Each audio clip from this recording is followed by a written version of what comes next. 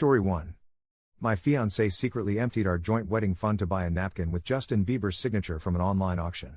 When I confronted her about it, she immediately posted on social media that I was being financially controlling and denying her dreams while I stood there speechless.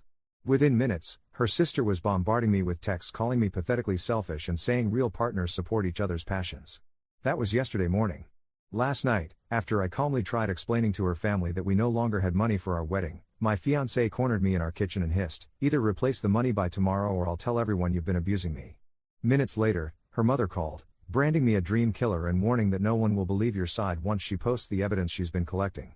I didn't say another word and let her savor her victory of putting me in my place, but she has no idea how quickly things are about to change. So here's the thing nobody tells you about getting engaged: sometimes the person you're planning to marry turns out to be completely insane, and you don't figure it out until they've already destroyed your life. I'm talking about my fiancée, well, ex-fiancée now, Sarah. Sweet, bubbly Sarah who collected vintage teacups and cried at dog videos. The same Sarah who, 3 days ago, secretly drained our entire $23,000 wedding fund to buy a napkin. Not a designer dress. Not jewelry. A literal paper napkin that Justin Bieber supposedly used at some restaurant in 2019. $18,000. For a napkin. I found out because our wedding planner called asking why the venue deposit bounced. That's when I checked our joint account and saw the balance, -$47.82. The last transaction? Celebrity memorabilia auction, $18,240. My hands were shaking when I confronted Sarah that morning. She was sitting at our kitchen table, scrolling through Instagram like nothing had happened, wearing this little smile that should have been my first warning. "Sarah," I said, trying to keep my voice steady. "We need to talk about the wedding account." She didn't even look up. "What about it?" "It's empty. You bought something for $18,000. That's when she finally met my eyes, and I swear I saw something flicker there. Something cold. "Oh, that. Yeah, I won an auction. It's Justin Bieber's napkin from when he ate at Catch LA. It's authenticated and everything." I stared at her. Actually stared, mouth probably hanging open like some cartoon character. "You spent our wedding money on a napkin?" "It's an investment, Marcus. Celebrity memorabilia only goes up in value. I did research." Research? I couldn't believe I was having this conversation. "Sarah, we're supposed to get married in 6 weeks. The venue, the caterer, the photographer, everything requires deposits we can't make now." She shrugged. Actually shrugged. "So we'll have a smaller wedding. Or postpone it." This was a once-in-a-lifetime opportunity. That's when I lost it. Not screaming or throwing things, but that cold kind of angry where your voice gets really quiet. "You emptied our wedding fund without telling me. For a piece of trash that some teenager might have wiped his mouth with." Sarah's eyes went wide, like I'd slapped her. Then they narrowed, and I watched her transformation happen in real time. Sweet Sarah disappeared, replaced by someone I didn't recognize. "You're being financially controlling," she snapped, already reaching for her phone. "A real partner would support my dreams and interests."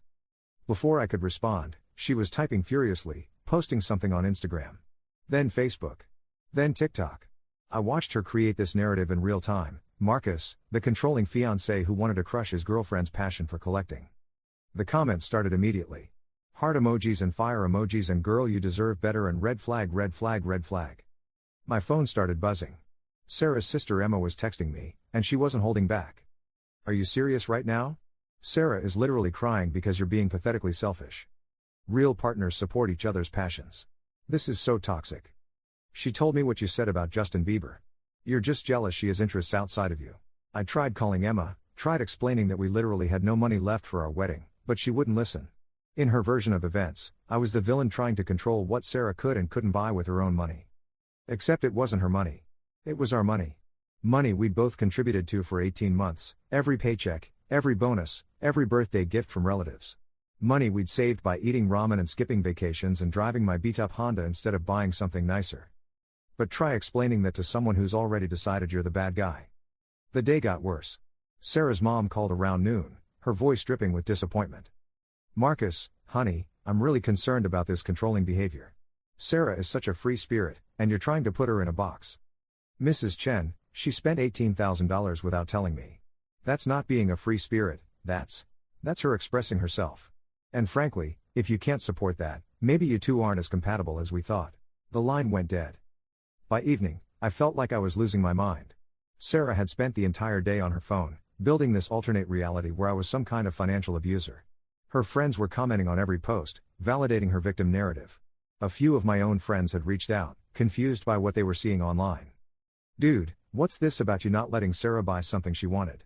My college roommate texted. "That doesn't sound like you.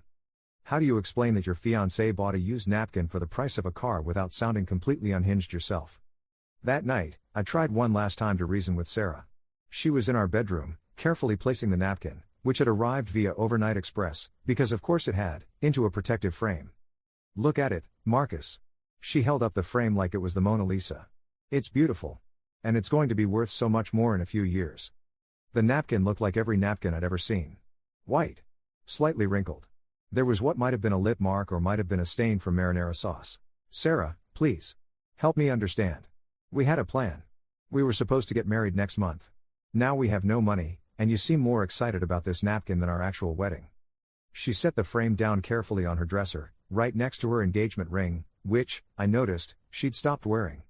"Maybe that tells you something," she said quietly. The words hit me like a punch to the gut. What does that mean? Maybe I'm not as ready for marriage as I thought I was. She wouldn't look at me. Maybe I need space to figure out who I am. Who you are is someone who lies to her fiancé and steals money meant for their future together. That's when sweet Sarah disappeared completely. "Steals?" Her voice went cold. "I didn't steal anything. That's our joint account, which means it's half mine. Which you emptied without discussing it. Which I used to make an investment in our future." "Our future? Sarah, we don't have a future if we can't trust each other." She smiled then, and it wasn't a nice smile. "Trust? Marcus, there's a lot you don't know about trust." I should have asked what she meant. Should have pushed for an explanation. Instead, I was so angry and hurt that I just walked away. I spent the night on our couch, staring at the ceiling and wondering how everything had gone so wrong so fast. The next morning, yesterday morning, I woke up to the sound of Sarah making coffee. She was humming, actually humming, like she hadn't just blown up our relationship the night before. "Morning," she said cheerfully when I walked into the kitchen. "I've been thinking about what you said." For a second, I felt hope. Maybe she'd realized how crazy this whole thing was. Maybe she was going to apologize and we could figure out how to fix this mess. "I've decided you're right," she continued, pouring herself a cup. "We should call off the wedding. Sarah, but first, you're going to replace the money I spent. All $18,000. I stared at her. "What? You heard me. I want $18,000 back in our account by tomorrow, or I'm going to tell everyone what you've really been like behind closed doors." "What are you talking about?" Sarah pulled out her phone and showed me the screen. It was a voice memo app. "I've been recording our conversations for months, Marcus. Every fight, every disagreement, every time you raised your voice. I've got hours of audio of you being emotionally abusive." My blood went cold. Those conversations aren't abusive. They're normal couple arguments. Are they? Because out of context, some of the things you've said sound pretty bad. Especially the parts where I'm crying. I tried to remember what I might have said that could be twisted, but my mind was blank. When you're in a relationship, you say things in anger or frustration that sound terrible without the full context. Everyone does. "You're blackmailing me. I'm protecting myself. Replace the money, or I post everything online. Your job, your family, your friends, they'll all see what kind of man you really are." She was serious. Standing there in her pajamas, sipping coffee like we were discussing the weather, and threatening to destroy my reputation with edited audio clips. "I don't have $18,000 lying around, Sarah. That money took us over a year to save. Then you'd better figure something out. Fast." That's when her phone rang. Her mother's ringtone. "Hi, Mom," Sarah answered, putting it on speaker. "Yes, he's right here." "Marcus," Mrs. Chen's voice filled our kitchen. "I hear you're being difficult about Sarah's purchase." I looked at Sarah, who was smiling that cold smile again. She'd already called her mother. Already started building her case. "Mrs. Chen, I'm not being difficult. I'm trying to understand why Sarah spent our wedding money without telling me. Because she's an independent woman who doesn't need your permission to pursue her interests. And frankly, Marcus, this whole situation is showing your true colors." "My true colors?" "The way you're trying to control her, making her feel guilty for following her passion. It's textbook financial abuse." Sarah was nodding along, like her mother was reading from a script they'd prepared. "I'm not trying to control anyone," I said, but Mrs. Chen cut me off. "Sarah told me about the recordings. About the things you've said to her when you thought no one was listening." "What recordings? What did she tell you?" "Enough. Marcus, I want you to know that when Sarah decides to share those recordings, her family will stand behind her 100%. No one will believe your side once she posts the evidence she's been collecting." The line went dead. Sarah was still smiling. Mom's pretty upset with you. I stood there in our kitchen, surrounded by the life we'd built together, the coffee maker we'd bought for our first apartment, the little succulent garden Sarah had started on the windowsill, the photo from our vacation to Portland, and realized I was looking at a complete stranger. You planned this, I said slowly. The napkin, the recordings, all of it. This isn't about Justin Bieber or collecting memorabilia. This is about destroying me. Sarah shrugged. Maybe. Or maybe you're just paranoid. Why? What did I do to make you hate me this much? For just a second, her mask slipped. I saw something raw in her eyes, something that looked almost like regret. You didn't do anything, she said quietly. That's the problem. I don't understand. You're boring, Marcus. You're safe and predictable and boring. Do you know how suffocating that is? Dating someone who never surprises you, never does anything crazy or spontaneous? So you decided to blow up our relationship for excitement? I decided to see what you'd do if I pushed you hard enough. Turns out, not much. She finished her coffee and rinsed the mug in the sink, still humming. Replace the money by tomorrow, she said, walking past me toward the bathroom. Or everyone finds out what kind of man Marcus really is. I let her go. Didn't argue, didn't plead, didn't lose my temper. I just stood there and let her think she'd won. But Sarah made one crucial mistake in her little game. She assumed I was as predictable as she thought. She assumed I'd panic, scramble to find the money, maybe even borrow against my 401k or ask my parents for help. What she didn't know was that I'd been suspicious for weeks. Not about the napkin specifically, but about her behavior. The way she'd been distant, secretive, always on her phone. The way she'd started picking fights over nothing, then recording those fights on her phone. So 3 weeks ago, I'd installed a security app on our home Wi-Fi network. Nothing invasive, just something that tracked what devices were connecting and what sites they were accessing. Call it paranoia, but something in my gut told me Sarah was hiding something. Last night, while she was sleeping, I checked the logs. Sarah had been on that auction site for months, not days. She'd been bidding on all kinds of celebrity memorabilia, not just the napkin. She'd also been active on several dating apps, messaging dozens of guys. And most interesting of all, she'd been researching something called financial infidelity and emotional abuse documentation. This wasn't impulsive. This was planned. But that wasn't even the best part. The best part was what I found when I traced the IP address of the seller she'd bought the napkin from.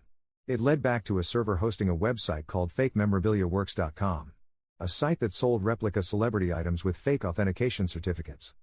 Sarah had spent $18,000 on a napkin that some scammer had probably bought at a restaurant supply store for 50 cents. So when she woke up this morning, triumphant and ready to watch me scramble, I was sitting at the kitchen table with my laptop open and a very different kind of smile on my face. Morning, I said. Sleep well? Have you thought about what we discussed yesterday? I have. In fact, I've thought about it a lot. I did some research last night. Sarah poured herself coffee, still playing the part of the innocent victim. Research on what? Fakememorabiliaworks.com. Interesting website. They specialize in replica celebrity items with fake authentication certificates. Turns out they've been shut down twice for fraud. Sarah's hand froze halfway to her mouth. What are you talking about? I turned my laptop around so she could see the screen. Your Justin Bieber napkin came from a scammer, Sarah. You didn't buy a collectible. You bought a 50-cent napkin with a fake certificate. The color drained from her face. That's impossible. I researched the seller. They had perfect ratings. From fake accounts. Look. I clicked through the evidence I'd compiled.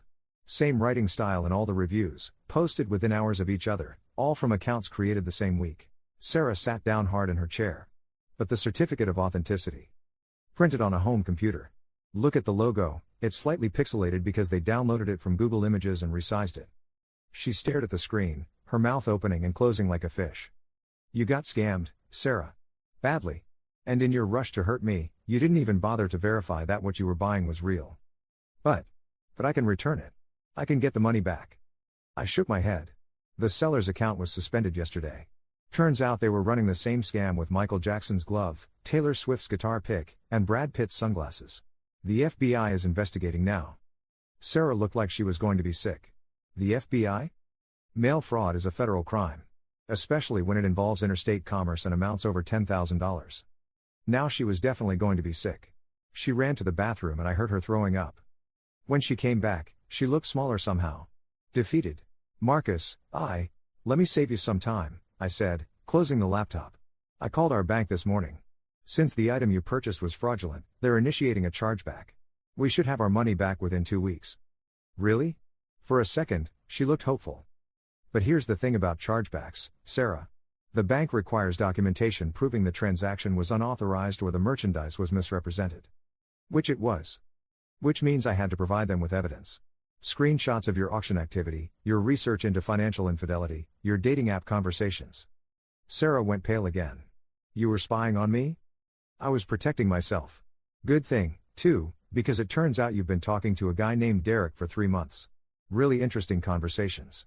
Especially the ones where you call me boring and talk about how you're planning to shake things up. She didn't deny it. Just sat there staring at her hands. The bank also required a police report for fraud of this magnitude. So I filed one this morning. Detective Morrison was very interested in your story. Apparently, they've been tracking this particular scam ring for months. What does that mean? It means you're going to be contacted as a victim of fraud. They'll need your statement, your computer, your phone records. Everything. Sarah's eyes went wide. My phone records? Everything, Sarah. Your dating app messages, your research into financial abuse, your recordings of our private conversations. All of it becomes evidence in a federal fraud investigation. She was starting to panic now. But the recordings will be examined by federal investigators who specialize in domestic abuse cases. They'll listen to every word, Sarah. Every conversation you recorded without my knowledge. They'll hear the full context, not just the edited versions you plan to post online. You can't do this. I already did. Detective Morrison said they'd be in touch within 24 hours. Sarah jumped up from her chair. I need to think. I need to. You need to call your mother and tell her the truth. About the scam, about Derek, about why you really drained our wedding fund. I can't do that. You're going to have to. Because when the FBI shows up to examine your electronics, she's going to find out anyway. Sarah started crying then. Not the manipulative tears she'd used yesterday, but real, ugly sobbing. I didn't mean for it to go this far, she choked out. I was bored, Marcus. I wanted something exciting to happen.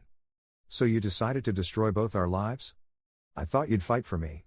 I thought you'd get angry and passionate and show me you actually cared. By emptying our wedding fund? By doing something. Anything. You never get jealous, you never lose your temper, you just accept everything like it doesn't matter to you. I looked at her sitting there, mascara running down her face, clutching a tissue. 2 days ago, I would have felt sorry for her. Would have wanted to fix whatever was broken between us. Now I just felt tired. It mattered to me, Sarah. All of it. The wedding, our future, building a life together. It mattered so much that I was willing to be boring and predictable and safe because I thought that's what we both wanted. I did want it. I do want it. No, you don't. You want drama. You want chaos. You want someone who'll fight and scream and make you feel like you're in some kind of movie. That's not true. Then why Derek? Why the recordings? Why blow up everything we built together? She didn't have an answer. Or maybe she did, but she couldn't say it out loud. My phone buzzed. A text from Detective Morrison. Can you come in at 2 p.m. today? We have some follow-up questions about your fraud report. I showed Sarah the message. This is really happening. The investigation, the federal charges against the scammers, all of it. What about us? I looked around our kitchen one more time. At the life we'd built and the future we'd planned and the trust that was broken beyond repair. There is no us, Sarah. Not anymore. But if we get the money back, it's not about the money.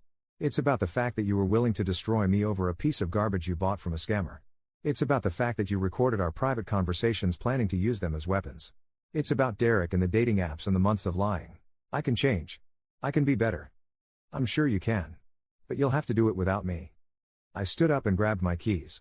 I'm going to stay at my brother's place while you figure out what you want to tell your family.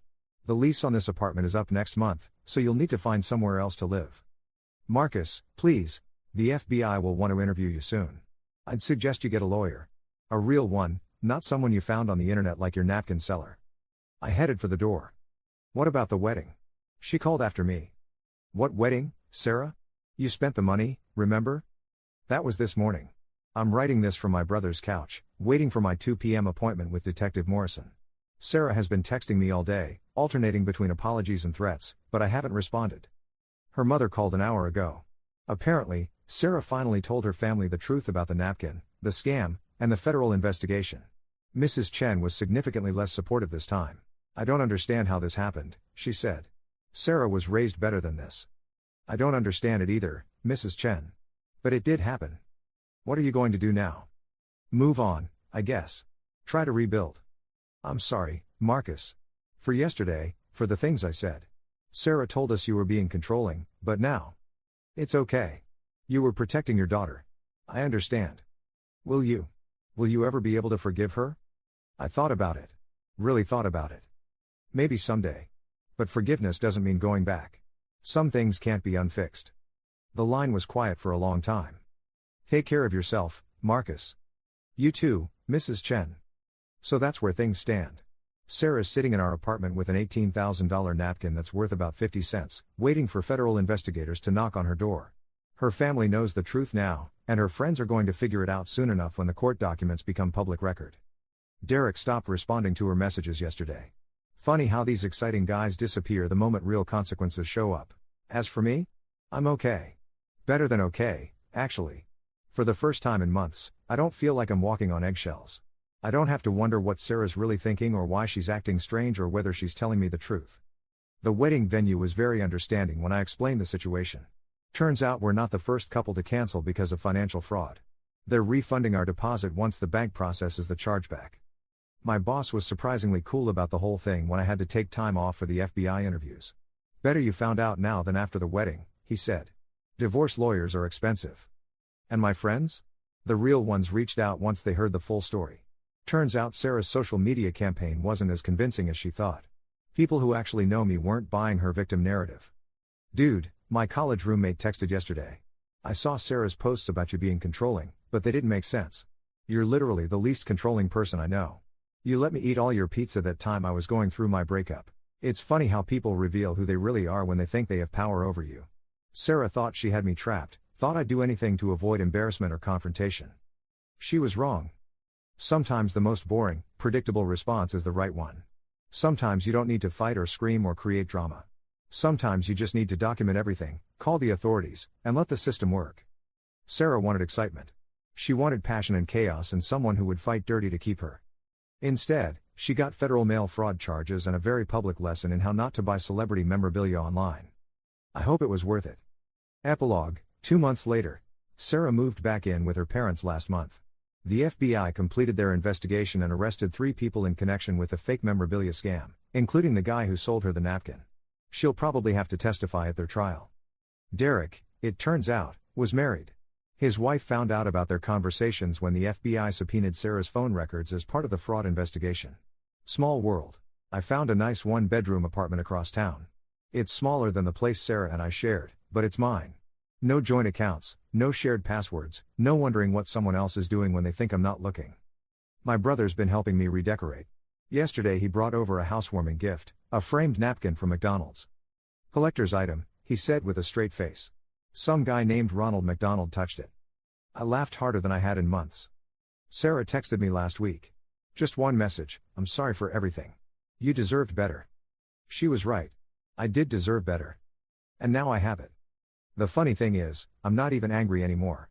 Sarah got exactly what she was looking for, drama, excitement, consequences that mattered. Her life is definitely not boring now. As for me? I'm dating again. Nothing serious yet, but I met someone nice at a coffee shop last weekend. Her name is Lisa, and when I told her about the napkin incident, she laughed until she cried. $18,000 for a napkin? She gasped. Did she at least check if it was 2-ply? Yeah, I think I'm going to like Lisa. And the best part? She collects vintage books, not celebrity garbage. Books that are actually worth something, that she researches carefully before buying, that she pays for with her own money after discussing major purchases with the people in her life. Imagine that. Sarah taught me something valuable, though I don't think she meant to. She taught me that boring and predictable aren't character flaws. They're features. They mean you can be trusted, that you keep your promises, that you don't blow up people's lives for entertainment.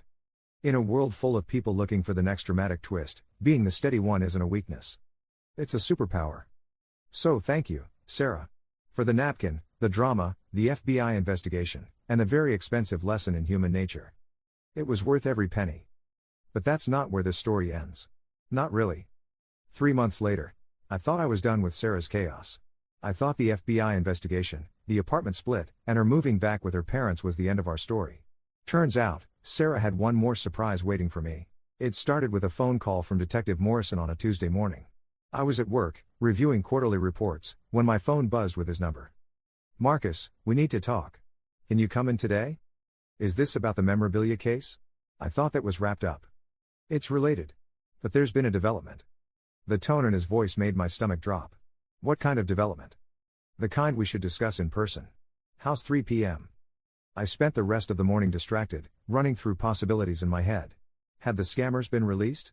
Was Sarah in more trouble? Had I somehow become a suspect in something? Detective Morrison's office was exactly what you'd expect: fluorescent lights, metal desk, coffee that smelled like it had been brewing since the Clinton administration. He gestured for me to sit across from him, and I noticed he had a thick folder in front of him. "So," he said, opening the folder. "Remember how we analyzed all of Sarah's electronic devices as part of the fraud investigation? Yeah. You said you needed to document everything to build the case against the scammers. Right. Well, our tech guys are thorough. Really thorough. And they found something interesting on Sarah's laptop that wasn't directly related to the memorabilia fraud." He slid a printed screenshot across the desk. It was Sarah's browser history, and I could see several visits to a website called inheritancetracker.com. "What am I looking at?"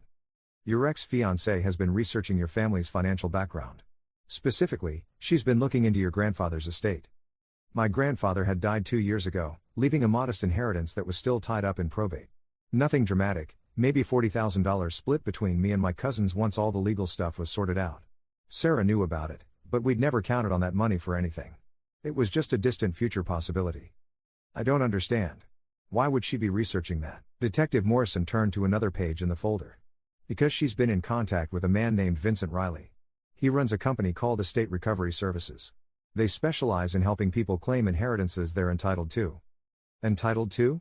"Sarah isn't entitled to anything from my grandfather's estate. Not legally, no.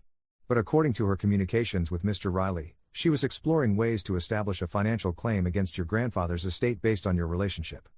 The room started spinning a little. "What kind of claim?" "She told Riley that you two were essentially married already, that she'd contributed to household expenses during your relationship, and that she deserved compensation for her investment in your future together." I stared at the screenshot. "That's insane. We had separate finances except for the wedding fund, which she emptied." "It gets worse. Sarah also provided Riley with copies of those recordings she made, the ones she threatened to use against you. She told him they were evidence of your financial abuse and that she needed to protect herself by securing her rightful share of your family's assets."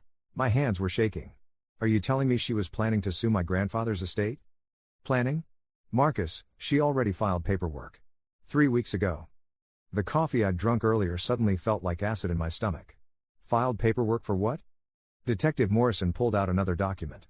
"A claim against your grandfather's estate for $50,000 in damages related to financial abuse and breach of promise to marry." $50,000? But the whole estate is only worth about $40,000, and that's split between multiple people. Which would effectively wipe out the entire inheritance for everyone involved. Your cousins, your aunt, everyone. I felt like I was going to throw up. Can she do that? Can someone who isn't even married to me make a claim against my family's money? Legally? It's complicated. Frivolous lawsuits get filed all the time, and it takes time and money to get them dismissed. In the meantime, the estate remains frozen while the courts sort it out. How long could that take? Years. And here's the thing, even if Sarah's claim is eventually thrown out, your family would have to pay legal fees to fight it. Fees that could easily reach tens of thousands of dollars. I slumped back in my chair. Sarah hadn't just tried to destroy me personally.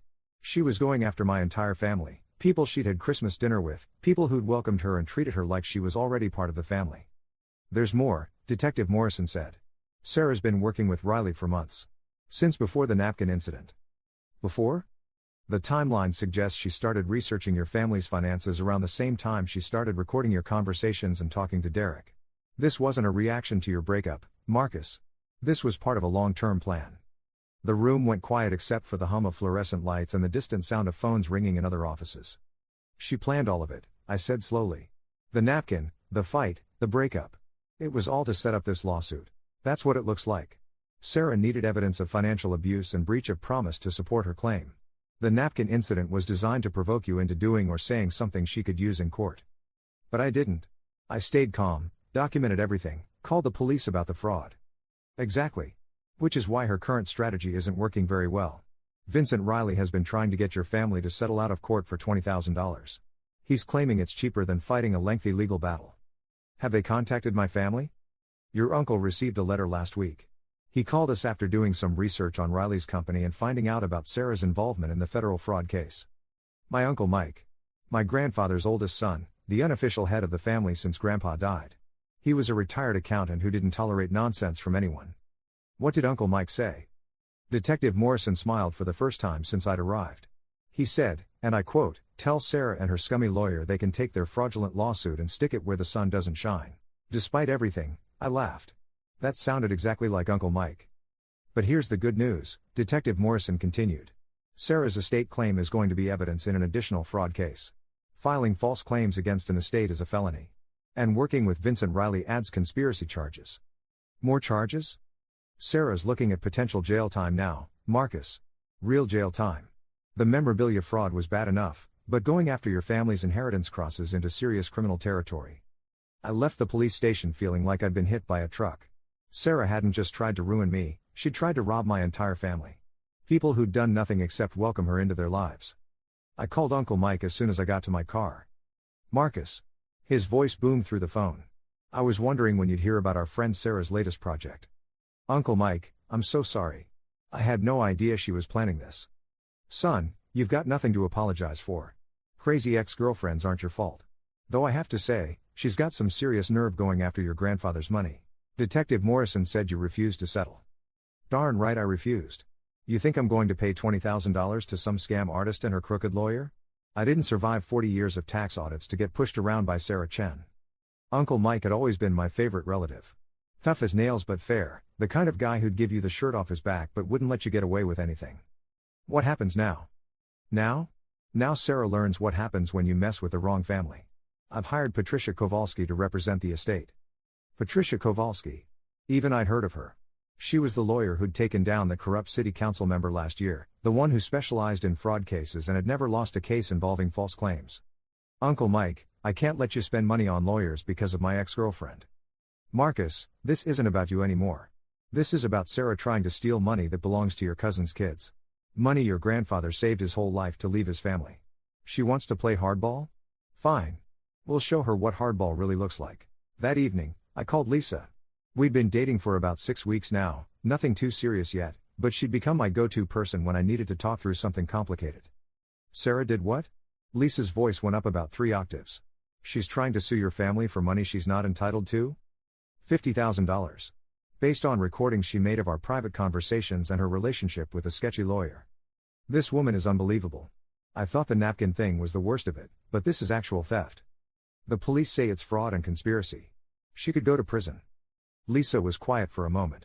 How do you feel about that? About Sarah possibly going to jail? It was a good question. How did I feel? Honestly? I feel bad for her parents. They're good people who raised a daughter who turned out to be this. But as for Sarah herself? I thought about it. I think she made her choices. She chose to lie, to manipulate, to try to hurt people who never did anything to her. She chose to involve my family in her schemes. Do you think she'll actually go to prison? I don't know. But I hope she gets help. Real help. Because whatever's wrong with her, it's bigger than just wanting excitement or being bored. You're a better person than I am, Marcus. If someone tried to steal money from my family, I'd want them to rot in jail. A year ago, I might have felt the same way. But this whole thing has taught me something about revenge. The best revenge isn't hurting the person who hurt you. It's living well despite what they did. Very zen of you. Very tired of drama, more like it. Lisa laughed. Fair enough. Want to come over? I'll make dinner and we can watch something mindless on Netflix. No celebrity memorabilia documentaries, I promise. That sounds perfect. 4 months later, Patricia Kowalski was everything Uncle Mike had promised and more. Within 2 weeks of taking the case, she'd filed motions to dismiss Sarah's estate claim and to have Vincent Riley sanctioned for filing frivolous lawsuits. She also did something I hadn't expected. She went on the offensive. Sarah Chen has engaged in a pattern of fraudulent behavior designed to enrich herself at the expense of your family, she explained during a conference call with Uncle Mike and me. Filing false claims against an estate is serious business. We're not just going to defend against her lawsuit. We're going to make sure she faces consequences for attempting to defraud your grandfather's beneficiaries. What kind of consequences? Criminal charges, for starters. I've been working with Detective Morrison to build a comprehensive case. But we're also filing a civil suit against Sarah for damages related to her fraudulent estate claim. Damages? Legal fees, delayed distribution of the inheritance, emotional distress to your family members. We're seeking full restitution plus punitive damages. Uncle Mike was grinning. How much are we talking about? Conservatively? $100,000. I nearly choked. 100,000? Sarah's actions have cost your family time, money, and peace of mind. She's delayed your rightful inheritance, forced you to hire legal representation, and caused significant stress to elderly family members. Those damages are quantifiable and recoverable. Will she be able to pay that? Patricia's smile was sharp. That's Sarah's problem, not ours. If she can't pay, we'll garnish her wages, put liens on any property she owns, and make her financial life very difficult for a very long time. 3 weeks later, Sarah's estate claim was dismissed with prejudice. The judge didn't just throw it out, he condemned it as a blatant attempt to defraud legitimate beneficiaries and ordered Sarah to pay the estate's legal fees. Vincent Riley was sanctioned by the State Bar Association and is currently under investigation for his role in multiple fraudulent estate claims. Turns out Sarah wasn't his only victim, he'd been running similar scams for years. But the real satisfaction came when Patricia's civil suit moved forward.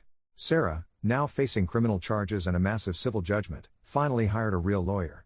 A public defender who took one look at her case and advised her to plead guilty to everything and hope for leniency. The plea hearing was held on a Thursday morning in November. I wasn't required to attend, but Uncle Mike insisted we be there. I want to look that girl in the eye when she admits what she did, he said. Sarah looked terrible. Thin, pale, wearing a cheap suit that didn't fit properly. Her parents sat in the gallery behind her, both of them looking like they'd aged 10 years in the past few months. When the judge asked Sarah to confirm her plea, her voice was barely a whisper. Guilty, Your Honor. Ms. Chen, do you understand that by pleading guilty to fraud and conspiracy charges, you're admitting that you knowingly filed false claims against the estate of Edward Marcus Thompson with the intent to defraud his legitimate beneficiaries? Yes, Your Honor. And do you understand that this court views estate fraud as a particularly serious offense, given that it targets families during vulnerable times and delays the distribution of inheritances to legitimate heirs? Sarah's lawyer nudged her. Yes, Your Honor. The judge sentenced Sarah to 18 months in prison, suspended to 9 months with 3 years of probation. She was also ordered to pay full restitution to our family, not just the legal fees, but punitive damages totaling $97,000. Mrs. Chen was crying quietly in the gallery. I felt bad for her. Really bad. She'd raised a daughter who turned into someone none of us recognized. After the hearing, Patricia approached me in the courthouse hallway. That's as good an outcome as we could have hoped for, she said. Sarah will serve time, and your family will be made whole financially. What happens if she can't pay the restitution? Then she goes back to jail. The court will set up a payment plan, but if she misses payments or tries to hide assets, she'll serve the remainder of her suspended sentence. Uncle Mike clapped me on the shoulder. Your grandfather would be proud, Marcus. Justice served, family protected. As we walked out of the courthouse, I saw Sarah's parents standing by their car. Mrs. Chen looked up and saw me approaching. Marcus, she said, her voice breaking. I'm so sorry. We never raised her to be like this. I know you didn't, Mrs. Chen. This isn't your fault. Will you ever be able to forgive her? I thought about it. Really thought about it. I already have. Not because she deserves it, but because carrying anger around was making me miserable. Forgiveness doesn't mean what she did was okay. It just means I'm not going to let her mistakes poison the rest of my life. Mrs. Chen started crying again. She destroyed everything. Her future, our relationship with her, your trust. All for what? Money she wasn't entitled to? I think she was looking for something she couldn't find in herself. Excitement, validation, control over her life. She just went about it in the worst possible way. What will you do now? I smiled. Live my life. Build something good with someone who deserves it. Try to be happy. With Lisa? Maybe. We'll see. Mrs. Chen nodded. She seems like a lovely girl. Much better for you than. She gestured toward the courthouse. Sarah wasn't always like this, Mrs. Chen. The person I fell in love with was real. But she chose to become someone else. I keep wondering if we missed signs. If we could have prevented this somehow. You couldn't have. Sarah made her own choices. Adults are responsible for their own actions, no matter how they were raised. Mr. Chen, who hadn't said anything during this conversation, finally spoke up. You're a good man, Marcus. Sarah was lucky to have you. I'm sorry she was too foolish to realize it. As I watched them drive away, I felt something I hadn't expected, peace. Not happiness, exactly, but a deep sense that this chapter of my life was finally, truly closed. 6 months later, present day. I'm writing this from my new apartment, the one I share with Lisa. We moved in together last month, and it feels right in a way that my life with Sarah never did. Lisa collects vintage books, like I mentioned before. But she also collects something else, stories. She's a freelance journalist who specializes in human interest pieces, and she's been encouraging me to write down everything that happened with Sarah. It's therapeutic, she says.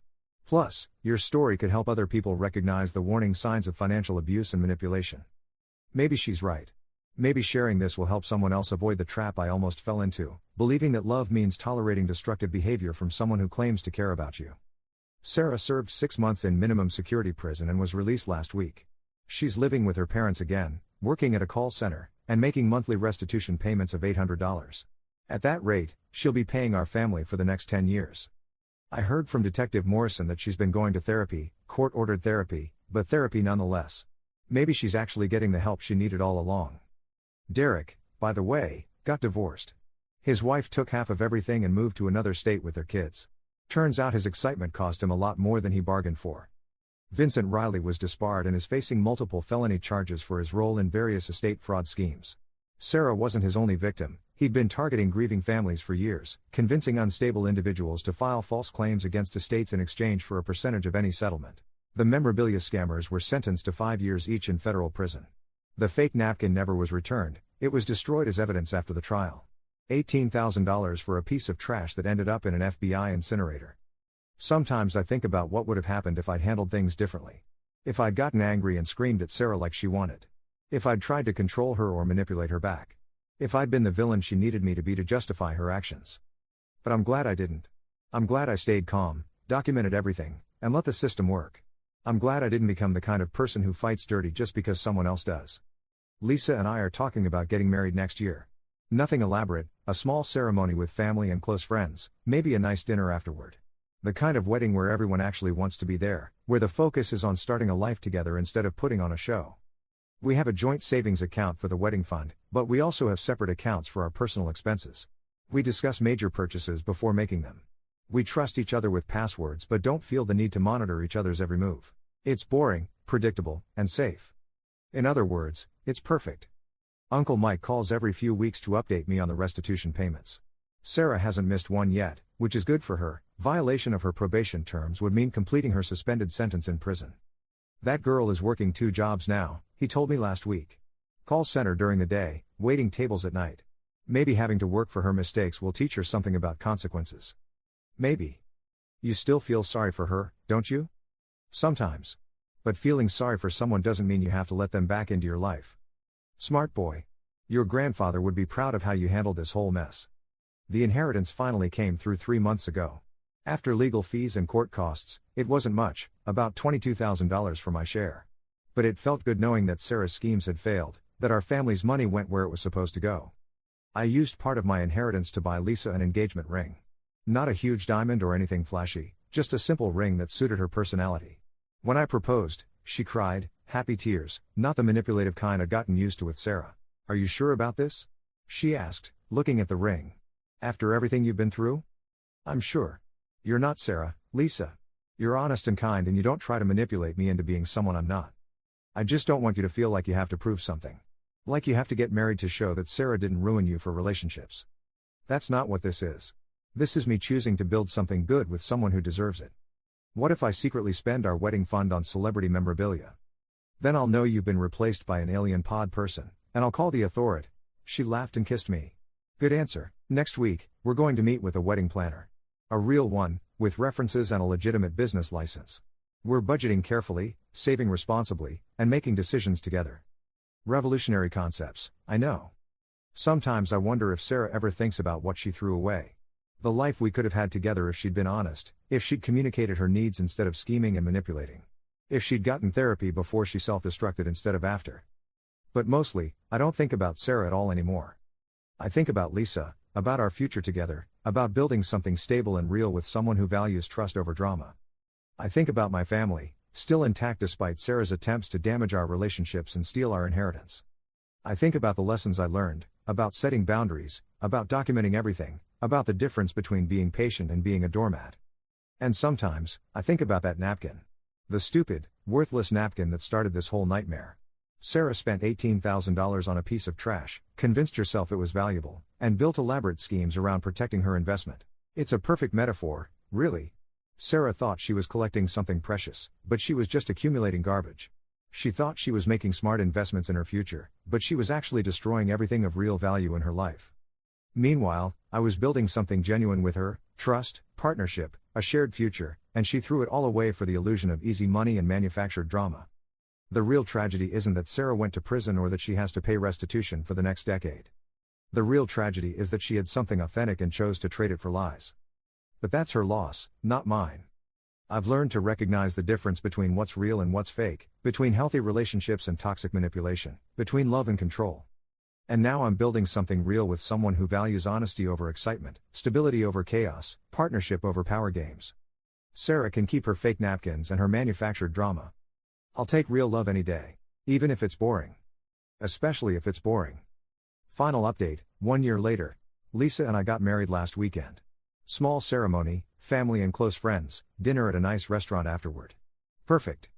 Uncle Mike officiated. He got ordained online specifically for our wedding, which was both hilarious and touching. Dearly beloved, he said, grinning at the small crowd, we're here today to celebrate Marcus and Lisa, two people who understand that real love is built on trust, honesty, and shared financial responsibility. Everyone laughed. Uncle Mike had insisted on including a joke about joint bank accounts in the ceremony. Sarah wasn't there, obviously. But Mrs. Chen sent a card, a simple wedding card with a handwritten note, wishing you both a lifetime of happiness. You deserve it. It was a kind gesture. Sarah's parents are good people who got caught up in their daughter's chaos. I'm glad they're able to move forward.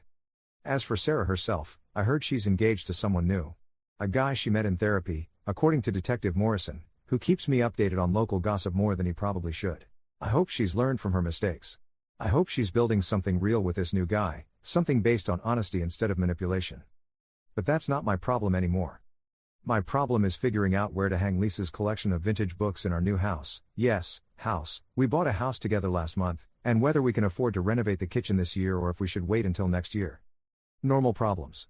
Boring problems. The best kind of problems to have. Sometimes the most revolutionary thing you can do is choose stability over chaos, truth over drama, and real love over manufactured excitement. Sarah taught me that lesson the hard way. But she taught it well. Story 2. You're dead to me.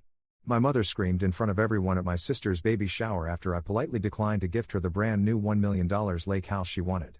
My sister burst into tears and added, after everything I've done for you, this is how you repay me? By ruining the most important day of my life? Get out and never show your face here again. I just smiled calmly and said, okay, if that's what you want. Then walked away and quietly airdropped everyone in the room a screenshot before leaving. By the time I reached my car, my sister and mother were screaming, begging me to come back. Look, I know how this sounds. $1 million lake house as a baby shower gift? My own mother disowning me in front of 30 people? Trust me, I'm still processing it myself, and it happened 3 hours ago. But here's the thing, this story doesn't start at the baby shower. It starts 2 months earlier, when I made the biggest mistake of my life, telling my family I'd finally made it. You see, I'm one of those people who keeps their cards close to their chest. Always have been. While my sister Emma was posting every meal, every promotion, every relationship milestone on social media, I was quietly building something. For 15 years, I worked in tech, saved every penny I could, made some smart investments, and kept my mouth shut about the growing numbers in my bank account. But 2 months ago, after my company went public and my stock options vested, I was sitting on more money than I'd ever dreamed of. Not quit your job and buy a yacht money, but definitely buy a really nice house and never worry about retirement money. And in a moment of pure, stupid joy, I shared the news with my family. I should have known better. Emma had always been the golden child, the one who could do no wrong in Mom's eyes. She was beautiful, charismatic, married her college sweetheart, and now at 28 was pregnant with what Mom kept calling the most precious grandchild in the world. Meanwhile, I was the quiet one, the late bloomer, the son who worked too much and didn't visit enough. When I told them about my windfall over dinner at Mom's house, the reaction was interesting. Mom got this gleam in her eye that I'd seen before, usually right before she asked me to help out with something. Emma immediately started talking about how expensive babies were and how they were looking at bigger houses but couldn't quite afford their dream place. I didn't think much of it at the time. Families celebrate together, right? They share in each other's good fortune. I was naive enough to think they were just happy for me. The first red flag came a week later. Emma called, voice all sweet and sisterly, asking if I'd looked at any houses yet. When I mentioned I was considering a few places, she casually brought up this amazing lake property she'd seen online. Just happened to send me the link. Just thought I might be interested. The house was gorgeous, I'll give her that. Sprawling modern architecture, floor-to-ceiling windows overlooking a pristine lake, private dock, 3 acres of perfectly landscaped grounds. The kind of place you see in magazines and dream about owning someday. The price tag? $1.2 million. I laughed it off and told her it was beautiful but way more house than I needed. I was thinking more like a nice 3-bedroom in a good neighborhood, maybe $400,000 tops. Something reasonable. But Emma didn't drop it. Over the next few weeks, she kept bringing up the lake house. She'd text me photos of the interior. She'd mention how perfect it would be for family gatherings. How the kids, her future kids, would love growing up with memories of that place. Then Mom started in on it too. You know, Marcus, she said during one of our weekly phone calls, it would be so wonderful to have a place where the whole family could come together. Somewhere special for holidays and birthdays. Emma's baby is going to need grandparents who are present, who can make memories. The guilt trip was subtle but persistent. They painted this picture of family togetherness, of giving their grandchild, my future niece or nephew, this incredible gift of a magical childhood. All it would take was me buying this one little house. One little $1.2 million house. I started avoiding their calls. Look, I'm not heartless. I love my sister, despite everything I'm about to tell you. I was planning to be generous. I'd already decided to help with the baby's college fund, maybe contribute to their actual house hunt within a reasonable budget. But this lake house thing felt wrong from the beginning. It felt like they saw my success not as something to celebrate, but as something they were entitled to benefit from. The real turning point came 3 weeks before the baby shower. Emma invited me to lunch at this trendy cafe downtown, the kind of place where a salad costs $25 and everyone speaks in hushed, important tones. She was glowing, as pregnant women tend to be, but there was something else in her expression. Something calculating. Marcus, she said, cutting into her overpriced quinoa bowl, I need to ask you something, and I need you to be completely honest with me. Here it comes, I thought. Are you planning to buy the lake house or not? I set down my fork. Emma, I've told you. Because if you're not, she continued, talking over me, I need to know now. We've been telling people about it. The baby shower invitations mention it. Mom's been bragging to her friends about how her successful son bought this amazing family retreat. My blood ran cold. You've been telling people I bought a house I never said I would buy? Emma's face flushed, but she pushed forward. Well, we assumed. I mean, what else are you going to spend the money on? You don't have a family of your own. You don't have kids to think about. This would be your chance to do something meaningful, something that lasts. Something meaningful, I repeated slowly. Yes. Think about it, your legacy. Instead of just sitting on all that money, you could give your family something beautiful. Give my children somewhere magical to grow up. Be the uncle who made their childhood dreams come true. The manipulation was so blatant it was almost artistic. I had to admire the craftsmanship, even as it made me feel sick. Emma, I said carefully, I never promised to buy that house. I never even said I was considering it seriously. I don't understand why you would tell people. Because I know you, Marcus. I know you're not selfish enough to keep all that money to yourself when your family needs you. Needs. That word sat heavy between us. What exactly do you need, Emma? You and Jake have good jobs. You have a nice apartment. You're not struggling. We're not struggling, but we're not thriving either. Do you know what it's like to watch your little brother become a millionaire while you're clipping coupons and shopping at Target? And there it was. The truth behind all the family togetherness talk, all the legacy nonsense. Emma was jealous. Mom was jealous. They saw my success as something that had been taken away from them. I worked for this, Emma. I worked 60-hour weeks for 15 years while you were partying in college and finding yourself afterward. I saved money while you went on expensive vacations. I invested wisely while you bought a new car every 3 years. This didn't just happen to me, I made choices. Emma's eyes filled with tears, and for a moment I felt like a monster. Then she spoke again. You're right. You did work hard. And you deserve good things. But so do I, Marcus. So does my baby. And if you really love us, you'll want us to have good things too. The conversation ended badly. I paid for lunch and left, and Emma didn't speak to me for 2 weeks. Until the baby shower invitation arrived. It was beautiful, expensive cardstock, embossed lettering, professionally designed. At the bottom, in elegant script, it read, "We're so excited to celebrate at the family lake house after the shower. Can't wait to share this special day with everyone in our beautiful new gathering place." I stared at that invitation for a solid 10 minutes. They were still telling people I bought the house. They were planning to take 30 people there after the shower. I called Emma immediately. "What the heck is this?" I said, not bothering with pleasantries. "What's what?" Her voice was innocent, but I could hear the defensiveness underneath. "The invitation, Emma. You're still telling people about this lake house." "Oh, that. Well, we figured you'd come to your senses by now. We've already planned everything around it. Mom hired caterers for the after-party there. We rented extra tables and chairs. Jake's brother is driving up from Florida specifically to see the house. Emma, I never bought the house. I never agreed to buy the house. I can't take 30 people to a house I don't own. Silence on the other end of the line. Then, so buy it. What? Buy it, Marcus. You have the money. We've already committed to this. Do you want me to look like a liar in front of everyone? Do you want to humiliate me at my own baby shower? The audacity was breathtaking. They'd created this elaborate fiction, built an entire event around it, and now they were demanding I make it reality to save them from embarrassment. This is insane, Emma. Cancel the after party. Tell people there was a mix-up. I can't do that. Do you know how much work I've put into this? How excited everyone is. Mom already told her book club, Jake's family has been planning for weeks, and the caterers require 48 hours notice for cancellations. Then you should have checked with me before you started planning. I shouldn't have to check with my own brother to make sure he'll do the right thing for his family. We went round and round like this for 20 minutes. Emma crying, me explaining basic reality, both of us getting more frustrated by the minute. Finally, I hung up on her. That's when Mom called. Marcus, sweetie, Emma is hysterical. What's this about you not wanting to help with the shower? Help with the shower? Like buying $1 million house was equivalent to bringing a fruit tray. Mom, I never agreed to buy that lake house.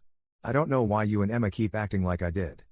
Well, of course you're going to buy it, darling. What else would you do with all that money? And it would mean so much to Emma, especially right now with the pregnancy hormones and everything. She's so stressed about being a good mother, and having something like this, a family place where she can bring the baby, would give her such peace of mind.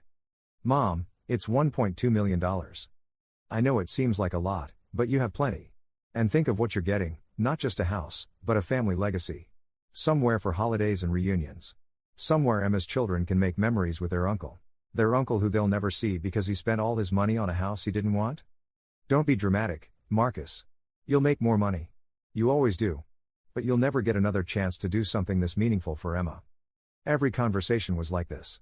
They'd turned my refusal to buy an extravagant house into a moral failing. I was being selfish, dramatic, uncaring. I was failing as a brother, as a son, as a future uncle.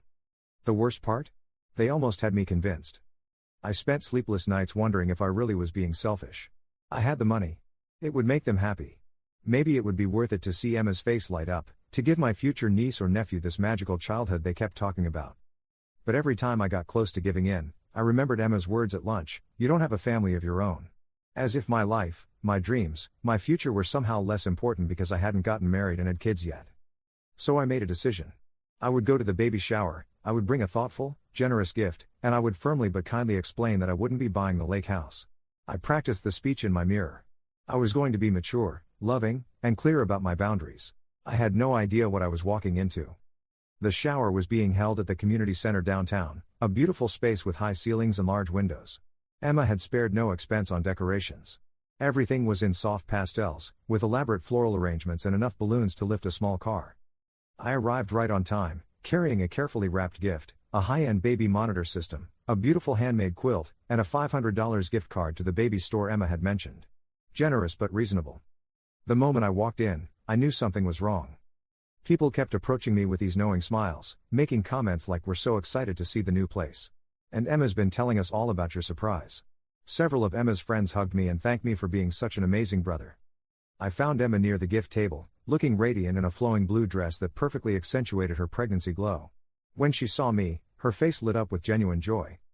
"Marcus, I'm so glad you're here. Everyone's been asking about you."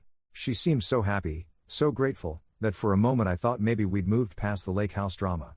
Maybe she'd found a way to handle the after-party situation gracefully. Then Mom appeared at my elbow. "There's my successful son," she announced loudly enough for half the room to hear. "Everyone, Marcus is here. The man of the hour." People turned to look, applauding politely. I felt my face heat up. "Mom, please don't make a big deal." "Oh, but it is a big deal. What you're doing for Emma, for the whole family. It's just wonderful. So generous, so thoughtful." My stomach dropped. They were still going through with it. They were still pretending I'd bought the house. I pulled Emma aside, trying to keep my voice low and calm. "Emma, we need to talk. People think I bought the lake house. You need to clear this up before, after the gifts," she whispered back. "We'll figure it out after the gifts. Just, please don't make a scene. Not today." I should have left then. I should have walked out and let them deal with the consequences of their lies. But Emma looked so hopeful, so vulnerable, and I couldn't bring myself to destroy her special day in front of 30 people. So I stayed. I smiled and nodded while people congratulated me on my generosity. I accepted, thanks for a gift I hadn't given, for a gesture I hadn't made. With every passing minute, the deception grew larger, more elaborate, more impossible to untangle gracefully. The gift opening was torture. Emma opened beautiful, thoughtful presents while people made comments about how none of it compared to Uncle Marcus's amazing surprise. She opened my actual gifts and thanked me sweetly, but I could see the disappointment in her eyes. These weren't the gifts of someone who'd just spent over $1 million on his sister. After the gifts, Mom stood up and tapped her glass for attention. Before we move on to cake, she announced, I just want to say a few words about what this day means to our family. No. As many of you know, my son Marcus has been incredibly successful lately. And instead of keeping his good fortune to himself, he's chosen to share it with the people he loves most. People were nodding, smiling at me. I felt like I was watching a car accident in slow motion. The lake house he's purchased for Emma and the baby is more than just a beautiful home, it's a symbol of family, of love, of what we can accomplish when we support each other. The applause was warm and genuine. People were looking at me with such respect, such admiration. Emma was crying happy tears. And I was dying inside. Mom continued, describing the house in detail, details she'd obviously memorized from the real estate listing. She painted a picture of family Christmases by the lake, of teaching Emma's children to fish off the dock, of generations of memories being made in this incredible gift I'd provided. When she finished, everyone looked at me expectantly. They wanted me to say something. They wanted me to accept their gratitude for this amazing thing I'd done. I stood up slowly, my heart pounding so hard I was sure everyone could hear it. Thank you, Mom, for those kind words, I began, my voice surprisingly steady. I love Emma very much, and I want her and the baby to have everything they need to be happy and healthy. True enough, if carefully worded. That's why I'm thrilled to give her this gift today. I reached into my jacket pocket and pulled out an envelope. Emma's face brightened. Maybe she thought it was the deed to the house, or a key, or something equally dramatic. I handed her the envelope. She opened it with trembling fingers while everyone watched in anticipation. Inside was a check. A generous check, $50,000 for the baby's future, along with a note explaining that this was my gift to help them with whatever they needed most. Emma stared at the check, her face cycling through confusion, disappointment, and growing anger. The room was silent. This is... She started, then stopped. It's a check, I said helpfully. For you and the baby. I thought you could use it however you see fit. But... The house, she whispered. What house? The words hung in the air like a bomb waiting to explode. Emma's face went white, then red, then white again.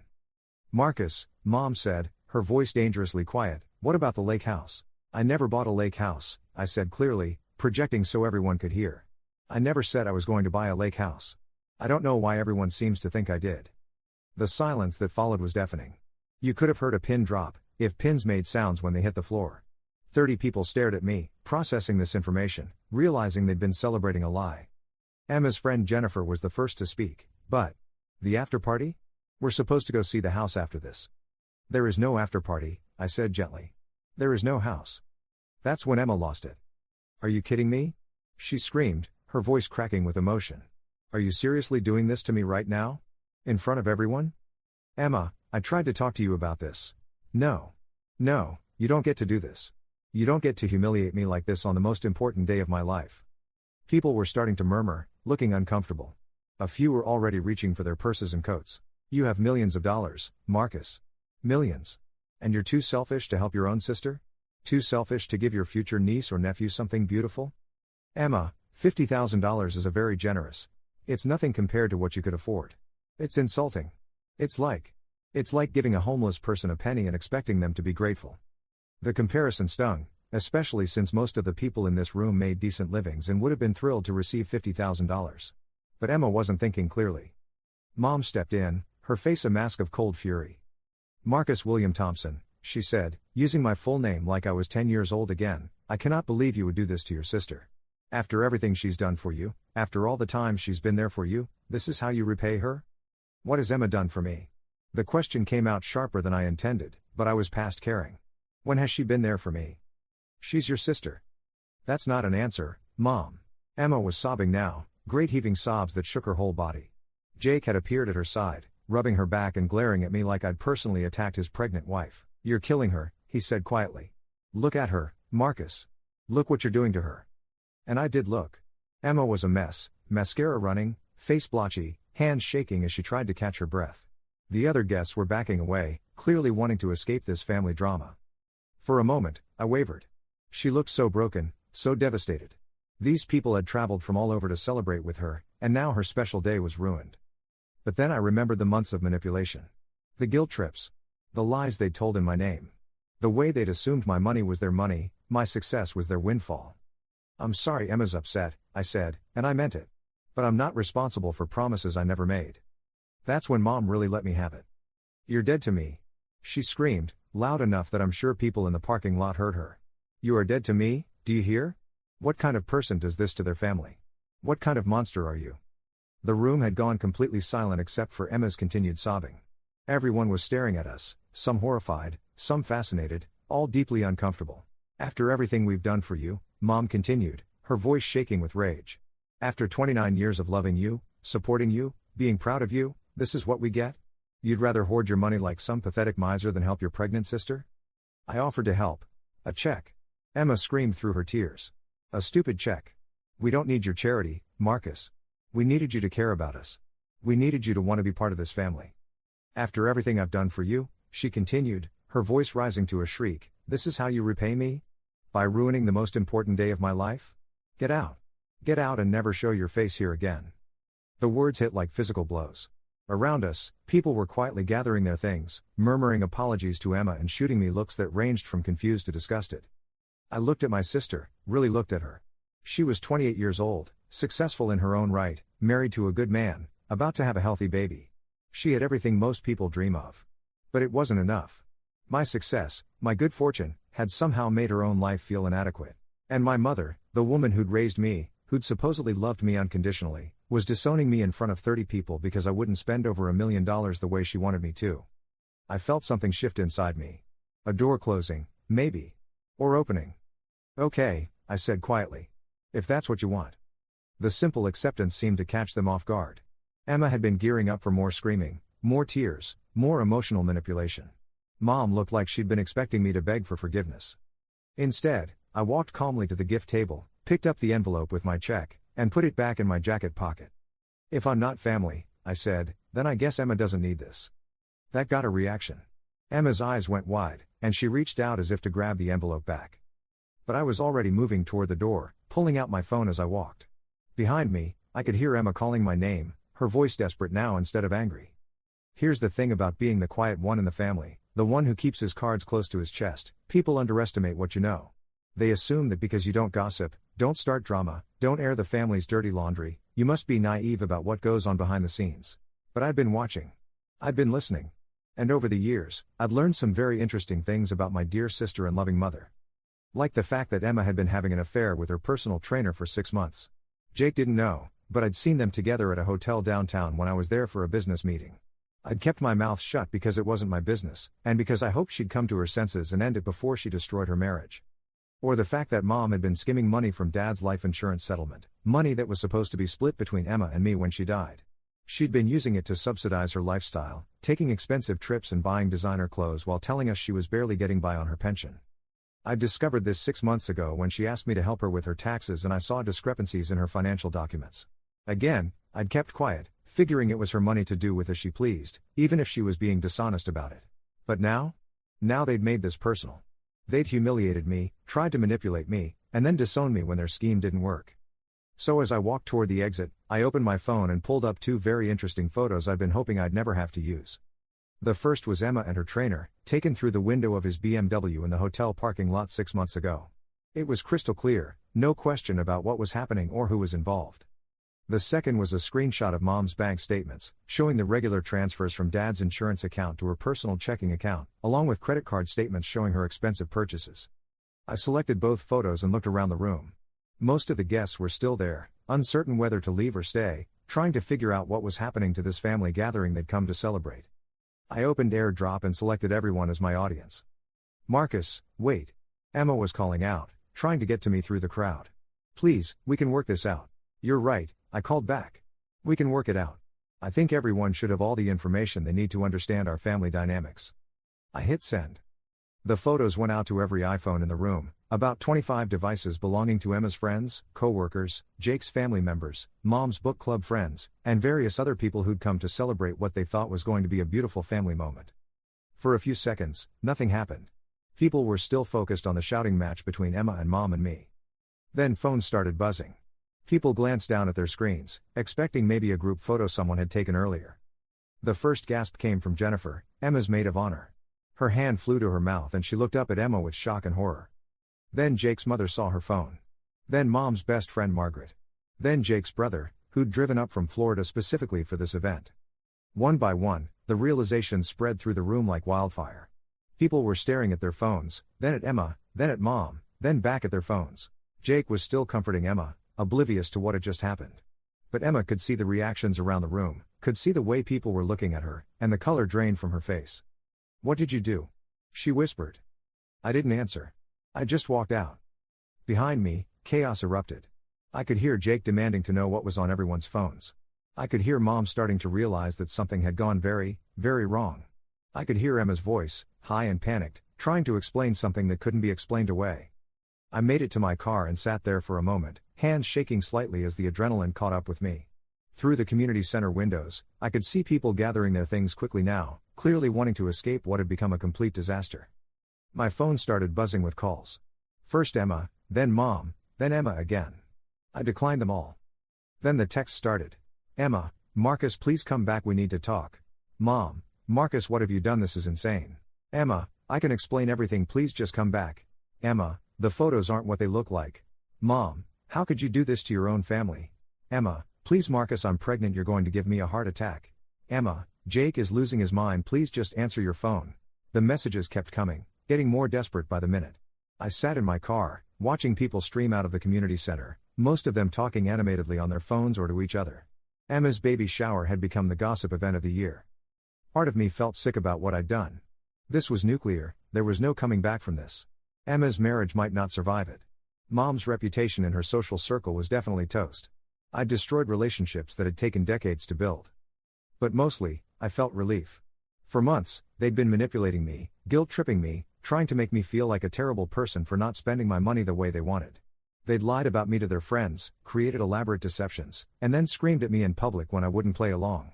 They'd pushed me to a breaking point, and now they were learning that quiet people can be the most dangerous when they finally decide to push back. My phone rang again. This time it was Jake. I answered. "You piece of garbage," he said without preamble. "What the heck is wrong with you?" "Hello, Jake." "Don't you hello Jake me. Do you have any idea what you've done? Emma is having a panic attack. She can barely breathe. And my mother. Oh my gosh, Marcus, my mother saw those photos. I'm sorry you're upset. Sorry I'm upset. Sorry I'm upset. You just destroyed my wife at her own baby shower. You humiliated her in front of everyone we know." "I didn't destroy anything, Jake. I just shared some information." "Information? Those photos are real. Everything in those photos actually happened. I didn't create the situations, I just documented them." Jake was quiet for a moment. When he spoke again, his voice was different. Smaller. "The hotel thing. How long have you known?" 6 months. "And you didn't tell me? It wasn't my place. I hoped she'd end it and you'd never have to know." Another silence. Then, "What do you want, Marcus? What's it going to take for you to fix this?" "Fix what? I can't unsend those photos. I can't make people forget what they saw. You can tell everyone it was fake. Photoshopped. You can say you were angry and made it up. But I didn't make it up. Marcus, please." Jake's voice was breaking. "She's pregnant. She made a mistake, but she's pregnant with my child. Don't destroy my family over this." And there it was, the thing I'd been dreading. Jake was a good guy. He didn't deserve this. Their unborn child definitely didn't deserve this. But Emma had made choices. She'd chosen to have an affair. She'd chosen to lie to her husband. She'd chosen to manipulate and guilt-trip me for months. She'd chosen to humiliate me publicly when I wouldn't give her what she wanted. Actions have consequences. "I'm sorry, Jake," I said, and I meant it. "But this isn't about you or the baby. This is about Emma deciding that my success belonged to her, and that she could treat me however she wanted because family was supposed to forgive anything. So you're destroying her life as revenge?" "I'm not destroying anything. I'm just not protecting her from the consequences of her own choices anymore." Jake hung up on me. The calls and texts continued for the next hour. "Emma, Mom, Jake, Even a few people I barely knew who'd apparently gotten my number from someone else. Everyone wanted me to fix this, to take it back, to make it all go away. But you can't unring a bell. Those photos were out there now, spreading through social media and text chains and coffee shop conversations. Emma's affair was public knowledge. Mom's financial deceptions were exposed. The perfect family image they'd both worked so hard to maintain was shattered. Around hour 2, the tone of the messages changed. The begging stopped. The anger started. Mom, you are no son of mine. Don't ever contact me again. Emma, I hope you're happy. You've destroyed everything. I hope it was worth it. Emma, when this baby grows up and asks why they don't have an Uncle Marcus, I'll tell them it's because their uncle was a selfish monster who cared more about money than family. Mom, your father would be ashamed of you. That last one hit hard. Dad had died 5 years ago, and I'd always wondered what he would think of the man I'd become. He'd been a good father, a kind man who'd taught me to work hard and treat people fairly. But he'd also taught me not to let people take advantage of me. He'd always said that being family didn't give you the right to hurt each other. I thought he'd understand. By evening, the story had taken on a life of its own. Someone had posted about it on social media, and it had been shared and commented on hundreds of times. People were taking sides, debating whether I was a justified whistleblower or a vindictive monster. The local gossip blogs had picked it up. Lake House Lies, local family drama explodes at baby shower was trending on the community Facebook page. My phone was still buzzing constantly, but now it was reporters wanting comments, friends who'd heard the story asking if it was true, and random numbers I didn't recognize. I turned off my phone and sat in my quiet apartment, looking out at the city lights and wondering what came next. The truth is, I felt empty. Not triumphant, not vindicated, not relieved anymore. Just empty. I'd won, I suppose. Emma and Mom would never be able to manipulate me again. They'd never be able to guilt trip me into spending money I didn't want to spend or doing things I didn't want to do. But I'd also lost them. Maybe forever. The next morning, I woke up to 127 missed calls and 89 text messages. I scrolled through them over coffee, watching the story of my family's destruction play out in real time. Jake had apparently confronted Emma about the affair sometime after I left.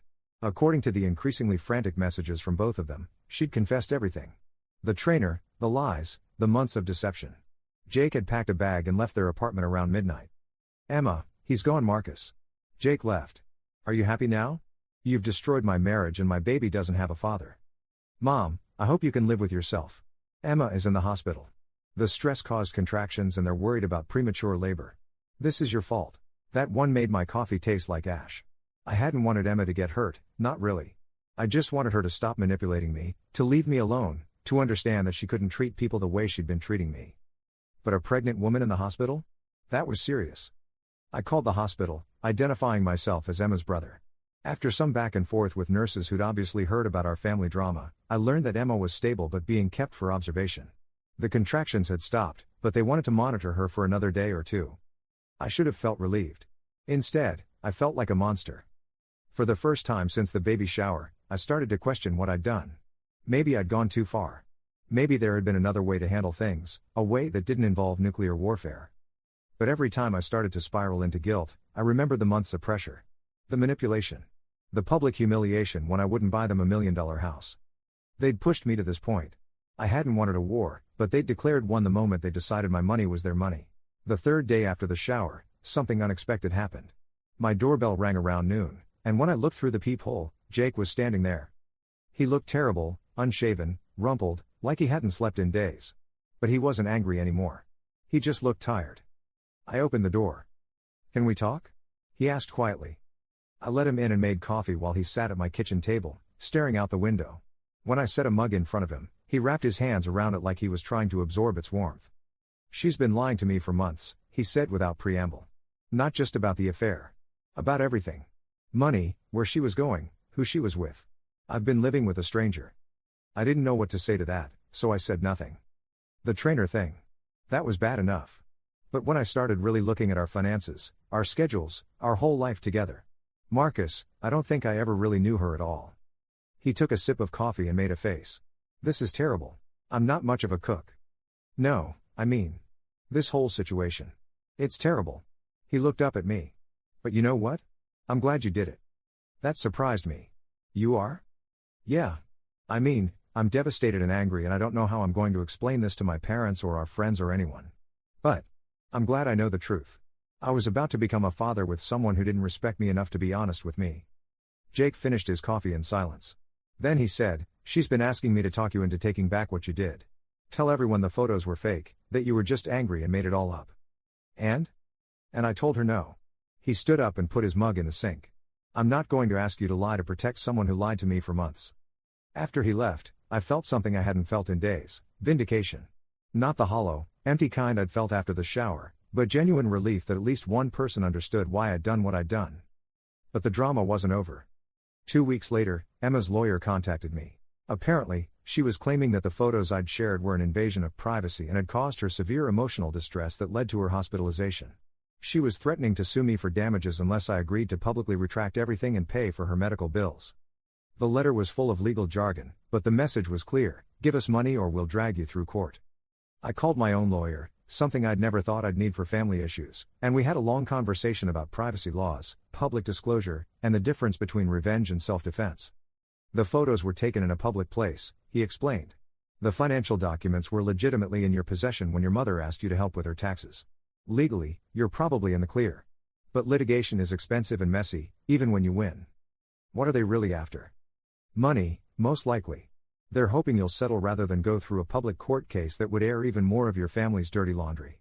I thought about it for all of 5 seconds. "Let them sue me," I said. "I'm done being manipulated by these people." The lawsuit never materialized.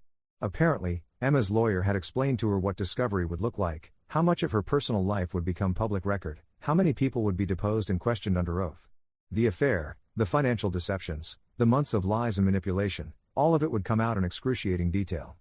She dropped the threat. But she tried one more approach. 3 weeks after the baby shower, she showed up at my office. My assistant tried to stop her, but Emma was 8 months pregnant and determined, and nobody wanted to physically restrain a woman in her condition. She walked into my office without knocking and sat down across from my desk like we were having a scheduled meeting. "Hi, Marcus," she said calmly. "We need to talk." She looked different. Older, somehow. The manipulative desperation was gone, replaced by something that looked almost like resignation. "Emma, how are you feeling?" "Tired. Scared. Alone." She rested her hands on her belly. "Jake filed for divorce." I'd heard this through mutual friends, but I expressed appropriate sympathy anyway. "The thing is," she continued, "I've had a lot of time to think since the shower. About what I did, about how I treated you, about the kind of person I became." This was new. In all our conversations about the lake house, Emma had never once acknowledged that she might have been in the wrong. "I was jealous," she said simply. "When you told us about your success, your money, your opportunities. I was so jealous I couldn't see straight. Here I was, working my tail off, doing everything I was supposed to do, and you, my younger brother, suddenly had everything I wanted." She shifted in her chair, trying to get comfortable. "I convinced myself that you owed me something. That because we were family, your good fortune should benefit me too. I made up this whole story about family togetherness and legacy and giving my child a magical childhood, but really, I just wanted what you had." "Emma, no, let me finish. Please." Her voice was steady, but I could see tears starting to form. "I manipulated you. I lied to people about promises you never made. I tried to guilt you into spending your money the way I wanted you to spend it. And when that didn't work, I tried to humiliate you into compliance." She wiped her eyes with the back of her hand. "You were right to be angry. You were right to defend yourself. I didn't expect it to hurt so much when you did." We sat in silence for a moment. Outside my office window, the city continued its daily business, people walking, cars honking, life moving forward regardless of family drama. "What do you want, Emma?" I asked gently. "I want to apologize. Really apologize, not the fake kind where I'm just trying to get something from you. I want you to know that I understand what I did wrong, and I'm sorry for all of it." Another pause. Then, "And I want to ask you something, but I want you to know that it's okay to say no." Here it comes, I thought. Another request for money, another manipulation, another. "I want you to be in my baby's life," she said quietly. "Not as someone who owes me anything, not as someone who has to prove his love by buying expensive things. Just as an uncle. If you want to be." I stared at her, trying to process this request. After everything that had happened, everything that had been said and done, she was asking me to be part of her child's life? "The baby didn't do anything wrong," she continued. "Whatever happens between us, whatever damage we've done to each other, this baby is innocent. And despite everything, you're still going to be their uncle." She struggled to her feet, using the arms of the chair for support. "I'm not asking you to forgive me. I'm not asking you to forget what happened or pretend it never occurred. I'm just asking you to think about it. The baby's due in 4 weeks, and I'd like them to know they have an uncle who cares about them. After she left, I sat in my office for a long time, staring out the window and thinking about family, forgiveness, and the difference between the two. Emma was right about one thing: the baby was innocent. Whatever my issues with Emma and Mom, this child hadn't chosen any of it. But I also wasn't sure I could trust Emma's apparent change of heart. She'd been manipulating people for so long, how could I be sure this wasn't just another angle, another way to get what she wanted? The answer came 2 weeks later, when Emma went into labor unexpectedly. Jake called me from the hospital, his voice shaky with exhaustion and emotion. "She's asking for you," he said. "I know things are complicated between you two, but she's scared, Marcus. She's all alone in there, and she's asking for her brother." I should have said no. After everything that had happened, after the months of manipulation and lies and public humiliation, I should have stayed away. Instead, I found myself driving to the hospital at midnight, carrying a small gift bag with a stuffed elephant and a children's book about lakes and families and the importance of being honest. Emma was in a private room, looking exhausted but alert. When she saw me, her face crumpled with relief. "You came," she whispered. Of course I came. The baby arrived 3 hours later, a healthy girl with Jake's dark hair and Emma's stubborn chin. When the nurse placed her in my arms for the first time, something shifted inside me. This tiny person was my niece. She was family, in the most basic, uncomplicated way possible. She didn't want anything from me except maybe a clean diaper and someone to love her. "What's her name?" I asked. Emma and Jake exchanged a look. They'd reconciled somewhere between the divorce papers and the delivery room, working through their issues with a marriage counselor who specialized in rebuilding trust after infidelity. "Hope," Emma said quietly.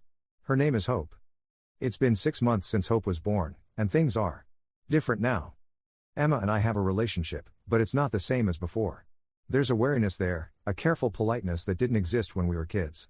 We both know too much about each other now. She knows I'm capable of nuclear retaliation when pushed too far, and I know she's capable of elaborate deceptions when she wants something badly enough. But we're trying. For Hope's sake, and maybe for our own. Mom is another story. She's never apologized for the financial deceptions or the public humiliation at the baby shower. Instead, she's painted herself as the victim of my cruel revenge, telling anyone who will listen that her son destroyed the family over money. She's not wrong, exactly. I did destroy the family as it existed. But what existed was built on manipulation, lies, and the assumption that my success belonged to all of us. Sometimes I wonder what would have happened if I'd just bought the lake house. Would it have ended there, or would there have been more demands, more guilt trips, more expectations that my money was their money? I think I know the answer. These days, I live quietly. I bought a nice house, not $1 million lakefront mansion, but a comfortable place with a good view and room for Hope to play when she visits. I've set up college funds for her and any future nieces or nephews. I donate regularly to causes I care about. And I've learned something important about family. Sometimes the most loving thing you can do is refuse to enable someone's worst impulses, even when that refusal causes pain. Emma learned that her marriage was worth more than her brother's money. Mom learned that her financial deceptions had consequences. I learned that being quiet doesn't mean being weak. Would I do it again, knowing what I know now? Would I send those photos, knowing they would destroy relationships and cause so much pain? I honestly don't know. But I do know this: I'm not sorry I stood up for myself. I'm not sorry I refused to be manipulated. And I'm not sorry I chose my own future over their expectations. Family isn't about money or grand gestures or expensive houses by the lake. It's about respect, honesty, and love that doesn't come with conditions or price tags. Hope is learning that now, in small ways. When she reaches for my face with her tiny hands, she's not calculating what I might buy her someday. When she smiles at me, she's not wondering about my net worth or my willingness to fund her dreams. She just loves me because I'm her uncle, and I love her because she's my niece. It's simple in a way that the rest of our family relationships never were. Maybe that's enough. Maybe that's everything. The lake house sold 3 months ago, by the way. Some tech executive from California bought it for $1.3 million and turned it into a vacation rental. I drive by it sometimes when I'm in that part of town, and it looks exactly as beautiful as it did in the photos Emma used to send me. I don't regret not buying it. But sometimes, watching Hope play in my backyard, I think about what it would be like to teach her to fish off that dock, to watch her take her first steps on those perfect hardwood floors. Then I remember that the best gifts we give children aren't things, they're principles. Like honesty. Like standing up for yourself. Like understanding that love isn't something you can buy or manipulate or demand. These are lessons Hope will learn not from a lake house, but from watching the adults in her life make choices about how to treat each other. I hope we're teaching her well. I hope, when she's older, she'll understand why her uncle chose honesty over harmony, why he refused to let family be used as a weapon against him. Most of all, I hope she never has to make the choice I made, between protecting herself and protecting the people who claim to love her. But if she does, I hope she has the strength to choose herself. Family is supposed to be your safe place, the people who love you unconditionally and support your dreams. When it's not, when family becomes the source of manipulation, guilt, and emotional blackmail, sometimes the most loving thing you can do is walk away. Even if it means burning everything down in the process. Sometimes, you have to destroy the family you were born into to create the family you choose. And sometimes, if you're very lucky, some pieces of the old family can be salvaged and rebuilt into something healthier. I look at Hope, sleeping peacefully in my arms during our weekend visits, and I think, this is what family should be. Simple. Honest. Uncomplicated. She doesn't know about lake houses or baby shower disasters or photos sent in anger. She just knows that Uncle Marcus shows up when he says he will, tells her the truth in age-appropriate ways, and loves her without conditions. Maybe that's the real legacy I'll leave her. Not a house by the water, but the knowledge that she's worth standing up for, even when that means standing up to the people who are supposed to love her most. That's a lesson you can't buy, no matter how much money you have. And it's worth more than any lake house could ever be. Story 3. After waking up from a 3-day coma following a serious car crash, I texted our family group chat from my hospital bed, finally conscious. Multiple fractures, but I'll recover. Everyone read it and immediately continued planning the weekend family dinner. When I missed 2 family gatherings while still hospitalized, my parents texted, "You clearly don't care about us or this family, so we have officially disowned you. Expect legal letters in the morning, and take all your stuff away, be grateful we didn't burn it." I didn't react. I didn't scream. That night, I just did this. 24 hours later, they revoked their disownment letter and were begging for forgiveness. I made my entire family disappear with 3 phone calls and a fake obituary. Not literally disappear, though after what they did to me in that hospital bed, the thought crossed my mind more than once.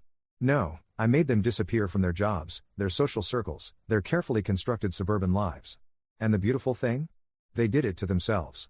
Let me back up, because you're going to think I'm some kind of psychopath until you hear the whole story. 3 weeks ago, I was driving home from my engineering job when some teenager ran a red light and T-boned my Honda Civic.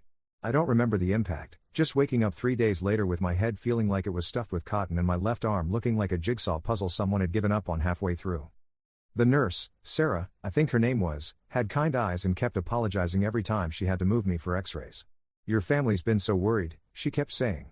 "They've called every few hours." That should have been my first clue something was wrong. My family doesn't worry. They judge, they criticize, they demand explanations, but worry? That's not really their style. When I finally felt human enough to reach for my phone, my fingers were still shaky from whatever cocktail of painkillers they had me on. The family group chat, the Morrison clan with that ridiculous emoji crown my mother insisted on, had 47 unread messages. I scrolled through them, expecting concern, maybe some flowers on the way messages, possibly my sister Claire asking if I needed anything from home. Instead, I found 3 days worth of weekend dinner planning. "Dad, should we do the barbecue ribs or the salmon this weekend?" "Mom, ribs. Claire's bringing that awful boyfriend again, might as well make it worth it." "Claire, Josh isn't awful, he just doesn't laugh at Dad's jokes." "Mom, same thing." On and on it went. Grocery lists. Wine preferences. Someone wondering if they should invite the Hendersons from next door. Not one mention of me being unconscious in a hospital bed 20 minutes from their house. My chest felt tight, and not from the bruised ribs. I typed with one finger, finally conscious. Multiple fractures, but I'll recover. The little read notifications popped up immediately. "Mom. Dad. Claire. My brother Jake from Seattle." Then nothing. The conversation just continued. "Claire, so ribs it is. I'll pick up that coleslaw from the deli. Jake, save me some leftovers, flying in Monday." I stared at my phone for maybe 20 minutes, waiting for someone to respond to what I'd said. Waiting for a "thank goodness you're okay" or even a "how are you feeling?" Nothing. The tight feeling in my chest turned into something harder. Something that made my jaw clench despite the painkillers. 2 days later, still stuck in the hospital because my left leg had decided to swell up like a balloon, I got the text. Actually, it wasn't just a text. It was a novel. A manifesto. A dissertation on my failures as a son and brother, typed with the kind of precision that meant someone had been composing it for hours. "Mom, David, your father and I have had enough. Missing 2 family dinners without so much as an explanation shows exactly how little you care about this family. We raised you better than this, but apparently we failed somewhere along the way. Your selfish behavior has become impossible to ignore. We can't keep pretending you're the son we thought we raised. Consider this your official notice, we are disowning you. Effective immediately, you are no longer welcome in our home. We've contacted our attorney about removing you from any inheritance or family legal documents. You have 48 hours to collect your belongings from the house, what little you left here anyway.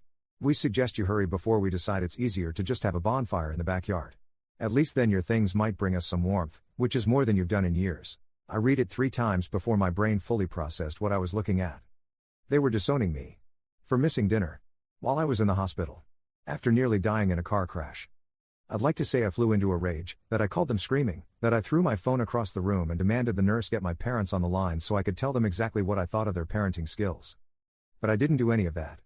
Instead, I felt this strange, cold clarity settle over me like someone had draped a sheet of ice across my shoulders.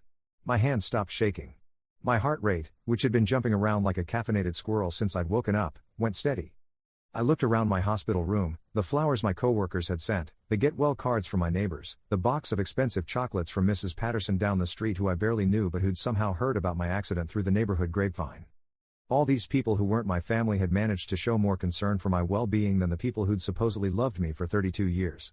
That night, after the nurses finished their rounds and the hospital settled into that weird 2 a.m. quiet where everything echoes and nothing feels quite real, I picked up my phone and started making calls. The first call was to my mother's job. Westfield Elementary, where she'd been the beloved 3rd grade teacher for 15 years. I'd grown up hearing stories about Mrs. Morrison from half the kids in town. How patient she was. How she always had bandages and juice boxes ready. How she made learning fun. "Good evening, this is the Westfield Elementary night security," a tired voice answered. "Hi, I'm sorry to call so late. This is David Morrison, Helen Morrison's son. I'm afraid I have some terrible news about my mother." The voice immediately became more alert. "Oh my goodness, is she all right?" Well, she's been in a very serious car accident. She's in a coma, and the doctors aren't sure." I let my voice break a little. Not hard to do, considering how I was actually feeling. "I'm calling all her emergency contacts, but I wanted the school to know she won't be coming in tomorrow. Or probably for several weeks. Of course. Should we send flowers? Is there anything the school family can do?" "That's very kind. The doctors say the next 48 hours are critical. We're trying to stay hopeful." After I hung up, I sat there for a moment, listening to the heart monitor beep steadily beside me. I felt sick, but not from the injuries. I just lied to a nice man who genuinely cared about my mother's welfare. But then I thought about that text message, about missing family dinners while I was unconscious, and the sick feeling transformed into something sharper. The second call was to my father's golf club.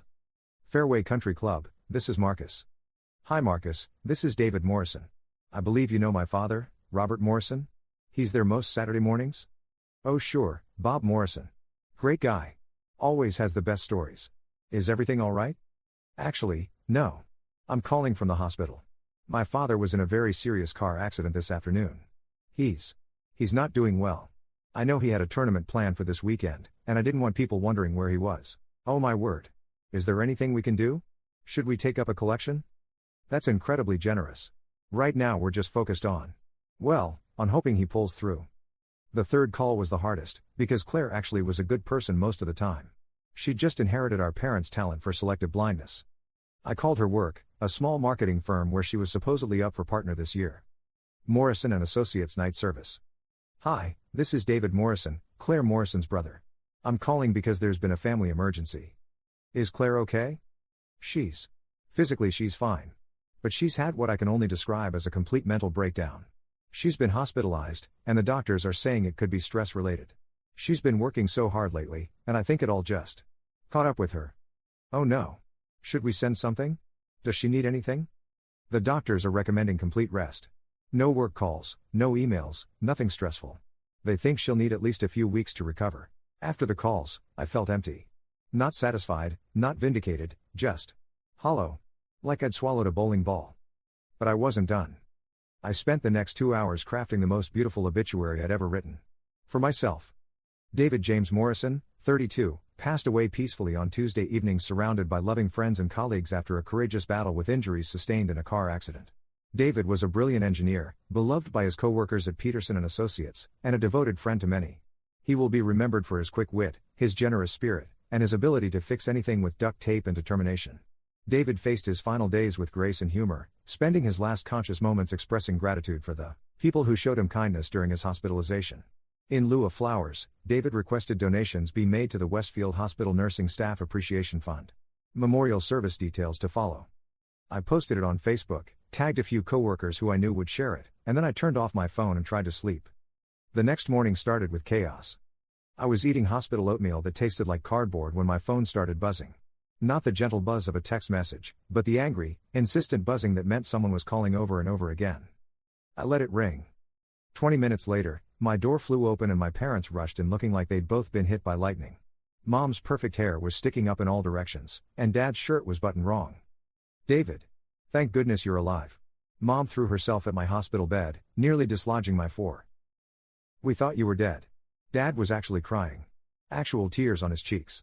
"The obituary, the phone calls from work, we thought you died and no one told us." I took another spoonful of oatmeal and looked at them calmly. "I'm very much alive, as you can see. But the obituary is fake." They stared at me. "Just like you're concerned for my well-being, apparently." Mom's face went through several interesting color changes.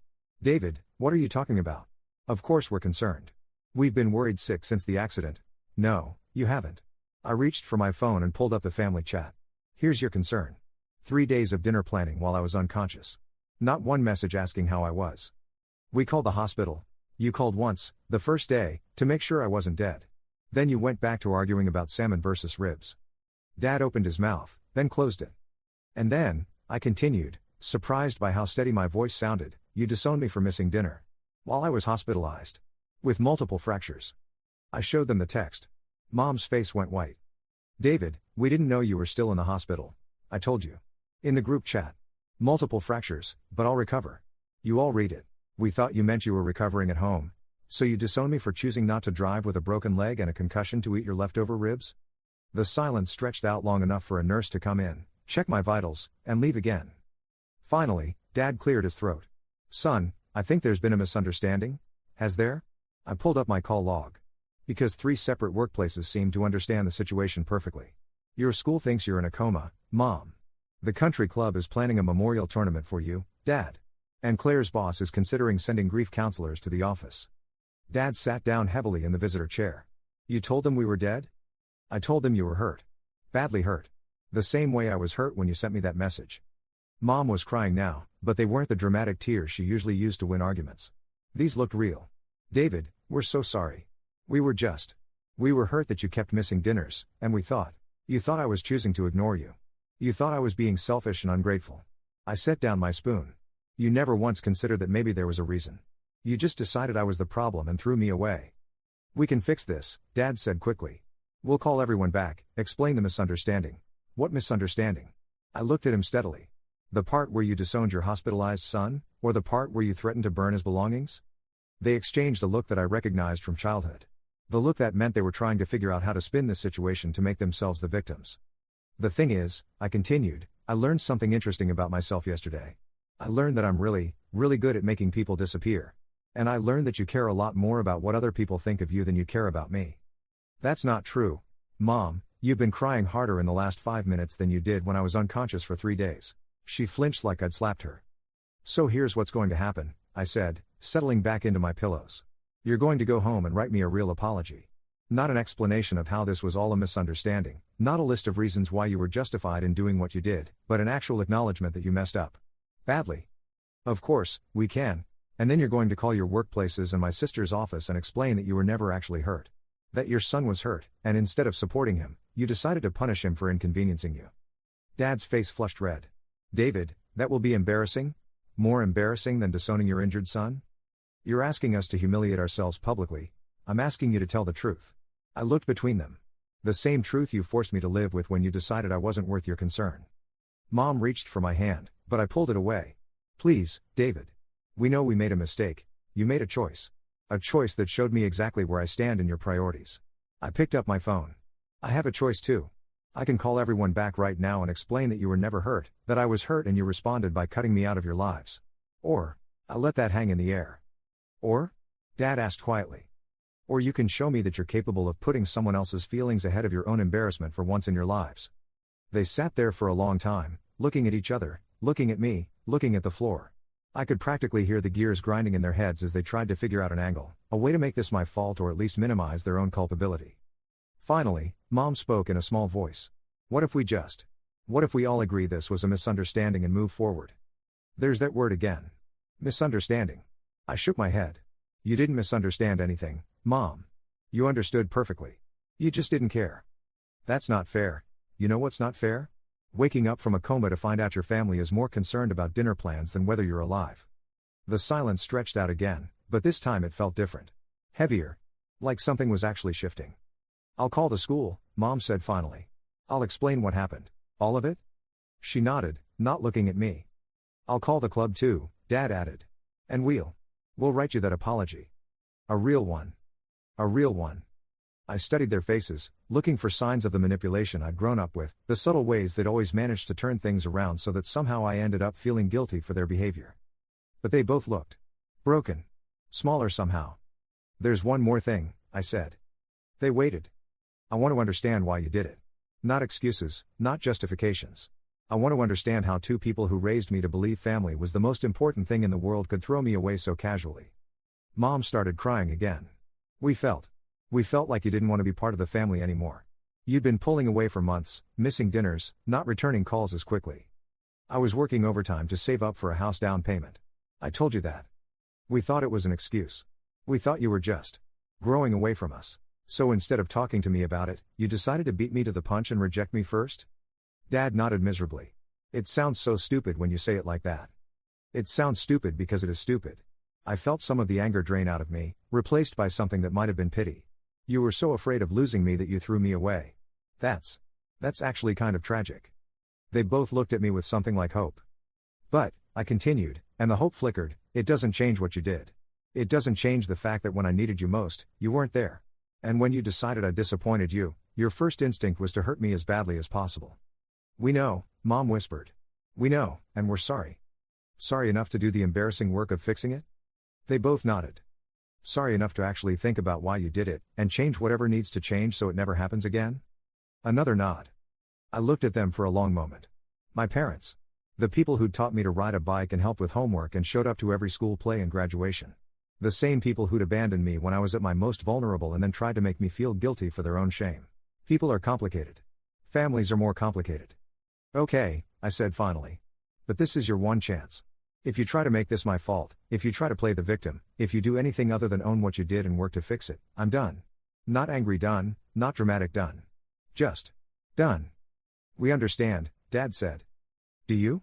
Because I'm not the same person who was desperate for your approval 3 days ago. I learned something about myself when I was lying here alone.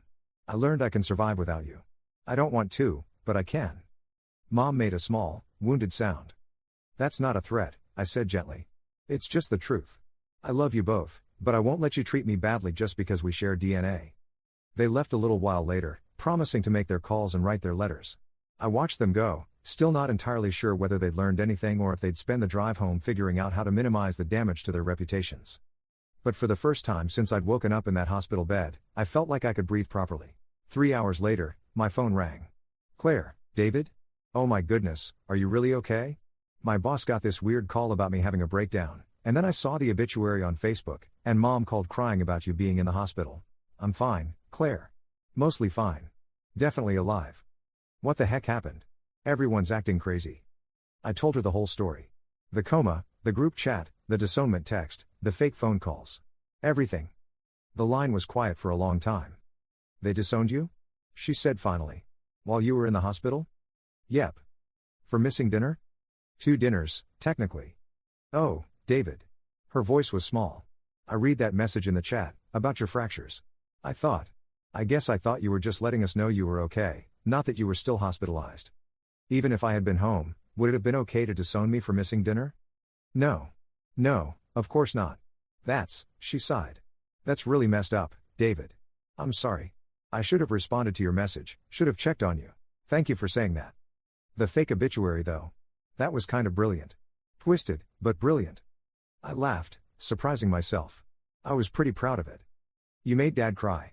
Like, really cry. I haven't seen him do that since Grandpa died. Good. Maybe he needed to. Are you really okay though? Like, physically? I will be. Couple more days here, then home to heal up properly. Can I come visit? Bring you some real food? I'd like that. After we hung up, I realized something had shifted.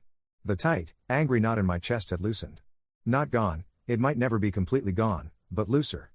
My parents did make their calls. I know because I got a text from my coworker Jenny asking if I was actually dead or just really committed to getting out of the Peterson project deadline. They also wrote the apology. A real one.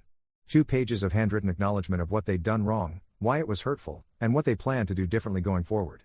No excuses, no justifications, no subtle implications that I'd somehow contributed to their decision. It was a start. The funny thing is, I never planned any of it. When I made those phone calls, I wasn't thinking about teaching them a lesson or forcing them to confront their behavior. I was just hurt and angry and maybe a little bit broken. But sometimes the most honest reactions are the most effective ones. My family didn't exactly disappear that night. But the version of our family that existed before, the one where I absorbed their criticism and prioritized their comfort over my own well-being, that version disappeared completely. In its place, something new is growing. Something that requires all of us to be more honest, more accountable, more willing to put love ahead of pride. It's messier than what we had before. More uncomfortable. But it's also more real. And sometimes, real is worth the discomfort of getting there. Even if it takes a fake obituary and 3 uncomfortable phone calls to make it happen. But that's not really where the story ends. Because families, real families, don't get fixed with one conversation and a couple of phone calls. They're messier than that. More complicated. And sometimes, more vindictive than you'd expect. The first sign that my parents hadn't actually learned anything came 3 days after I got home from the hospital. I was sitting on my couch, leg propped up on pillows, working on my laptop when my doorbell rang. Through the window, I could see a delivery truck and a guy in a brown uniform holding what looked like a small package. "David Morrison?" he asked when I hobbled to the door. "That's me. Delivery from Morrison Family Trust. Need you to sign here." I signed, confused. We didn't have a family trust. At least, not one I knew about. Inside the package was a single sheet of legal letterhead and a check for $50. "David, as per your request to be removed from family inheritance and legal documents, please find enclosed your final distribution from the Morrison Family Trust. This represents your complete and total share of family assets, calculated from the time of your birth until your official disownment on date. No further distributions will be made. The Morrison Family Trust, Robert Morrison, Trustee." I stared at the paper for a long time, then started laughing. Actually laughing, hard enough that my ribs hurt. $50. They'd calculated my entire lifetime worth to the family at $50. The petty vindictiveness of it was almost impressive. They'd apologized, they'd made their embarrassing phone calls, they'd written their heartfelt letters, and then they'd spent hours figuring out how to hurt me one more time while technically keeping their promise to make things right. I took a picture of the check and the letter and sent it to Claire. My phone rang immediately. "Are you kidding me?" she said without preamble. "Nope. Apparently 32 years of being their son was worth exactly $50. There is no Morrison Family Trust, David. Dad just opened a checking account and had some legal letterhead printed." I figured. The grammar mistakes were a dead giveaway. "This is..." She sounded genuinely shocked. "This is so much worse than the disownment text." "Is it though?" "Yes. Because they had time to think about it. They apologized to you, they seemed to understand what they'd done wrong, and then they went home and spent hours planning this." I leaned back into my couch cushions, feeling oddly calm. "You know what the funny thing is?" "What?" "This actually makes me feel better." "Better?" "David, they just showed me exactly who they really are. No more confusion, no more hoping they might change, no more wondering if I'm being too hard on them." I looked at the check again. "This is clarity." Claire was quiet for a moment. "What are you going to do?" "I'm going to frame it." "Frame it?" "Right above my fireplace. My family's final statement about my worth. It'll be a great conversation starter at parties." "David." "I'm serious, Claire. This is the best gift they could have given me. No more guilt about cutting them off, no more wondering if I'm overreacting. They've made it crystal clear that even when they're trying to make amends, they can't help but try to hurt me." After we hung up, I sat there for a while, turning the check over in my hands. $50. Not even enough for a nice dinner. But you know what? I was done being hurt by them. Done expecting better. Done hoping they'd suddenly develop empathy or basic human decency. I was just done. That evening, I called my boss and asked if I could work remotely for the rest of my recovery. Then I called a realtor friend and asked her to help me look for houses in different cities. Not running away, strategic relocation. If my family wanted to play games, they could play them without me. The next morning brought another surprise. This one came in the form of my brother Jake showing up at my door, looking like he hadn't slept in 2 days. "We need to talk," he said, pushing past me into my living room. Jake and I had always had a weird relationship. He was 4 years older, lived in Seattle, and had somehow managed to maintain a relationship with our parents without getting completely caught up in their drama. I'd always assumed he was just better at managing them than I was. Nice to see you too, I said, closing the door. How was your flight? Cut the crap, David. What the heck is going on? I gestured to my leg brace, my still bandaged arm, my face which was an interesting palette of yellow and purple bruises. Car accident. I thought that was pretty obvious. I don't mean the accident. I mean the... He waved his hands vaguely. The whole disappearing parents thing. The fake obituary. The family trust nonsense. Ah. So you heard about that. Mom called me crying at 3 a.m. Said you'd made them look like idiots at work, that you'd faked your own death, that you'd somehow stolen money from a trust that doesn't exist. I raised an eyebrow. Is that how they're spinning it? They said you were trying to manipulate them into giving you money. With a fake death? I know it doesn't make sense. That's why I'm here. He sat down heavily in my armchair. Tell me your version. So I did. The whole thing, from waking up in the hospital to the $50 check. I showed him the group chat, the disownment text, the fake trust letter. Everything. Jake listened without interrupting, his expression getting darker as I talked. When I finished, he sat there for a long time, staring at his hands. I knew they could be difficult, he said finally. But this is something else. Yeah. The thing is, David, I think I enabled them. I looked at him, surprised. What do you mean? I mean, every time they'd complain about you, missing dinners, not calling enough, whatever, I'd just nod and change the subject.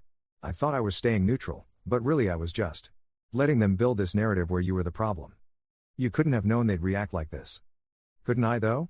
He leaned forward, elbows on his knees. Remember when I was in college and I got arrested for that stupid party thing? I did remember. Jake had been at some off-campus party that got busted, and he'd spent a night in jail for underage drinking. Dad's first reaction wasn't, "Are you okay? Or do you need help?" It was, "How could you embarrass us like this?" Jake shook his head. And when I graduated summa cum laude 2 years later, you know what he said? "About time you started living up to your potential." I never knew that. Because I never told anyone. I just accepted that was how they were. But watching what they did to you. He looked up at me. I think they've always been like this, David. We just got used to it. I thought about that. All the times I'd bent over backward to earn their approval, all the ways I'd adjusted my life to avoid their criticism, all the years I'd assumed their emotional reactions were normal parent behavior. So what now? I asked. Now I think we both need to decide what kind of relationship we want with them. If any. What do you mean? Jake pulled out his phone and showed me a text thread. This is what Mom sent me this morning. Mom, your brother has completely lost his mind. He's making up lies about us, trying to turn the family against us. We think he might be having some kind of mental breakdown from the accident. We're worried he might be dangerous. Jake, dangerous how? Mom, he faked his own death, Jake. He called our workplaces with elaborate lies. He's clearly unstable. We think you should be careful around him. I felt something cold settle in my stomach. She's trying to isolate me. That's what I thought too. Jake put his phone away. So I called Claire and asked her what she thought. You know what she said? What? She said she's been getting similar messages. That Mom's been calling her every day, trying to convince her that you're having a breakdown, that she needs to be worried about your mental state. The cold feeling spread to my chest. They're trying to turn my siblings against me. Yep. Classic manipulation tactic. Isolate the target, make everyone else think they're the problem. I sat there trying to process this. It was one thing to be cruel to me directly, but trying to poison my relationships with Jake and Claire? That felt like a different level of calculation. The thing is, Jake continued, I don't think they're doing it consciously. I think they genuinely believe they're the victims here. How is that possible? Because they've rewritten the story in their heads. In their version, you're an ungrateful son who tried to manipulate them with fake emergencies. The disownment was justified. The $50 check was generous. Your reaction proves you're unstable. I laughed, but it came out hollow. So I'm the villain in my own story. In their story, yeah. We sat in silence for a while. Outside, I could hear kids playing in the street, normal family sounds from normal families who probably didn't spend their time calculating elaborate revenge schemes against their own children. I'm thinking about moving, I said eventually. Running away? Strategic retreat. I've got job opportunities in other cities. Remote work options. Why stay here and deal with this? Jake nodded slowly. I get it. But can I ask you something? Sure. Are you moving because you want a fresh start, or because you're hoping they'll miss you and realize what they've lost? The question hit harder than I expected. I opened my mouth to say the first one, then stopped. I don't know, I admitted. Because if it's the second thing, you're going to be disappointed. They're not going to have some moment of clarity where they realize they were wrong. They're going to tell everyone who'll listen that you moved away because you couldn't handle being held accountable for your behavior. So what's the alternative? Stay here and let them keep playing their games? Maybe. He shrugged. Or maybe you stop playing their games entirely. What do you mean? I mean, right now you're still reacting to them. The fake phone calls, considering moving, even framing that check, you're still letting them dictate your emotional state. I wanted to argue, but he had a point. What if you just didn't? He continued. What if you decided they were irrelevant to your life and acted accordingly? You make it sound easy. It's not easy. But it might be simpler than what you're doing now.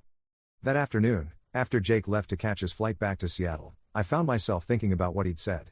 About still reacting to them, still letting them control my emotional state. He was right.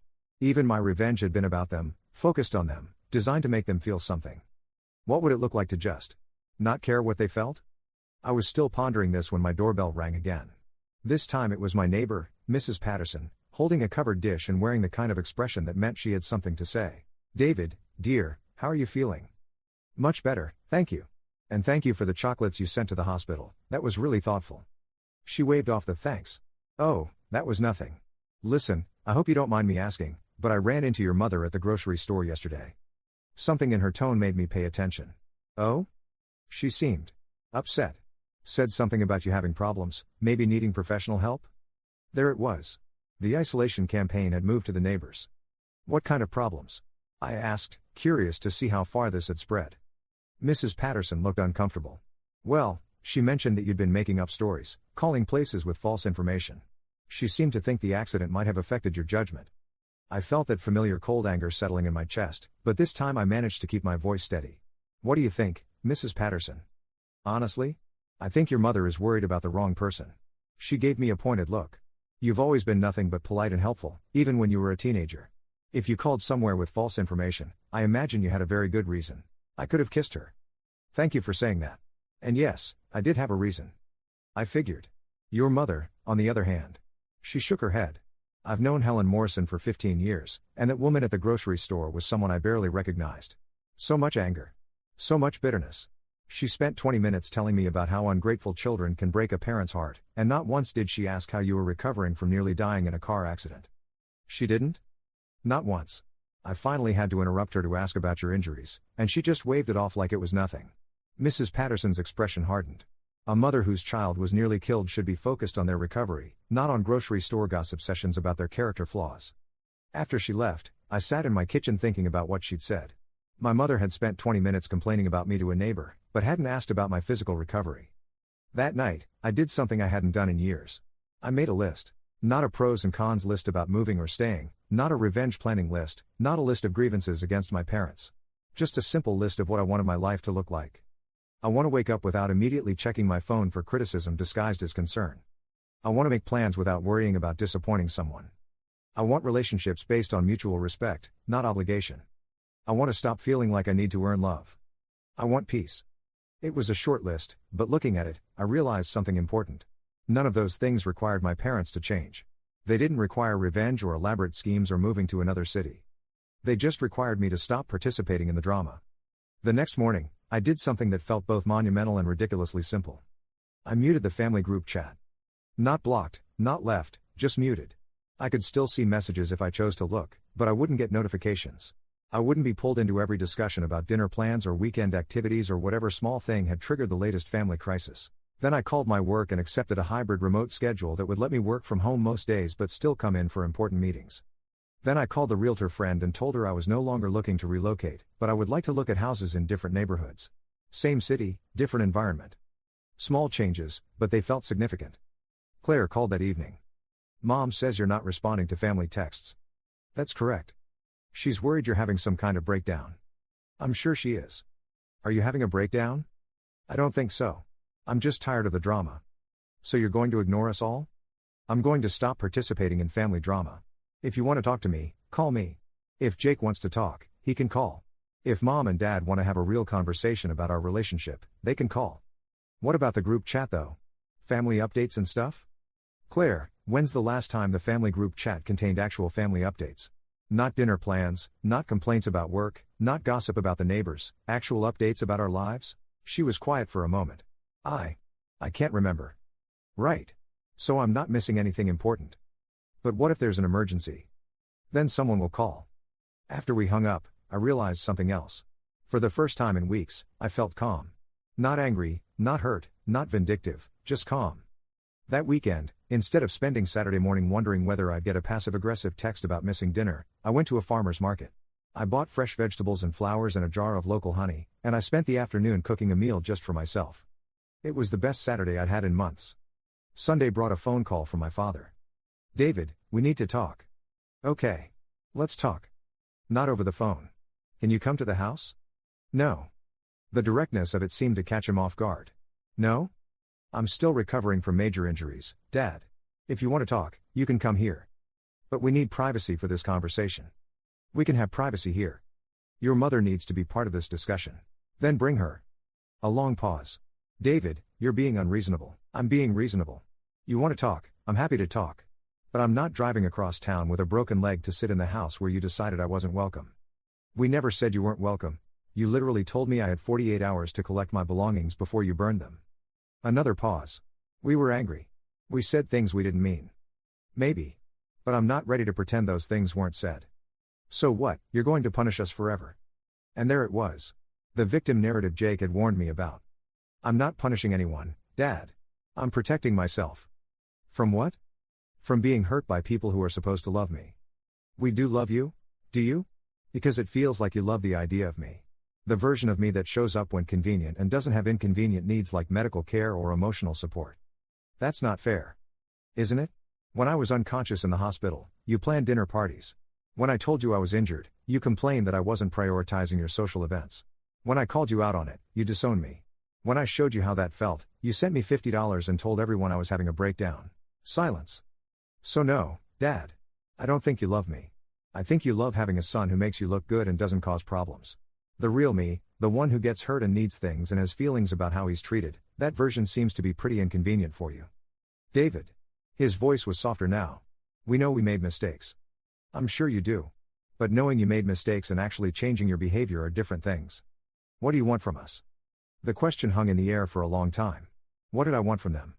"I want you to stop trying to manage my relationship with Claire and Jake. I want you to stop telling the neighbors that I'm mentally unstable. I want you to stop creating elaborate schemes to hurt me and then acting surprised when I react badly." "We're not, Dad. You opened a fake trust account to send me a $50 check. That's not normal behavior." Another silence. "And most of all," I continued, "I want you to understand that I don't need your permission to protect myself from being hurt. I don't need your approval to set boundaries. And I don't need to justify my choices to people who have consistently shown that they don't have my best interests at heart. So where does that leave us?" "I don't know. That's up to you." After we hung up, I felt something I hadn't felt in years when it came to my family. I felt neutral. Not angry, not hurt, not hopeful. Just neutral. It was surprisingly peaceful. Monday morning brought a text from an unknown number. "This is Helen Morrison. Your father told me about your conversation yesterday. I think you're being dramatic and selfish, but I'm willing to meet you halfway. We'll come to your apartment this afternoon to talk." I stared at the text for a long time, marveling at the layers of manipulation packed into 3 sentences. The fake name introduction, as if I wouldn't recognize my own mother's number. The dismissal of my concerns as dramatic and selfish. The framing of their visit as a generous compromise on their part. But the thing that struck me most was how predictable it all was. Of course she'd ignore everything I'd said about boundaries and just announce they were coming over. Of course she'd frame it as her being generous rather than acknowledging that I'd requested this arrangement. I typed back, "I'm not available this afternoon. If you'd like to schedule a time to talk, please let me know what works for your schedule and I'll see if I'm free." The response came immediately, "Don't play games with us, David. We'll be there at 2 p.m. I turned off my phone and went for a walk.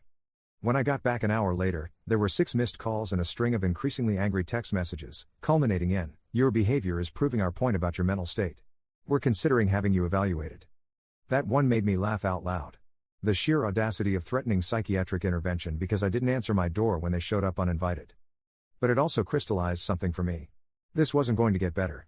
They weren't going to have a moment of clarity or sudden attack of empathy. They were just going to keep escalating until I either submitted to their control or cut them off entirely. I thought about Jake's question from a few days earlier. Was I still reacting to them, still letting them control my emotional state? Looking at those text messages, I realized the answer was yes. Even my calm responses, my boundary setting, my refusal to engage, it was all still about them. Still focused on them. What would it look like to just move on? That evening, I called Claire. "I want you to know that I love you," I said without preamble. "Okay. I love you too. What's going on? I'm done with mom and dad. What do you mean, done? I mean, I'm not going to try to fix our relationship anymore. I'm not going to respond to their texts or take their calls or engage with their drama. I'm just done. David, you can't just give up on family. I'm not giving up on family. I'm giving up on them. There's a difference. But they're your parents. They're people who happen to give birth to me. That doesn't give them the right to treat me badly or manipulate my other relationships. Claire was quiet for a moment. What about me and Jake? What about you? Are you giving up on us too? Claire, you called to check on me after my accident. You visited me in the hospital. When you heard about the $50 check, your reaction was shock and concern for me, not defensiveness of them. Why would I give up on you? Because we're part of the same family. No, we're not. Not anymore. You and Jake are my family. Mom and dad are just people I used to know who share some genetic material with me. After we hung up, I felt something I hadn't expected. Relief. Not the bitter satisfaction of revenge or the hollow victory of making a point, but genuine relief. Like I'd been holding my breath for 32 years and finally allowed myself to exhale. The next few weeks passed quietly. I focused on healing, both physically and emotionally. I started seeing a therapist, not because I thought I was having a breakdown, but because I wanted to make sure I understood what had happened and how to avoid similar situations in the future. I bought a house in a neighborhood across town. Not running away, just relocating to somewhere with better energy. Claire and Jake both helped me move. We ordered pizza and unpacked boxes and told stories about our childhood that didn't involve our parents.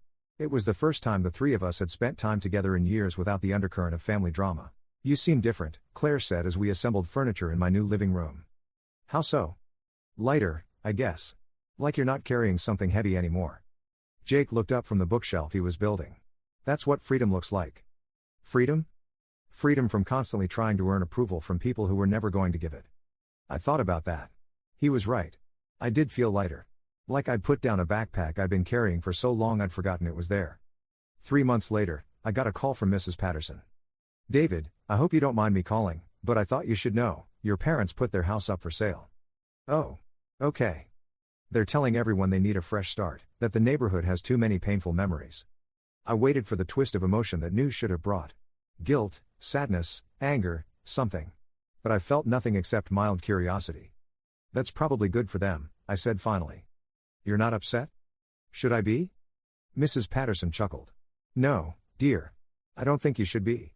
I think you should be proud of yourself. For what? For refusing to let other people's dysfunction become your problem.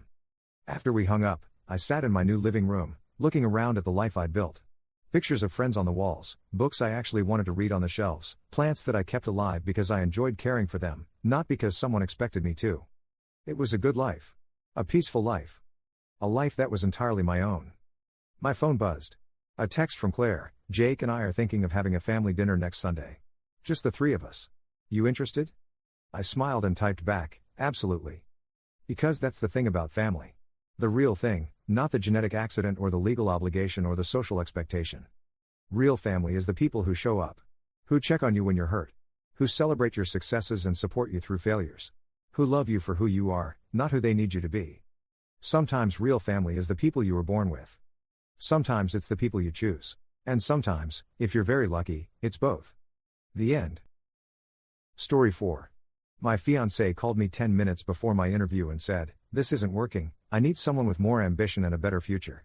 When I asked why now, she sighed and said, "I've been thinking about it for weeks, and your job hunt is just taking too long." I just said okay and hung up to finish preparing. That was yesterday morning. Last night, I sent her a single screenshot of my offer letter with the $175,000 salary highlighted, along with the text, "You're right, we aren't working. I need someone who believes in me."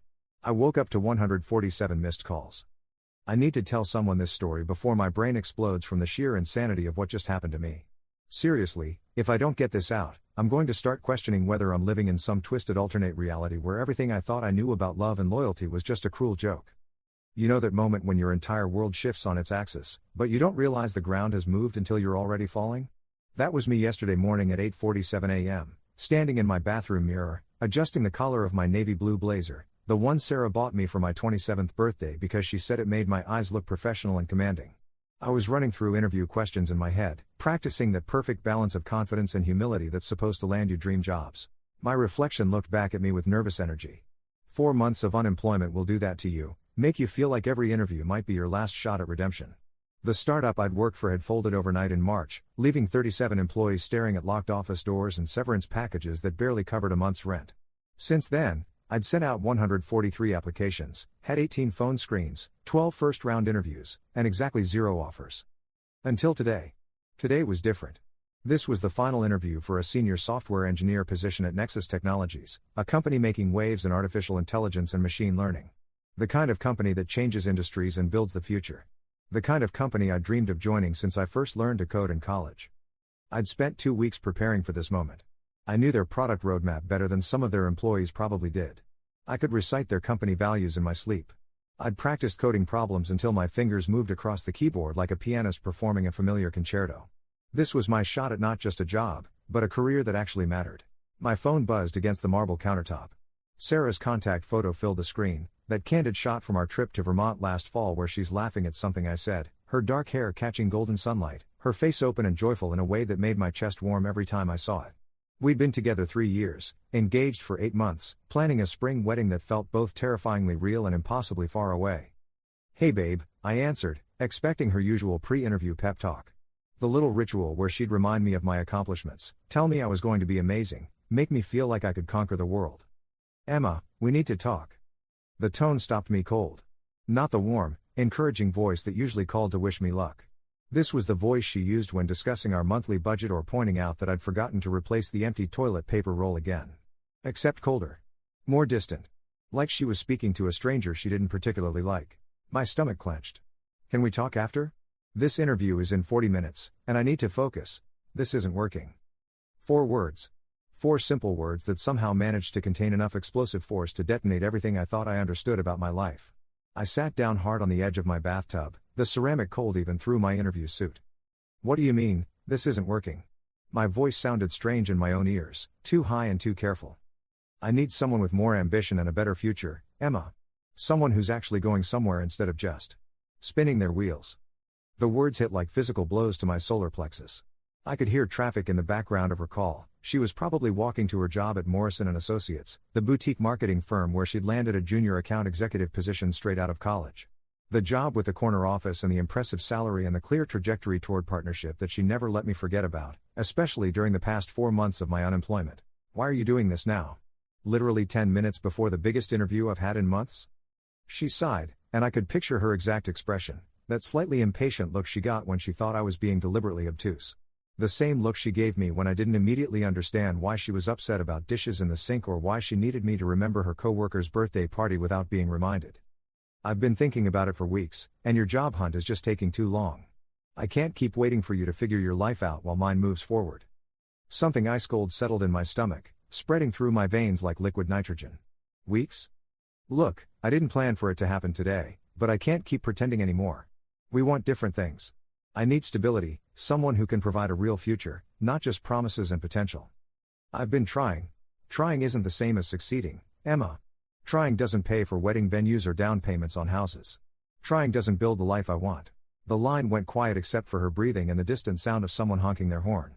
I stared at my reflection in the bathroom mirror, 27 years old, computer science degree from a respectable state university, 3 years of solid work experience at 2 different companies before the layoffs hit the tech sector like a plague. When had trying stopped being enough? When had my worth become so directly tied to my employment status? "So that's it?" I asked, my voice barely above a whisper. 3 years together, 8 months engaged, and you're just done? "I think it's better for both of us in the long run." Better for both of us. Like she was doing me some kind of favor by destroying my life before the most important interview of my career. Like this was an act of mercy instead of cruelty. I wanted to scream at her. I wanted to demand explanations, to fight for what we'd built together, to remind her of every good moment we'd shared. Instead, I heard myself saying, "Okay. Yeah. Okay. I have to go get ready now." "Emma, wait." I hung up and set the phone face down on the bathroom counter. My hands were shaking, from adrenaline or heartbreak or pure, undiluted rage, I couldn't tell. But I had exactly 37 minutes to pull myself together and walk into the most important interview of my professional life. Here's the thing about shock that nobody tells you. Sometimes it works like rocket fuel instead of paralyzer. Instead of falling apart on my bathroom floor like every rom-com heroine in history, something cold and sharp crystallized inside my chest. A kind of furious clarity that made everything suddenly seem possible.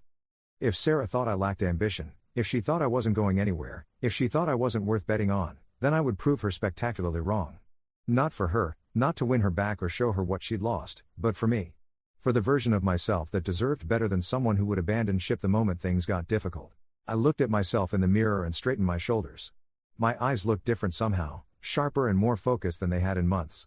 I reapplied my lipstick with steady hands, checked my hair one final time, and gathered my portfolio and purse. The drive to Nexus Technologies passed in a blur of determination and caffeine. I arrived 15 minutes early and spent the time in my car doing breathing exercises and reviewing my notes one last time. The parking lot was full of expensive cars and Tesla charging stations, the kind of place where brilliant people built tomorrow's technology and got paid handsomely for the privilege. The building itself was impressive without being ostentatious, glass and steel architecture that looked like it belonged in Silicon Valley, surrounded by carefully maintained landscaping and outdoor seating areas where employees could take meetings in the fresh air. This was the kind of place I'd dreamed of working, the kind of environment where I could finally use my skills to solve problems that actually mattered. Inside, the lobby was all clean lines and natural light, with a reception desk staffed by someone who looked like they probably had a master's degree in something impressive. Employees moved through the space with the kind of purposeful energy that comes from loving what you do for a living. I wanted to belong here so badly it made my chest ache. Emma Chen? The receptionist smiled at me like I was exactly the kind of person they hoped to see. Dr. Martinez is ready for you. I'll walk you back. The interview started with Dr. Carmen Martinez, the Chief Technology Officer, a woman in her early 40s with silver-streaked hair, sharp eyes, and the kind of presence that made you want to impress her immediately. We were joined by Marcus Webb, the team lead for the AI Research Division, and Jennifer Kim, a senior engineer who'd be my direct colleague if I got the position. Tell us about yourself, Emma, Dr. Martinez said once we were settled in a conference room that overlooked the city skyline. Normally, this question would have made me nervous, stumbling through a rehearsed summary of my education and work experience. Instead, I heard myself speaking with a confidence that surprised me. I'm someone who solves problems that other people think are impossible, I said. My background is in computer science with a focus on machine learning algorithms, but what really drives me is the challenge of building systems that can adapt and learn in unpredictable environments. At my last position, I developed a predictive analytics platform that increased customer retention by 37%. Before that, I built automated testing frameworks that reduced deployment time from weeks to days. Dr. Martinez leaned forward slightly. What interests you about this particular role? You're not just building software here, I replied. You're building intelligence. The work you're doing with natural language processing and decision-making algorithms isn't just commercially viable, it's going to change how humans interact with technology in fundamental ways. I want to be part of that transformation. The technical portion of the interview lasted 2 hours. 2 hours of coding challenges, system design problems, and architectural discussions that pushed me to think harder and more creatively than I had in months. Every question they asked, I met with solutions that were elegant, efficient, and thoroughly explained. When Marcus presented a particularly complex algorithmic challenge, I didn't just solve it, I optimized it, identified potential edge cases, and proposed 3 different implementation approaches based on different scalability requirements. Impressive, Jennifer said, studying the whiteboard where I diagrammed my solution. Most candidates get stuck on the initial approach. You're thinking several steps ahead. I've learned that the first solution that works isn't always the best solution, I replied. Sometimes you need to step back and ask whether you're solving the right problem in the first place. Dr. Martinez smiled. That's exactly the kind of thinking we need on this team. The cultural fit portion was equally smooth. We talked about collaboration styles, how I handled feedback, my approach to mentoring junior developers. I found myself speaking with genuine enthusiasm about the kind of work environment I thrived in, one where people challenged each other to be better, where failure was seen as a learning opportunity, where innovation mattered more than politics. Any questions for us? Dr. Martinez asked as the interview began to wind down. I had a list of prepared questions about the company's technical roadmap, team dynamics, and growth opportunities. But one question came out that I hadn't planned, born from the morning's conversation with Sarah. How do you support employees who are going through major life changes or transitions? The 3 of them exchanged glances. That's an interesting question, Dr. Martinez said thoughtfully. Can you elaborate on what you mean? Sometimes life doesn't cooperate with our professional plans. Sometimes external circumstances force us to reevaluate everything we thought we wanted. I'm curious about whether this is the kind of place where people feel supported during those moments, or whether there's an expectation that personal challenges stay completely separate from professional growth. Marcus nodded slowly. We've all been through career transitions and personal upheavals. The tech industry can be brutal, and we try to create an environment where people can bring their whole selves to work. That doesn't mean we don't have high standards, but it does mean we understand that great work comes from people who feel secure and supported. Good, I said, and meant it. because I might be going through some significant changes soon. They walked me out with promises of a decision within 24 hours. I shook hands with everyone, thanked them for their time and the stimulating conversation, and walked back to my car feeling like I'd just performed the best 3 hours of my professional life. It wasn't until I was sitting in the parking lot that the full emotional weight of the morning crashed over me like a tsunami. Sarah was gone. Just like that. 3 years of shared dreams, inside jokes, lazy Sunday mornings reading the newspaper in bed, erased with a phone call timed for maximum psychological damage. I drove home to the apartment we'd been sharing for 18 months, the one with both our names on the lease and both our furniture mixed together in ways that had once felt romantic and now just felt complicated. Her spare key was on the kitchen counter next to a yellow post-it note that said, "I'll get my things this weekend. We can talk about the lease later." The casualness of it hit me like a slap. She'd already moved on mentally while I was still trying to process what had happened. She'd probably been planning this conversation for days, maybe weeks, rehearsing her exit strategy while I shared my hopes and anxieties about job interviews. I changed out of my interview clothes, made myself a peanut butter sandwich that I couldn't taste, and tried to understand how someone I'd planned to marry could become a stranger in the span of a single phone call.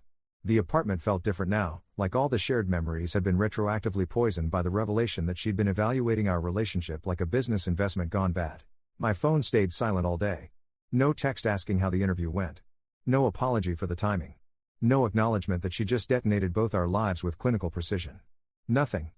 That evening, I was half-heartedly scrolling through Netflix when my phone rang. Unknown number. "Emma? This is Dr. Martinez from your interview today." My heart stopped beating for approximately 3 seconds. They'd said 24 hours, and it had been less than 10. "I hope I'm not calling too late," she continued, "but I wanted to reach out personally. We'd like to make you an offer." The next several minutes existed in a surreal bubble where numbers and benefits and start dates floated around me like abstract concepts. The salary figure she quoted made me sit down hard on my couch. $175,000 base, plus equity that could be worth substantially more if the company continued growing at its current pace. Plus signing bonus. Plus benefits that were more comprehensive than anything I'd ever had. "I have to tell you, Emma," Dr. Martinez said, "we were all impressed with your interview today. There was something different about your energy and focus that really stood out. You seemed completely present and engaged in a way that's rare. We'd like you to start as soon as you're ready." After I hung up, I sat staring at my phone for what felt like hours but was probably only minutes. Then I opened my email, screenshot the official offer letter with all the details, and highlighted the salary in bright yellow. I opened Sarah's contact and typed, "You're right, we aren't working. I need someone who believes in me." I attached the screenshot and hit send before I could second guess myself or take the high road or do any of the mature, gracious things I probably should have done. Then I turned off my phone and went to bed. I woke up to vibrations. Constant, relentless vibrations that pulled me out of deep sleep like an earthquake alarm. My phone screen was blazing like Times Square at midnight, missed calls, text messages, voicemails, notifications stacked on notifications. 147 missed calls, all from Sarah. The text messages told the story of someone's world collapsing in real time. 12:07 a.m., "Emma, call me back." 12:15 a.m., "I can't believe you didn't tell me about this interview." 12:23 a.m., "Okay, I probably deserve that. But we should talk." 12:41 a.m., "I know you're awake. Your read receipts are on." 12:58 a.m., "This changes everything. You have to know that." 1:15 a.m., "I made a mistake. I was scared about our future and I panicked." 1:33 a.m., "Emma, please. We can work through this." 1:47 a.m., "Please just call me back. We can fix this." 2:12 a.m., "I love you. I know I hurt you but I love you." 2:23 a.m., "Don't let my stupidity ruin what we have." 2:45 a.m., "I'm sorry about the timing. I know that was cruel." 3:01 a.m., "Emma, please. Don't do this to us." 3:28 a.m., "I'm coming over." 3:45 a.m., "I'm outside. Please let me in." 4:17 a.m., "Why won't you answer your door?" 4:33 a.m., "I can hear your phone buzzing. I know you're there." 4:52 a.m., "I'm not giving up on us." 5:19 a.m., "I'll wait as long as it takes." 5:33 a.m., "I understand you're angry. You have every right to be." 5:47 a.m., "But 3 years has to mean something." 6:01 a.m., "Please don't throw us away over this." The voicemails were even worse. I listened to the first few, hearing Sarah's voice transform from confused to desperate to angry to pleading as the night progressed. In the earliest ones, she sounded almost indignant, like I'd somehow played a trick on her by not mentioning this opportunity. By the middle of the night, she was crying. The last voicemail, recorded at 6:43 a.m., was barely coherent. "Emma, I know I don't deserve this, but please call me back. I made the biggest mistake of my life this morning. I thought I needed security more than I needed love. I thought I needed guarantees more than I needed you. But I was wrong about everything. The future I want isn't with someone who can provide for me, it's with you. It was always with you. Please don't let my fear and stupidity destroy everything we built together. Please." I sat on my bed, looking at my phone, feeling simultaneously empty and overwhelmed. Part of me, the part that had loved Sarah for 3 years, that had planned a future with her, that still had muscle memory of her laugh and her touch, wanted to call her back immediately. Wanted to hear her voice explaining that it had all been a terrible misunderstanding, that she'd never meant to hurt me, that we could fix this.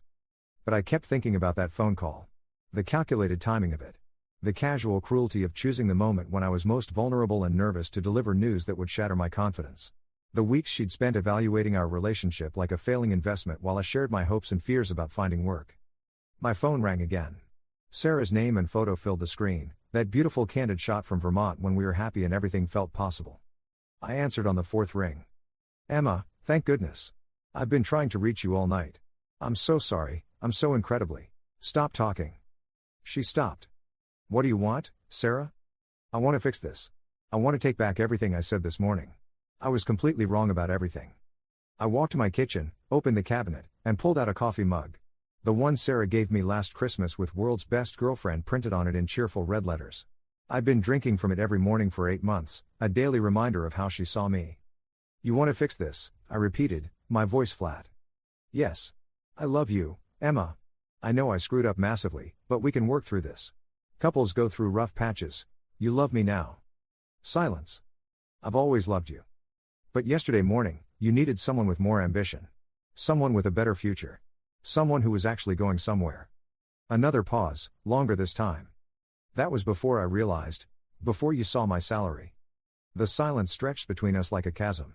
I set the girlfriend mug down on my counter and stared at it while I waited for her to find words that would somehow make this conversation less devastating than it already was. "It's not about the money," she said finally, but her voice lacked any conviction. "Isn't it? Okay, maybe partly it's about financial security. But Emma, you have to understand where I was coming from. We weren't moving forward as a couple. We weren't building toward the future we talked about. I felt like we were stuck in this holding pattern while everyone else our age was buying houses and planning families. So you decided the solution was to break up with me 10 minutes before a job interview. I didn't plan it that way. The timing just. It happened. I was walking to work, thinking about us, and I couldn't hold it in anymore. I needed to be honest about how I was feeling." "You needed to be honest," I laughed, but there was no humor in it. "Let me ask you something, Sarah. If I hadn't gotten this job offer, would you still be calling me right now?" The pause that followed told me everything I needed to know. "It's complicated," she said quietly. "No, it's not. It's actually very simple. Answer the question.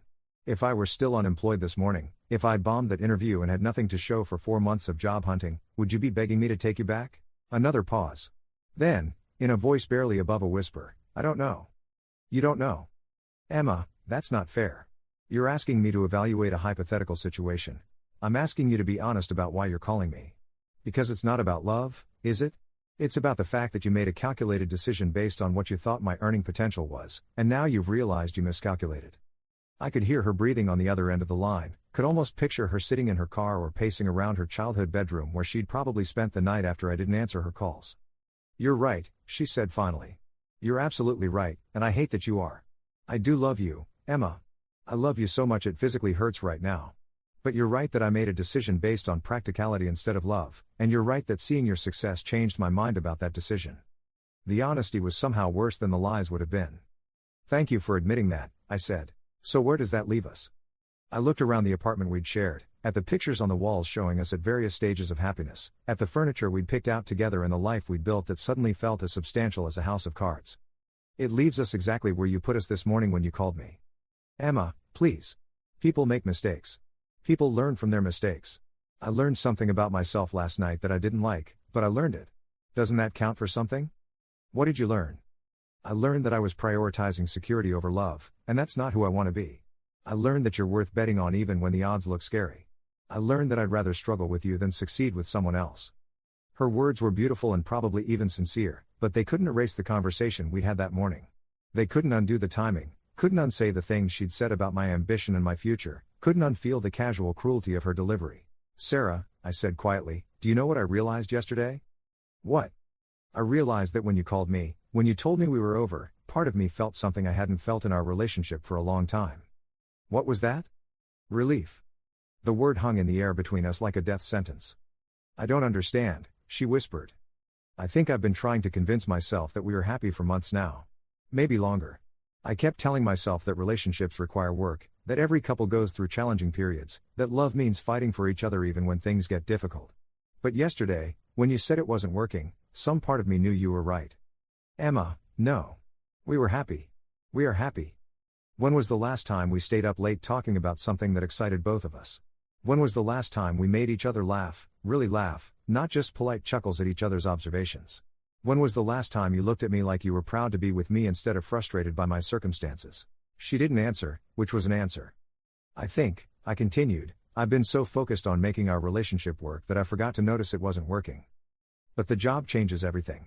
We can get married now, buy a house, start the family we always talked about. The job doesn't change who I am, Sarah. I'm the same person I was yesterday morning when you decided I wasn't worth fighting for. The same person you thought lacked ambition and didn't have a promising future. The job offer doesn't change any of that fundamental assessment. It just changes how much money I make. I heard her crying softly on the other end of the line, and despite everything, it made my chest ache. I'd loved this woman for 3 years. I'd planned to spend my life with her. Hearing her cry felt like breaking my own heart on purpose. I was wrong, she said through her tears. I was so wrong about you, Emma. You're the most ambitious person I know. You're brilliant and determined and you never give up on anything important to you. I don't know why I couldn't see that when you were struggling. I know why, I said. Because you can only see those qualities when they result in external validation that makes you feel secure. When I was unemployed, you couldn't see my worth because it didn't translate into anything that benefited your vision of our future. That's not. I mean, maybe that's partially true, but it's entirely true. And there's nothing wrong with that, Sarah. It's probably smart to evaluate partners based on practical considerations. Most people do it to some degree. But it means we want fundamentally different things from a relationship. What do you want? I want someone who believes in me even when I don't have anything to show for it. Someone who sees my potential when I'm at my lowest point instead of only when I'm succeeding. Someone who would never, ever think that the best time to break up with me is right before I need their emotional support the most. More crying. I can be that person, she said desperately. I can learn to be better. This experience taught me something important about myself, and I can change. Maybe you can. But Sarah, I don't think I can change what I learned about you yesterday. What did you learn? I learned that when things get difficult, your instinct is to abandon ship rather than help me bail water. I learned that your love for me is conditional on my ability to contribute to your life plans. I learned that you see relationships as investments that should produce measurable returns. That's not fair. It's completely fair. You told me yourself that you'd been thinking about breaking up with me for weeks because my job search was taking too long. You evaluated our relationship like a failing stock and decided to cut your losses. The only reason you want me back now is because you realized you sold too early. The silence that followed was different from the previous pauses. This one felt final. So that's it? She asked eventually. 3 years, and this is how it ends? You won't even give me a chance to prove I can be different? This isn't how it ends, Sarah. This is how it ended, yesterday morning when you made a calculated decision to prioritize your anxiety about the future over your commitment to our relationship. Everything since then has just been you realizing you made a mistake and trying to undo it. But people should be allowed to fix their mistakes. Some mistakes can't be fixed. Some mistakes reveal something fundamental about who someone is and what they're capable of. Yesterday morning, you showed me that when I need you most, you'll evaluate whether supporting me serves your interests. That's not something you can take back or promise to do differently next time. I could hear her breath catching, could tell she was crying harder now. I love you, she whispered. I love you so much, Emma. Doesn't that count for anything? It counts for a lot. It's why this conversation is breaking my heart instead of just making me angry. But love isn't enough if it's the kind of love that disappears when circumstances get challenging. So what happens now? Now you move out this weekend like you planned. We figure out the lease situation. We divide up our stuff. We try to move on with our lives. Could we maybe be friends? Eventually? I considered this. I don't know. Maybe someday. But not now. Right now, I need space to figure out who I am when I'm not trying to make us work. I'm sorry, she said, and I could tell she meant it. I'm so sorry about the timing, about the way I handled everything. I'm sorry I hurt you. I know you are. And I'm sorry too. For what? For not seeing that we weren't right for each other before we got engaged.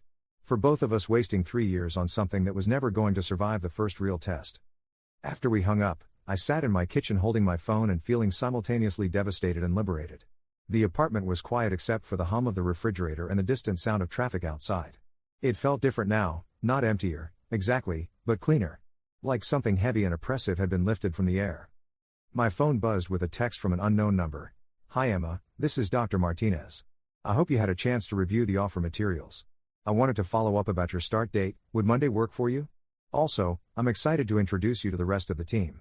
I think you're going to love working here." I smiled, actually smiled, for the first time since Sarah's phone call yesterday morning. "Good morning, Dr. Martinez. Monday sounds perfect. Thank you for this opportunity and for believing in me. I'm excited to get started."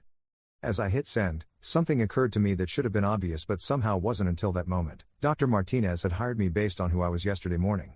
Before Sarah's phone calls, before I knew how the interview had gone, before anyone knew whether I was worth betting on from a financial perspective. She'd seen something in me that Sarah had missed entirely. Determination. Resilience. The ability to perform under pressure. The capacity to turn pain into focus and deliver results when everything else was falling apart.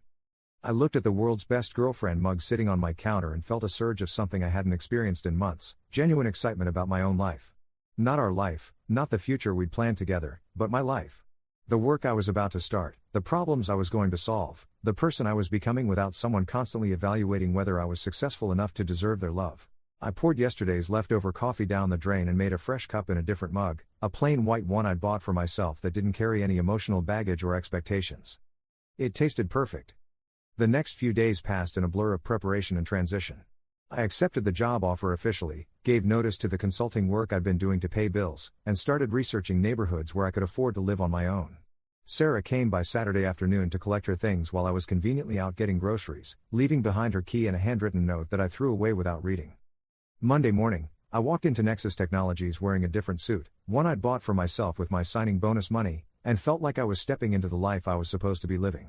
Dr. Martinez introduced me to the team, showed me to my office with its view of the city skyline, and handed me my first project, developing machine learning algorithms that could predict user behavior with unprecedented accuracy.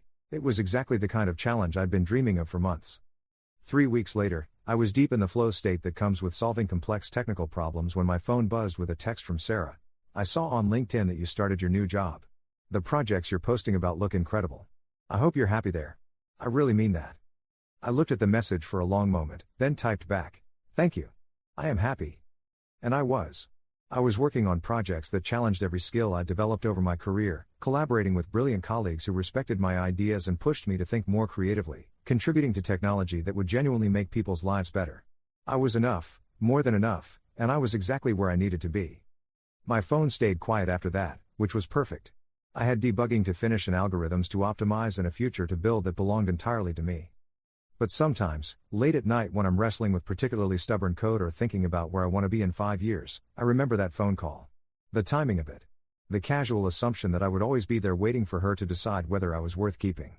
The way she measured my worth in spreadsheet terms instead of human ones. And then I remember walking into that interview with nothing left to lose, with all my hopes and fears distilled into pure determination. I remember Dr. Martinez's smile when I solved her most challenging technical problem. I remember the moment I realized that being enough had absolutely nothing to do with anyone else's opinion of me. Sarah was right about one thing: we weren't working. But not because I lacked ambition or a promising future. We weren't working because she needed someone to complete her picture of success, and I needed someone to cheer me on while I built my own definition of what success means. The difference between those two things turns out to be everything. My phone has been quiet for weeks now, which is exactly how I prefer it. No missed calls in the middle of the night. No desperate texts that start confident and dissolve into tears. No voicemails that begin with accusations and end with promises to change. Just me, my work, and a future that I'm building one line of code at a time.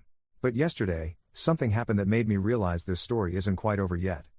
I was leaving the office around 7, not because I had to, but because I'd gotten so absorbed in a machine learning problem that I'd lost track of time entirely. It's the kind of work that makes hours disappear, the kind of challenge that makes you forget to eat lunch because your brain is too busy connecting patterns and optimizing algorithms. I love it. The parking garage was mostly empty, just a few cars belonging to other engineers who'd also lost themselves in their projects. I was walking toward my car, thinking about the breakthrough I'd had with neural network architecture, when I heard footsteps behind me. "Emma?" I turned around, and there was Sarah. Not the Sarah from 3 weeks ago who'd been calling and texting frantically, but a different version. Calmer. More composed. She looked good, her hair was different, shorter, and she was wearing a dress I didn't recognize. For a moment, seeing her felt like running into someone from a dream. "Hi," I said, because what else do you say to someone who used to be your entire future and is now essentially a stranger? "I was hoping I'd run into you," she said, which was obviously a lie since my office building is downtown and she works 15 miles away in the suburbs. "I wanted to talk." "Sarah, I don't think. Please. Just 5 minutes. I promise I'm not here to beg you to take me back or make some grand romantic gesture.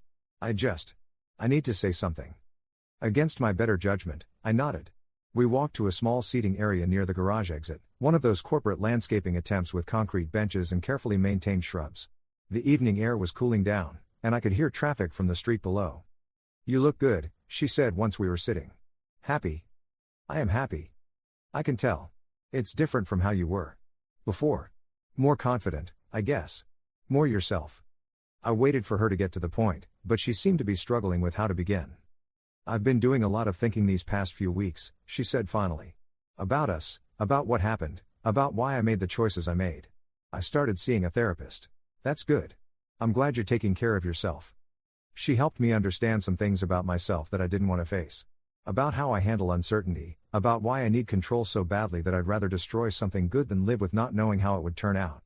This was not the conversation I'd expected to have in a parking garage on a Tuesday evening. "Sarah, I know you don't want to hear this, but I need to say it anyway. What I did to you was unforgivable. Not just the breakup, but the timing of it. The cruelty of choosing the moment when you needed support most to withdraw mine. I told myself I was being practical, but really I was being a coward." She paused, took a shaky breath, and continued. "I was scared that if I stayed with you through the unemployment, if I supported you through the uncertainty, I might end up trapped in a life that didn't meet my expectations. So I left before I had to find out. I chose my anxiety about the future over my commitment to you, and that makes me someone I don't want to be." I studied her face in the dim lighting from the parking garage. She looked older somehow, like the past few weeks had aged her in ways that had nothing to do with time. "Why are you telling me this?" I asked. "Because you deserve an apology that acknowledges the full scope of what I did. Because I needed you to know that I understand how badly I hurt you, and that it wasn't about anything you did or didn't do.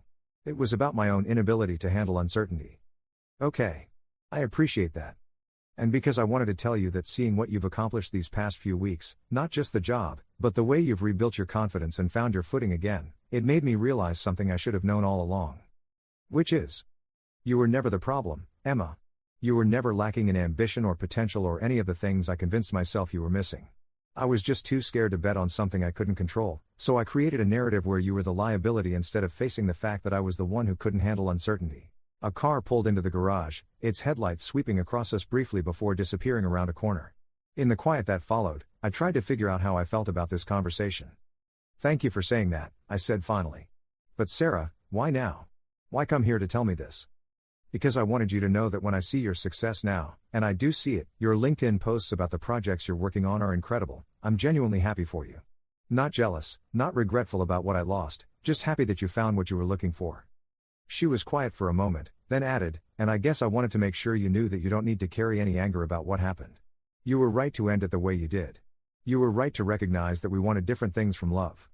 "I'm not carrying anger," I said, and realized it was true. I was angry for a while, but mostly I'm just grateful. "Grateful?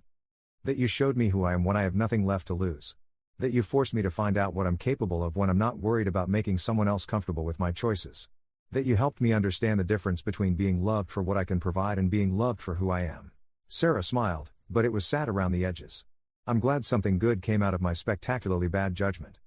"A lot of good came out of it, actually." We sat in comfortable silence for a few minutes, watching people come and go from the office building. It felt strange to be sitting next to someone who'd been such a central part of my life just weeks ago and now felt like a pleasant acquaintance. "Are you seeing anyone?" she asked eventually. "No. I'm focusing on work right now, on figuring out who I am when I'm not part of a couple. It's been nice, actually. Liberating." "Good for you. You always were better at being alone than I was." "Maybe. Or maybe I just learned that being alone is better than being with someone who makes you feel like you need to prove your worth constantly." She flinched slightly, but nodded. "That's fair. What about you? Are you dating?" "I went on a few dates, but nothing serious. Turns out I have some work to do on myself before I'm ready to be in a relationship with anyone." My therapist says I use relationships to manage my anxiety about the future instead of actually enjoying the person I'm with. That sounds like a useful insight. Expensive insight. But yeah, useful. Another pause. Then Sarah stood up, smoothing her dress and picking up her purse. I should let you go. I know you probably have dinner plans or code to write or a life to live that doesn't involve rehashing ancient history with your ex-fiancé. Actually, I said, I was just going to go home and work on a neural network problem that's been driving me crazy all week. So this was a nice break from that. She laughed, and for a moment it was the same laugh I'd fallen in love with 3 years ago. Some things never change. You always did get obsessed with the puzzle until you solved it. Some things never change, I agreed. But some things do. Yeah. Some things do.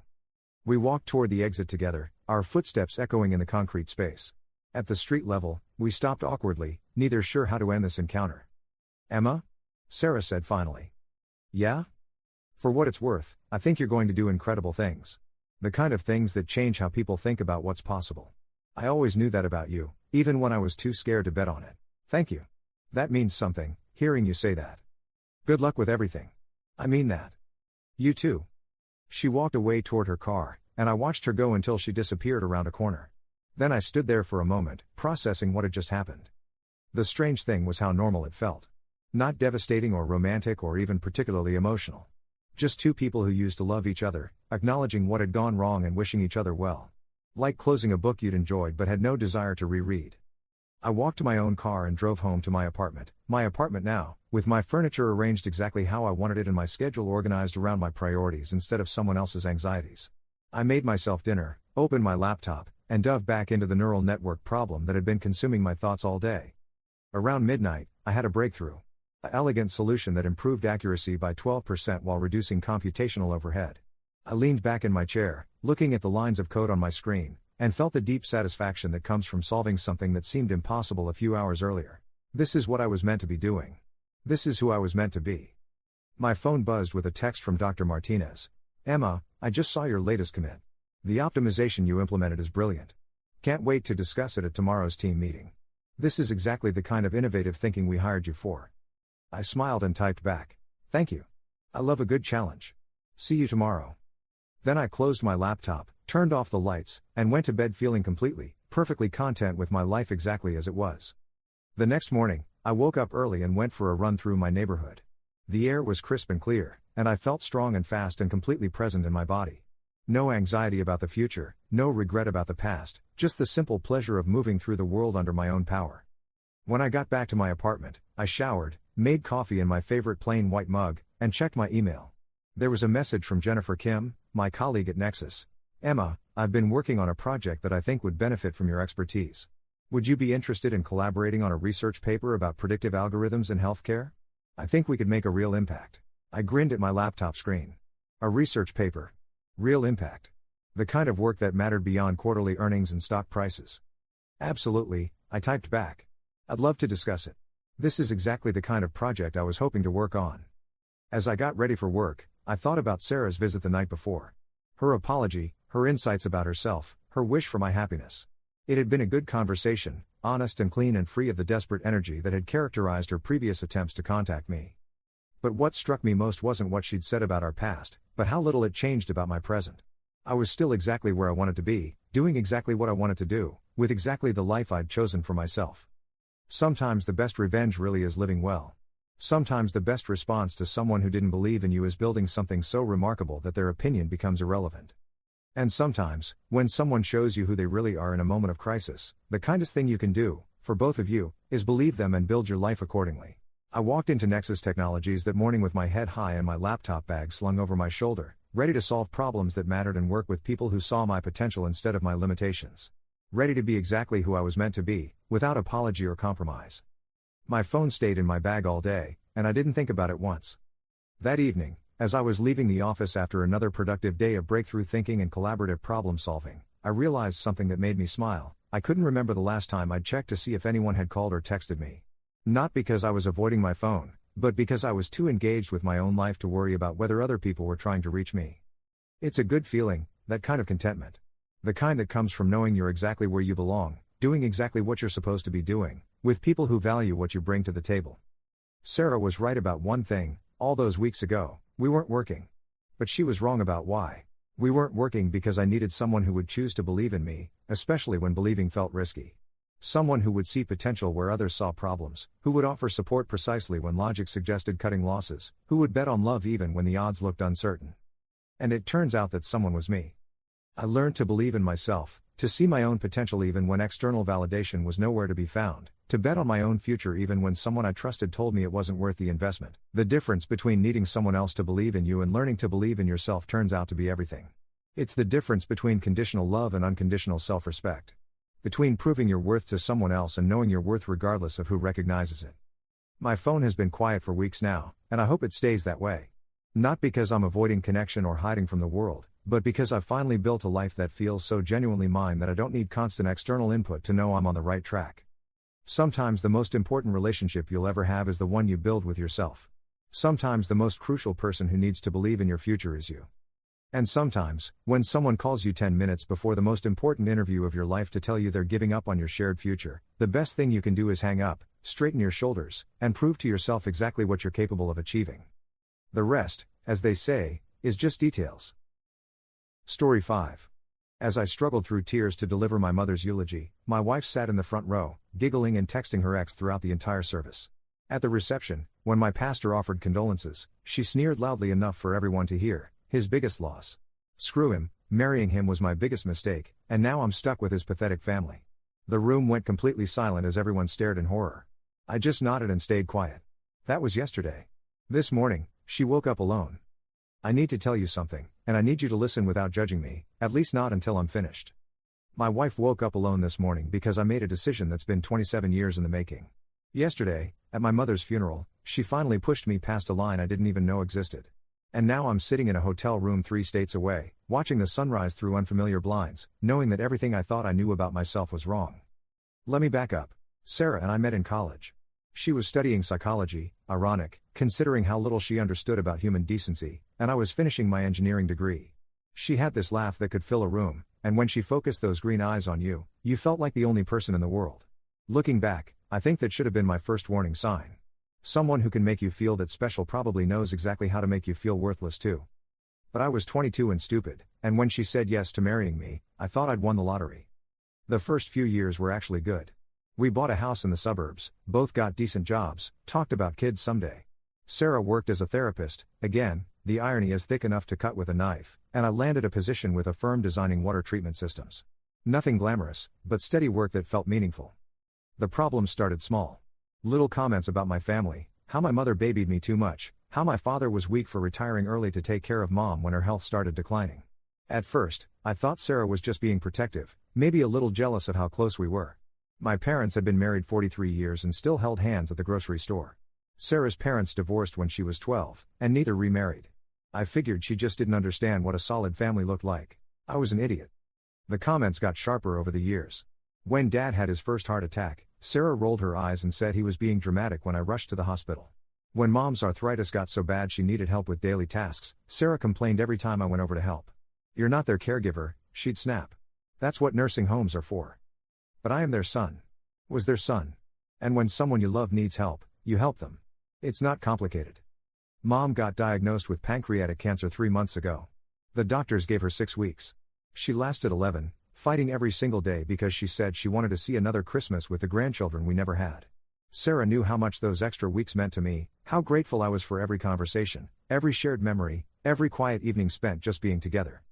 Sarah spent those 11 weeks making increasingly cruel comments about wasting time and accepting reality. When Mom finally passed last Tuesday, Sarah's first words to me weren't "I'm sorry" or "Are you okay?" They were, "Well, at least now we can get back to our normal lives." Normal lives.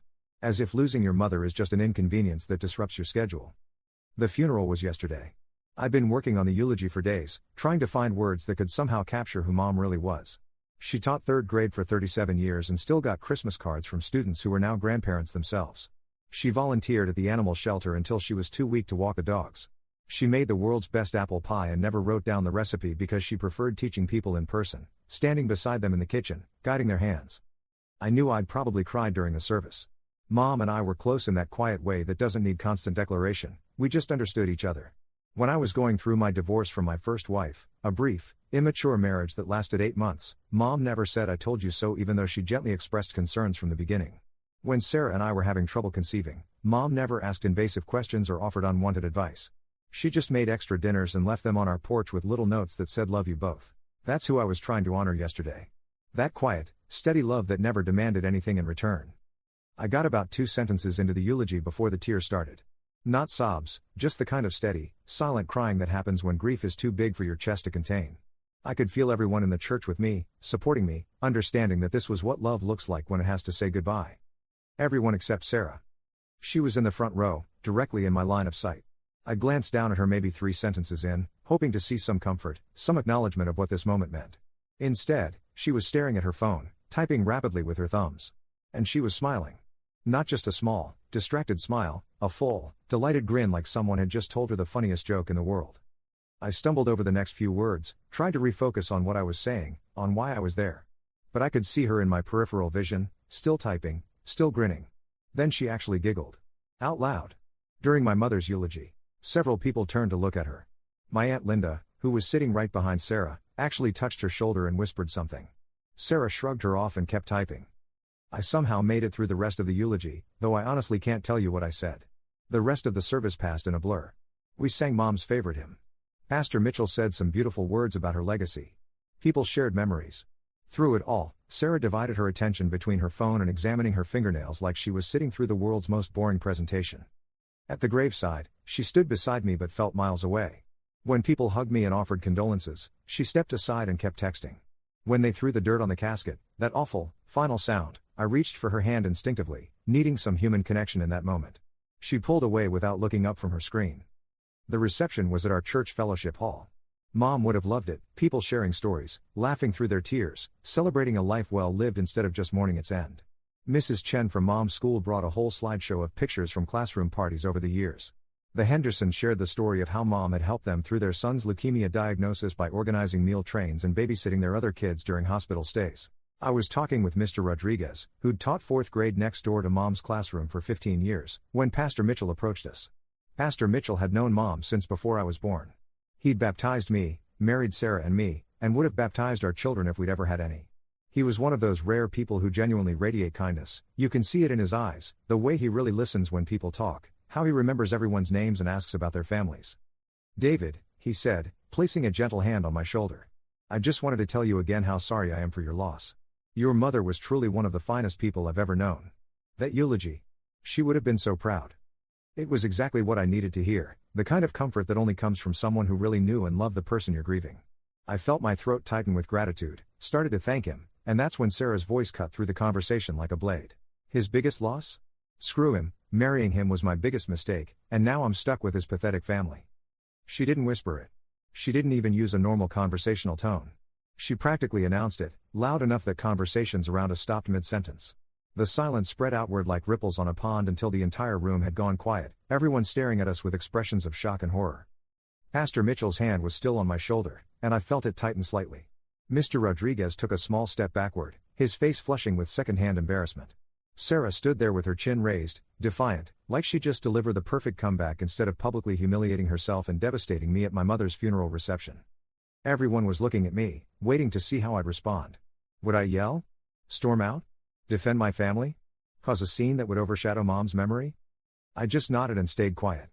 What else was I supposed to do? Make it worse? Turn my mother's celebration of life into a public marital disaster? Let Sarah drag everyone else into whatever had been building inside her for months or years? "I'm sorry," I said quietly to Pastor Mitchell and Mr. Rodriguez. "Please excuse us." I took Sarah by the elbow, not roughly, just firmly, and guided her toward the door. She came willingly enough, probably thinking she'd won some kind of victory. Behind us, conversation slowly resumed, but I could feel the weight of everyone's eyes, their questions, their pity. The car ride home was silent. Sarah stared out her window, occasionally checking her phone. I drove the speed limit, stopped at every red light, used my turn signals. Normal things that felt surreal after what had just happened. When we got home, she went straight upstairs without a word. I stood in our living room, our shared space filled with shared furniture and shared memories, and realized I had no idea who the woman sleeping in my bed actually was. "I need you to understand something. I'm not an impulsive person. I'm an engineer. I analyze problems, consider variables, make calculated decisions. I don't run away from things, and I don't make major life changes without thinking them through from every angle. But standing there in our living room, still wearing my funeral suit, I kept hearing Sarah's words echoing in my head. Not just what she'd said, but how she'd said it. The satisfaction in her voice, like she'd been waiting for the perfect moment to twist the knife. His biggest loss? As if losing my mother, the woman who raised me, who loved me unconditionally, who fought cancer for 11 weeks just to spend more time with the people she cared about, was somehow less significant than Sarah's imaginary suffering. Marrying him was my biggest mistake. 27 years. 27 years of shared holidays, shared dreams, shared struggles. 27 years of me thinking we were building something together while she was apparently keeping a running tally of regrets. And now I'm stuck with his pathetic family. My family. The people who had welcomed her, included her, treated her like a daughter. My dad, who still asked about her job and remembered her birthday. My cousins who invited her to girls' weekends. My Aunt Linda who had sent her homemade soup when she had the flu last winter. Pathetic. I went upstairs and packed a bag. Sarah was in the shower, I could hear the water running, so I moved quietly, taking only what I needed immediately. Some clothes, my laptop, important documents. Things that would get me through a few days while I figured out the next step. I left a note on the kitchen counter. Just the basics, I needed some time to think, I'd be in touch soon about next steps, she should call her sister if she needed anything. Nothing dramatic or accusatory. Just facts. Then I got in my car and drove. I ended up at a hotel about 4 hours away, in a town I'd never visited before. It's not a particularly nice place, generic continental breakfast, thin towels, the sound of highway traffic through single-pane windows. But it's clean and quiet and nobody here knows my name or why I'm here. I've been awake since about 4 this morning, sitting in the chair by the window, thinking. Not planning, exactly, just trying to process what happened and what it means. The thing is, I don't think Sarah's behavior yesterday was a sudden breakdown or a momentary lapse in judgment. Looking back, I can see the pattern. The little cruelties, the casual dismissals, the way she seemed to take pleasure in pointing out other people's weaknesses. I just told myself it was stress, or that she didn't really mean it, or that everyone says things they don't mean sometimes. But you don't accidentally spend your husband's mother's funeral texting and giggling. You don't accidentally announce to a room full of grieving people that your marriage was a mistake. Those aren't momentary lapses, they're choices. Calculated, deliberate choices. And the texting. I know it was her ex, Marcus, because she wasn't exactly subtle about it.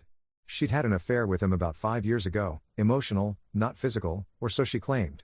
They'd reconnected on social media, started messaging, meeting for coffee as friends. I found out when she left her laptop open one day and I saw their conversation thread.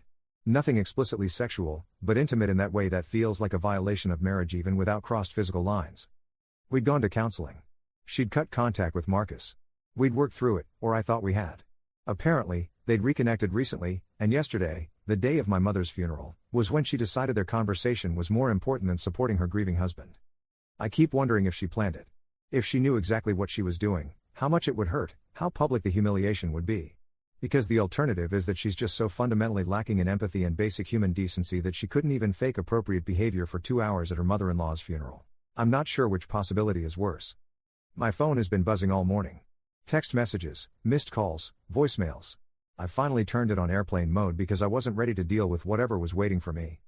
But around 10 o'clock, I turned it back on and scrolled through the notifications. Most were from family members and friends, checking to see if I was okay after yesterday's incident. A few were from Sarah, ranging from confused, "Where did you go?" to annoyed, "This is ridiculous, David." Come home, to angry, "Fine. Have your little tantrum." None of them were apologies. There was one voicemail from Pastor Mitchell. He didn't mention Sarah's outburst directly, just said he was thinking of me and wanted me to know I was in his prayers. That I didn't have to carry everything alone. That sometimes the people closest to us are the ones who can hurt us most deeply, and it's okay to acknowledge that pain instead of pretending everything is fine. Somehow, his gentle words broke something loose in my chest, and I cried for the first time since Mom died. Not the controlled, public tears from the funeral, but the kind of ugly, exhausting sobs that leave you feeling empty and clean afterward. When I was finished, I called my dad. "David? Son, are you all right? Linda told me what happened yesterday, and I've been worried sick." His voice was rough with concern and probably lack of sleep. Dad's 73, and yesterday was already hard enough for him without Sarah's performance adding another layer of stress. "I'm okay, Dad. I mean, I'm not okay, but I'm safe. I just needed some space to think." "Where are you?" "A hotel. I don't want to say where right now, if that's all right. I just need a couple days to figure things out." There was a pause, and I could practically hear him choosing his words carefully. Dad's never been one to interfere in other people's business, even his son's, but I knew what he was thinking. David, what happened yesterday? That wasn't right. Your mother would be heartbroken to know someone treated you that way, especially at her service. I know. You don't owe anyone an explanation for taking care of yourself. Not me, not your aunts and uncles, and certainly not Sarah. Coming from Dad, who's spent his whole life putting other people's needs first, those words carried extra weight. If he was telling me to prioritize myself, the situation was even worse than I'd thought. Dad, can I ask you something? Of course. Did you ever like Sarah? I mean really like her, not just tolerate her because she was my wife? Another pause, longer this time. Son, I tried to like her. For your sake, I wanted to like her. And there were times, especially early on, when I thought maybe I'd been wrong about my first impressions. But your mother and I both noticed.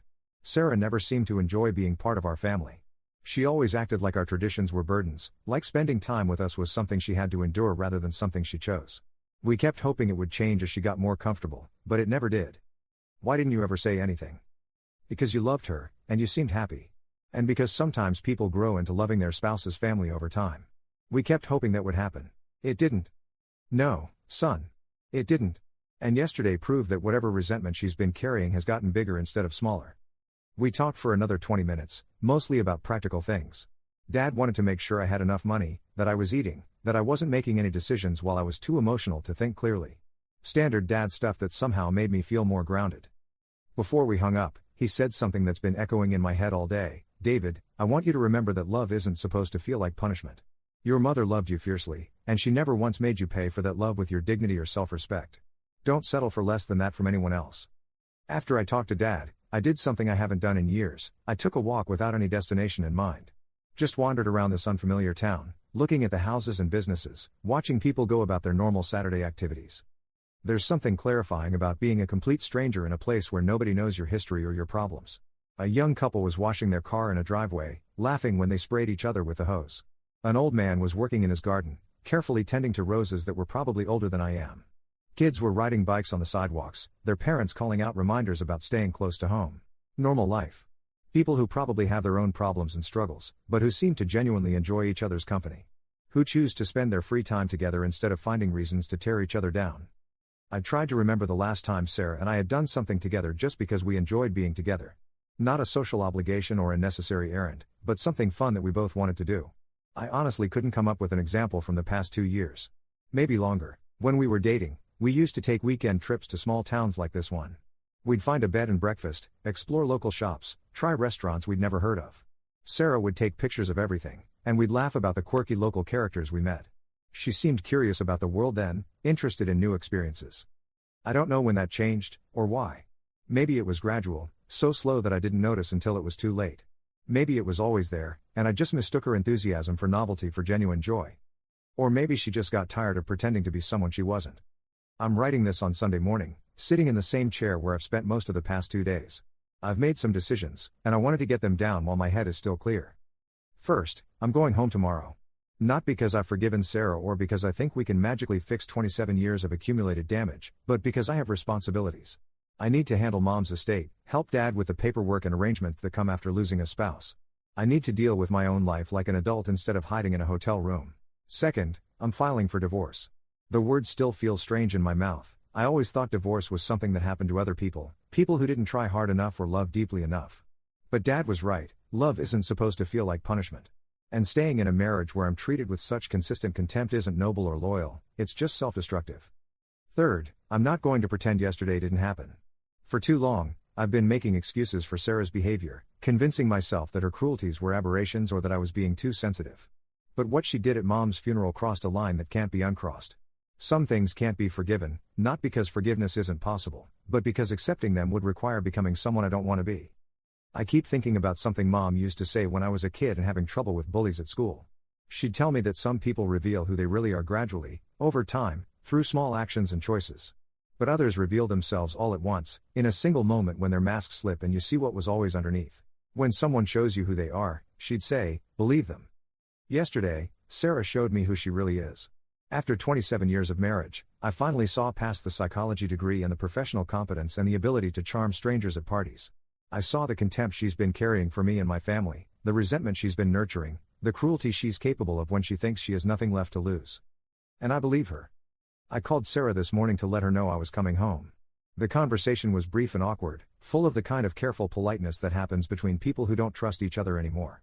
"I was wondering when you'd stop this dramatic nonsense," she said. "It's not dramatic nonsense, Sarah. We need to talk." "About what? You disappeared without any explanation, worried everyone unnecessarily, and now you want to have some big conversation?" "About what you said at the reception. About what it means for our marriage." A pause. Then, in a tone that was almost bored, "What I said. David, you're being ridiculous. I was upset about your mother, and I said some things I didn't mean. People grieve differently." The casual dismissal was somehow more infuriating than if she'd screamed at me. Like my pain didn't even register as real to her. "That's not what grief looks like, Sarah. Don't tell me what grief looks like. Just because I don't fall apart in public doesn't mean I wasn't sad about your mother. You were texting during the eulogy." "I was. That was work. An emergency with one of my clients. Even her lies were lazy. But I didn't push it. There would be time for truth later, when I was ready for the conversation we really needed to have. I'll be home around noon tomorrow." "Fine. We can talk then if you really think it's necessary." She hung up without saying goodbye. "I'm packing my bag now, getting ready to check out and drive home. In a few hours, I'll be sitting in the living room where I made the decision to leave, having the conversation that will probably end my marriage. Part of me is scared. 27 years is a long time to share a life with someone, even if that life became more about habit than happiness. There will be practical complications, dividing assets, explaining to friends and family, figuring out where to live. There will be emotional complications too, the strange grief that comes with choosing to lose someone who's been part of your daily reality for more than half your adult life.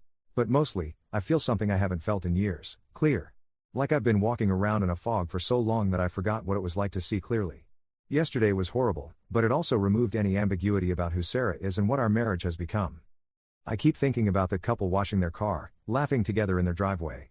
About my parents, who after 43 years of marriage still reached for each other's hands automatically.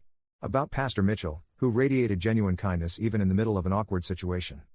There are people in the world who choose love over cruelty, who build each other up instead of tearing each other down, who understand that marriage is supposed to be a partnership rather than a competition.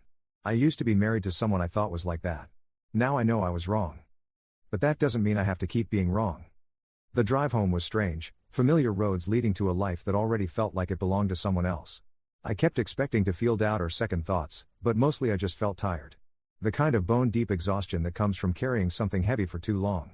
Sarah was waiting in the living room when I walked in, sitting on the couch with her arms crossed like she was preparing for a business meeting. She looked perfectly put together, as always, hair done, makeup subtle but present, clothes that probably cost more than my car payment. "So," she said before I'd even set down my bag. "Are you ready to discuss this rationally, or do you need more time to process your feelings?" The psychology speak felt like a slap. After everything that had happened, she was still trying to manage me like I was one of her clients having an inconvenient breakdown. I sat down in the chair across from her, not on the couch beside her. The distance felt important. "I want a divorce, Sarah." She blinked, and for just a moment, her composed mask slipped. "What? David, that's... You can't be serious." "I'm completely serious." "Because of what I said at the reception? That's ridiculous. I already told you, I was upset and I said things I didn't mean." "Did you mean it when you said marrying me was your biggest mistake?" A pause. "I was angry." "That's not what I asked." "David, marriages go through rough patches. That doesn't mean you just give up." "This isn't a rough patch, Sarah. This is who you are." Her eyes narrowed. "Who I am. And who is that, exactly?" "Someone who finds other people's pain amusing. Someone who can't show basic respect for my family, even at my mother's funeral. Someone who's been texting her ex-boyfriend and doesn't think there's anything wrong with that. Marcus is not. Don't lie to me. Not now." She stood up, started pacing. For the first time in years, I could see her losing control, and it was both satisfying and sad. "Fine. Yes, Marcus and I have been talking. But it's not what you think. We're friends, David. Just friends. Friends don't giggle at their phones during funerals. You're being paranoid. I'm being observant. There's a difference." She turned to face me, and I saw something in her expression I'd never seen before, genuine fear. Not of me, but of losing control of the situation. "David, listen to me. We can work this out. We've been together for 27 years. That has to count for something." "It does count for something. It counts for 27 years of me making excuses for behavior that I should never have tolerated." "What behavior?" "I've been a good wife to you." The words hung in the air between us, so completely divorced from reality that I almost laughed. "Sarah, yesterday you told a room full of people at my mother's funeral that marrying me was your biggest mistake. In what world is that being a good wife? I was grieving too, David. Your mother was important to me. No, she wasn't. You complained about every minute you had to spend with her. You rolled your eyes when I helped her with doctor's appointments. You've been counting down the days until she died so you wouldn't have to pretend to care anymore. That's not true. Isn't it? When was the last time you visited her without being asked? When was the last time you called her just to check in? When was the last time you did anything that showed you cared about her as a person instead of just tolerating her as an obligation? Sarah's mouth opened and closed, but no words came out. Because we both knew the answer was never. I want you to move out, I said. I'll give you 2 weeks to find somewhere else to live, and then we can start the legal process. You can't kick me out of my own house. It's not your house, Sarah. It's our house, and one of us needs to leave. I'm giving you the choice to leave voluntarily and with dignity, or I can start the divorce proceedings immediately and let a judge decide who goes where. She stared at me for a long moment, and I could see her calculating, trying to figure out if I was bluffing. But something in my expression must have convinced her that I wasn't. This is insane, David. You're throwing away our entire marriage because of one bad day. No, Sarah. I'm ending our marriage because of 27 years of bad days that I was too afraid or too loyal to acknowledge. She left that afternoon, taking 2 suitcases and promising to be back for the rest of her things. I helped her load her car, and we were almost civil about it. Like we were helping a friend move rather than ending a marriage. After she drove away, I sat in our empty house, my empty house, and felt something I hadn't experienced in years. Peace. It's been 3 weeks now since Sarah moved out. She's staying with her sister across town, and we've had a few more conversations about logistics and legal details. She stopped trying to convince me to change my mind, which I think means she's finally accepted that this is really happening. The divorce papers are filed. The house is quiet. I'm learning how to cook for one person and how to sleep in the middle of the bed. Dad and I have been spending more time together, going through Mom's things and sharing memories. He told me yesterday that he was proud of me for choosing myself over a marriage that was making me miserable. Coming from Dad, who stayed married to the same woman for 4 decades, that meant everything. I've been thinking a lot about what comes next. I'm 49 years old, starting over in ways I never expected. It's scary, but it's also kind of exciting. For the first time in years, my future feels like something I get to choose rather than something that's just happening to me. Marcus can have Sarah. Maybe they'll be happy together, or maybe she'll treat him the same way she treated me once the novelty wears off. Either way, it's not my problem anymore. I keep Mom's last voicemail saved on my phone. She left it 2 days before she died, just to tell me she loved me and that she was grateful for everything I'd done to help her and Dad through her illness. Her voice was weak, but you could hear the smile in it when she said, "I'm so proud of the man you became, sweetheart. Don't ever let anyone convince you that you're not worthy of the very best kind of love." She was right. I am worthy of that kind of love. And someday, when I'm ready, I'll find someone who understands that marriage is supposed to be about building each other up, not tearing each other down. Someone who would never dream of texting during a eulogy or announcing to a room full of people that loving me was a mistake. Someone who shows me who they are through kindness instead of cruelty.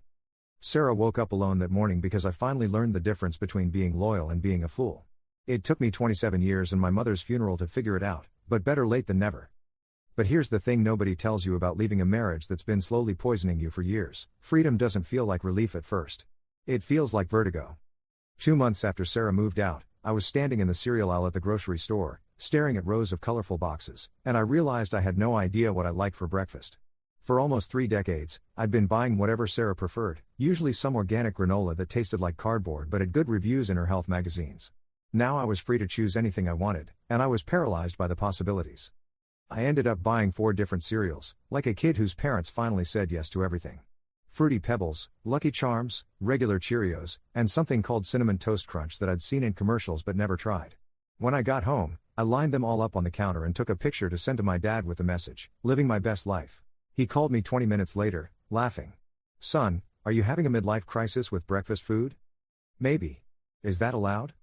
At your age, after what you've been through? I'd say you're entitled to eat nothing but candy for a year if that's what makes you happy." That's when it hit me. I couldn't remember the last time someone had told me I was entitled to happiness. Not that I deserved it if I worked hard enough or sacrificed enough, but that I was simply entitled to it by virtue of being human. Sarah had a way of making everything conditional. Love was conditional on behavior. Respect was conditional on meeting her standards. Even basic kindness was something I had to earn daily, and the requirements kept changing without notice. The cereal thing became a metaphor for everything else I was rediscovering about myself. I liked action movies, not just the art house films Sarah always insisted we watch. I preferred classic rock to the NPR programming that had become our soundtrack. I actually enjoyed cooking when I wasn't being criticized for doing it wrong every step of the way. But the strangest part was the silence. After 27 years of constant low-level tension, never knowing when a comment would trigger an argument or when a normal conversation would turn into a lecture about my shortcomings, the quiet in my house felt almost supernatural. I could think complete thoughts without interruption. I could watch TV without providing commentary on why my choices were stupid. I could eat dinner without being informed about everything I was doing to damage my health. It was intoxicating and terrifying in equal measure. The legal stuff moved faster than I expected. Sarah didn't fight the divorce, which surprised me until I realized she probably saw it as her opportunity to finally be with Marcus without the inconvenience of an affair. She was entitled to half of everything, which was fair enough, but she approached the division of assets like she was conducting an audit of a failing business. She wanted the good china we'd received as wedding gifts but never used. The expensive artwork we'd bought for the living room but that I'd never particularly liked. The vacation photos from trips where she'd spent most of the time complaining about the accommodations or the weather. Take it all, I told my lawyer. I don't want anything that reminds me of who I was when I was married to her. That might sound vindictive, but it wasn't meant to be. I genuinely wanted to start fresh, to build a life filled with things I'd chosen for myself. The only items I fought for were Mom's recipe box, which Sarah didn't want anyway, and a wooden rocking chair that had belonged to my grandmother. Everything else felt like artifacts from someone else's life. The weirdest part was how quickly Sarah adapted to our new dynamic. During our few remaining interactions, she was almost pleasant. Not warm or affectionate, but civil in a way she hadn't been in years. Like divorce had relieved her of the burden of pretending to care about my feelings. One afternoon in late November, she came by to collect the last of her belongings. I helped her load boxes into her car, and as she was about to leave, she turned to me with something that might have been regret in her eyes. "David, I want you to know. I didn't mean for it to happen the way it did. At the funeral. That wasn't how I wanted things to end. It was as close to an apology as I was going to get, and I almost felt sorry for her. Almost." "How did you want things to end, Sarah?" She looked away. "I don't know. Just differently." "Would you have left me eventually? If I hadn't left you?" A long pause. "Probably. But I thought you'd fight harder to keep me." The honesty was startling. After months of legal proceedings and careful conversations, she was finally admitting what we both knew. She'd been testing me, pushing boundaries, waiting to see how much cruelty I'd accept before I'd finally push back. "I fought for 27 years, I said. I just didn't realize I was fighting alone." She nodded and got in her car without another word. I watched her drive away and felt something click into place inside my chest. Not closure, exactly, but clarity. The woman I'd married, or thought I'd married, had been gone for years. I'd just been too loyal or too stubborn to admit it. The holidays were the hardest part. Thanksgiving without Mom, Christmas without Sarah, New Year's Eve spent alone for the first time since college. Dad and I spent Thanksgiving together, just the two of us, eating turkey sandwiches and watching football. It should have been depressing, but it wasn't. We talked about Mom, shared stories I'd forgotten, laughed until our sides hurt at memories of her terrible cooking experiments. "She once tried to make Thanksgiving dinner from scratch when you were about 10, Dad said, wiping his eyes. Everything went wrong. The turkey was raw in the middle, the stuffing was somehow both burnt and soggy, and she'd forgotten to turn on the oven for the sweet potatoes. We ended up eating cereal and leftover Halloween candy. I remember that. She cried because she thought she'd ruined the holiday. And you told her it was the best Thanksgiving ever because we got to eat candy for dinner. She kept that story in her heart for 30 years. That's what I'd been missing in my marriage, those moments of shared joy, the ability to find humor in disasters, the sense that we were on the same team even when everything went wrong. Sarah would have used a ruined Thanksgiving as evidence of incompetence, not as a funny memory to treasure. Christmas was harder. I'd always been the one who decorated the house, bought the presents, organized the festivities. This year, I bought a small tree and decorated it with ornaments that had meaning to me, not the coordinated collection Sarah had insisted on, but mismatched treasures from childhood, handmade gifts from students, funny ornaments Dad and I had picked up on various trips over the years. It looked ridiculous and perfect. People started asking about dating around month 3. Well-meaning friends and family members who thought I needed to get back out there before I got too comfortable being alone. The suggestions were always the same: online dating apps, church singles groups, introductions to their divorced coworkers or widowed neighbors. "You're a good man, David," my Aunt Linda said during one of these conversations. "Don't let what Sarah did make you give up on love." But I wasn't ready for that yet. I was still learning how to be alone without being lonely, how to make decisions based on what I wanted rather than what would avoid conflict. Dating felt like jumping into deep water when I was just learning to float. Instead, I started doing things I'd always wanted to try but never had time for during my marriage. I joined a hiking group that met every Saturday morning. I signed up for a cooking class at the community college. I bought a guitar, something I'd talked about for years but never followed through on because Sarah always pointed out how loud it would be and how I'd probably lose interest anyway. She was wrong about the losing interest part. I was terrible at first, my fingers clumsy on the strings, my timing completely off. But there was something deeply satisfying about creating music, even bad music, with my own hands. The instructor, a patient woman in her 60s named Rose, never made me feel foolish for starting so late in life. Music doesn't have an expiration date, she said when I apologized for being the oldest student in the class. Some of my best students didn't start until retirement. They have the luxury of playing for pure joy instead of trying to impress anyone. Playing for pure joy. What a concept. In February, almost a year after Mom died, I decided to take a trip. Not a big, elaborate vacation, just a long weekend somewhere I'd never been. I chose Asheville, North Carolina, partly because I'd heard good things about the mountains there, and partly because it was far enough away to feel like an adventure but close enough that I couldn't overthink it. I'd forgotten how much I enjoyed traveling alone. No negotiations about restaurants or activities, no complaints about the hotel room or the weather. I could wake up early and hike, or sleep late and read.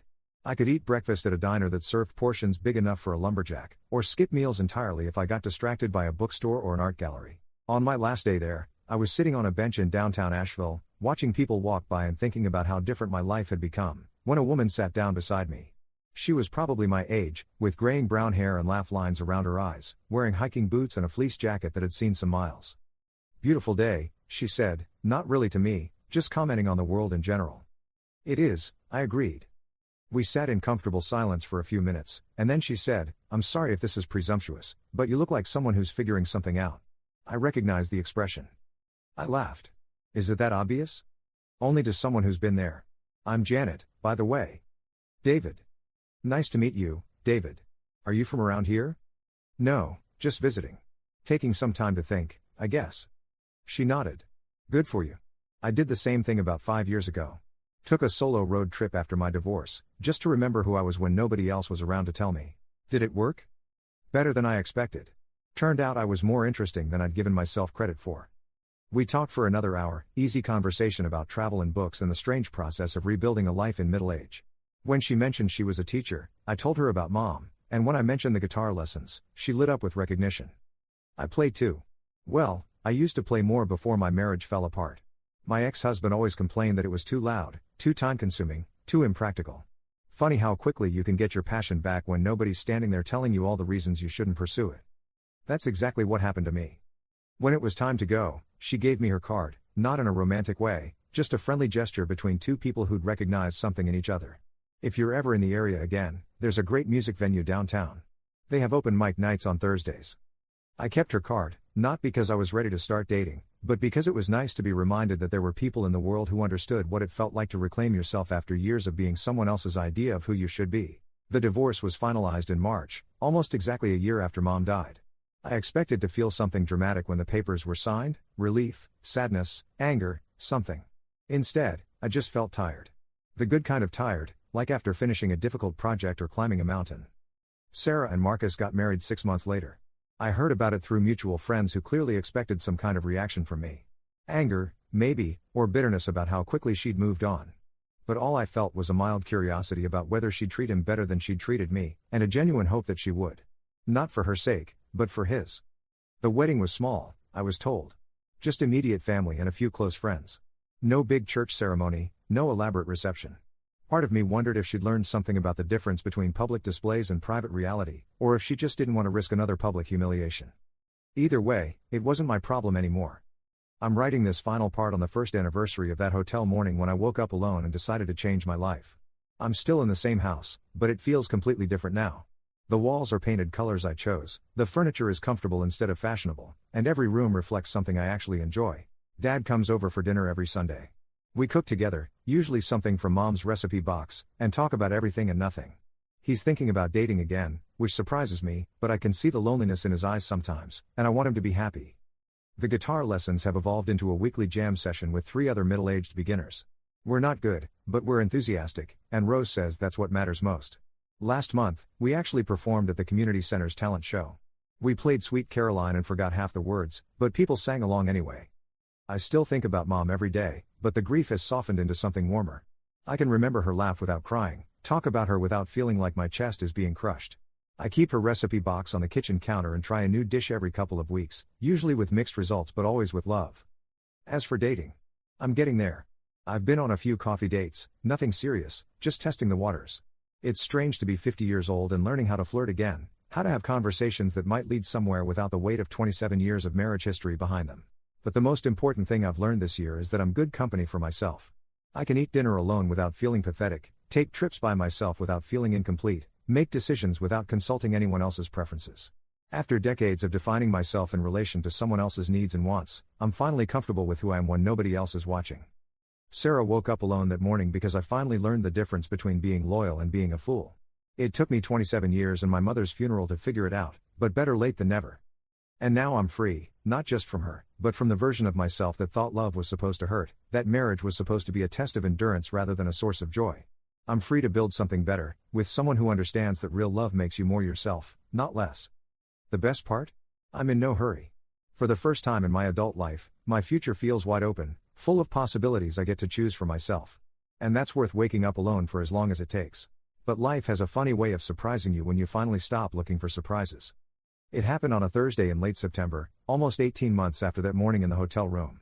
I was at the music venue Janet had mentioned in Asheville. I'd driven down for a long weekend and decided to check out their open mic night. The place was exactly what you'd expect: exposed brick walls, mismatched chairs, the kind of intimate setting where every mistake echoes but somehow still feels forgiving. I wasn't planning to perform. I brought my guitar just in case, but mostly I was there to listen, to soak up the atmosphere of people sharing music for the pure love of it. The performers ranged from college kids with more passion than skill to weathered folk singers who could make you cry with 3 chords and the truth. Then this woman got up to play. She was maybe 45, with auburn hair pulled back in a loose bun and freckles across her nose. She carried herself with the quiet confidence of someone who'd earned every note she was about to play. When she started singing, something original about second chances and the courage to start over, the entire room went silent in that way that only happens when something real is happening. Her voice wasn't perfect in a technical sense. It had rough edges, places where emotion overcame precision. But it was honest in a way that made you forget you were listening to a performance. She was just telling a story, and we all recognized ourselves in it. When she finished, the applause was the kind that comes from the heart rather than politeness. She smiled, tucked a strand of hair behind her ear, and said, "Thank you." That was terrifying and wonderful at the same time. The host called for the next performer, and she packed up her guitar and headed toward the back of the room. Without thinking, I stood up and intercepted her path. "That was incredible," I said, then immediately felt stupid for the generic compliment. She looked up at me with brown eyes that crinkled at the corners when she smiled. "Thank you. That's very kind. I mean it. I've been playing for about a year now, and I can barely manage 3 chords without messing up. What you just did. That was real music." She laughed, not at me but with genuine amusement. "Oh, believe me, I've played plenty of train wrecks up there. Tonight just happened to go well. Are you performing?" "Me? No. I'm nowhere near ready for that. I'm barely ready to play in front of my bathroom mirror. Everyone thinks that at first. The secret is that nobody's really ready, you just do it anyway and hope for the best." We ended up talking for the rest of the evening. Her name was Elena, and she was a librarian who'd started writing songs as a way to process her divorce 3 years earlier. She'd moved to Asheville from Charlotte, looking for a fresh start in a place where nobody knew her story. "There's something liberating about being a stranger," she said over coffee after the venue closed. "You get to decide what parts of your past to carry forward and what parts to leave behind." I knew exactly what she meant. We talked about music, about starting over in middle age, about the strange comfort of small mountain towns where people minded their own business but still nodded hello on the street. She told me about her teenage daughter who lived with her ex-husband during the school year but spent summers with her in Asheville. I told her about the guitar lessons, about mom's death, about learning to cook for one person. I didn't mention Sarah directly, just said I'd gotten divorced recently and was still figuring out what came next. Something about Elena made me want to be careful with information, not because I didn't trust her, but because I didn't want to turn our conversation into a therapy session about my failed marriage. When we finally said goodbye, she gave me her number. "If you're ever back in town and feeling brave enough to try the open mic, let me know. I could use a friendly face in the audience." I called her 2 weeks later. The thing about Elena was that she didn't try to fix me. During those early phone conversations and visits to Asheville, she never once suggested that I should be over my divorce by now or that I needed to put myself out there more. She just let me be wherever I was in the process, even when that meant I was sometimes quiet or distracted or needed to cut a conversation short because something had triggered a memory I wasn't ready to deal with. "Healing isn't linear," she said during one of those conversations. "Some days you feel like you've got it all figured out, and then something small, a song on the radio, a smell that reminds you of better times, can knock you sideways again. That's not regression. That's just being human." She understood because she'd been there. Her marriage had ended after 15 years when she discovered her husband had been having an affair with his business partner. Not just a physical affair, but an emotional one that had been building for months. She'd felt like an idiot for not seeing it, for believing his excuses about late nights and weekend meetings. The betrayal was horrible, she told me during one of our Saturday morning hikes through the Blue Ridge Mountains. But the worst part was realizing I'd been living with a stranger. This person I'd shared a bed with, raised a child with, planned a future with, he wasn't who I thought he was at all. I stopped walking and turned to look at her. That's exactly it. It wasn't just that Sarah treated me badly at the funeral. It was realizing that the person I'd married, the person I'd been trying to make happy for 27 years, might never have existed in the first place. Or maybe she existed but got buried under years of resentment and unmet expectations. Either way, you can't fix someone who doesn't want to be fixed, and you can't love someone enough to make them love you back properly. We walked in comfortable silence for a while, following a trail that wound through stands of oak and maple trees just starting to show their fall colors. The air smelled like wood smoke and dying leaves, and I found myself thinking about Mom, about how she would have loved this place, this conversation, this careful beginning of whatever Elena and I were building together. "Can I ask you something?" Elena said as we stopped at a scenic overlook. "Of course. What's the first thing you want to do with the rest of your life? Not the practical stuff, not where you want to live or what job you want to have. The first thing that makes you excited instead of anxious." I thought about it for a long time, watching clouds cast shadows across the valley below us. I want to learn how to be in a relationship where both people get better because of it. Where we support each other's growth instead of competing or keeping score or trying to change each other into someone else. She nodded. That sounds like a good place to start. We took it slow. Painfully slow, according to some of our friends and family members who thought we should move in together or at least make some kind of official commitment after 6 months of weekend visits and daily phone calls. But both of us had learned the hard way what happened when you rushed into something just because it felt good in the moment. Instead, we spent a year getting to know each other in pieces. I learned that Elena sang in the shower, that she read mystery novels like they were going out of style, that she could cook elaborate meals but preferred simple food prepared well. She learned that I was still figuring out who I was without someone else's expectations weighing me down, that I needed quiet time to process conversations, that I was funnier than I'd given myself credit for during my marriage. We had our first real disagreement about 8 months in, over something completely stupid, whether to hike a challenging trail or take the easier scenic route. It was such a minor thing, but I could feel my old patterns kicking in, the impulse to give in immediately, to prioritize her preferences over mine, to avoid conflict at all costs. But Elena noticed my withdrawal and called me on it. "David, what just happened? You went from advocating for the difficult trail to completely shutting down." I took a breath and tried to explain without sounding pathetic. "I guess I'm still learning how to disagree without it becoming a big thing. It doesn't have to be a big thing. We can want different things and still work it out like adults. What trail do you actually want to take?" "The challenging one. I know it's harder, but I've been looking forward to it all week." "Okay. Why didn't you just say that?" "Because." I paused, trying to find words for patterns I was only beginning to understand. "Because in my marriage, having preferences was exhausting. Everything became a negotiation, and I usually lost, so it was easier to just go along with whatever Sarah wanted." Elena was quiet for a moment, and I was afraid I'd said too much, revealed too much damage. Then she said, "Well, I'm not Sarah. And I want to take the challenging trail too. I was just testing to see if you'd actually advocate for what you wanted or if you'd fold immediately. That's kind of manipulative." "You're right. I'm sorry. I won't do that again. But David, I need you to promise me something." "What?" "Promise me you'll tell me what you actually want, even when it's different from what I want. Especially then. I can't be in a relationship where I have to guess what you're thinking or where you sacrifice your preferences to keep the peace. That's not fair to either of us." It was the first time anyone had ever asked me to be more selfish, not less. The first time someone had told me that my wants and needs mattered enough to potentially cause inconvenience. We took the challenging trail. It was beautiful and exhausting and exactly what I'd hoped for. More importantly, we'd navigated our first real conflict and come out stronger instead of wounded. The subject of Sarah came up directly only once during that first year Elena and I were together.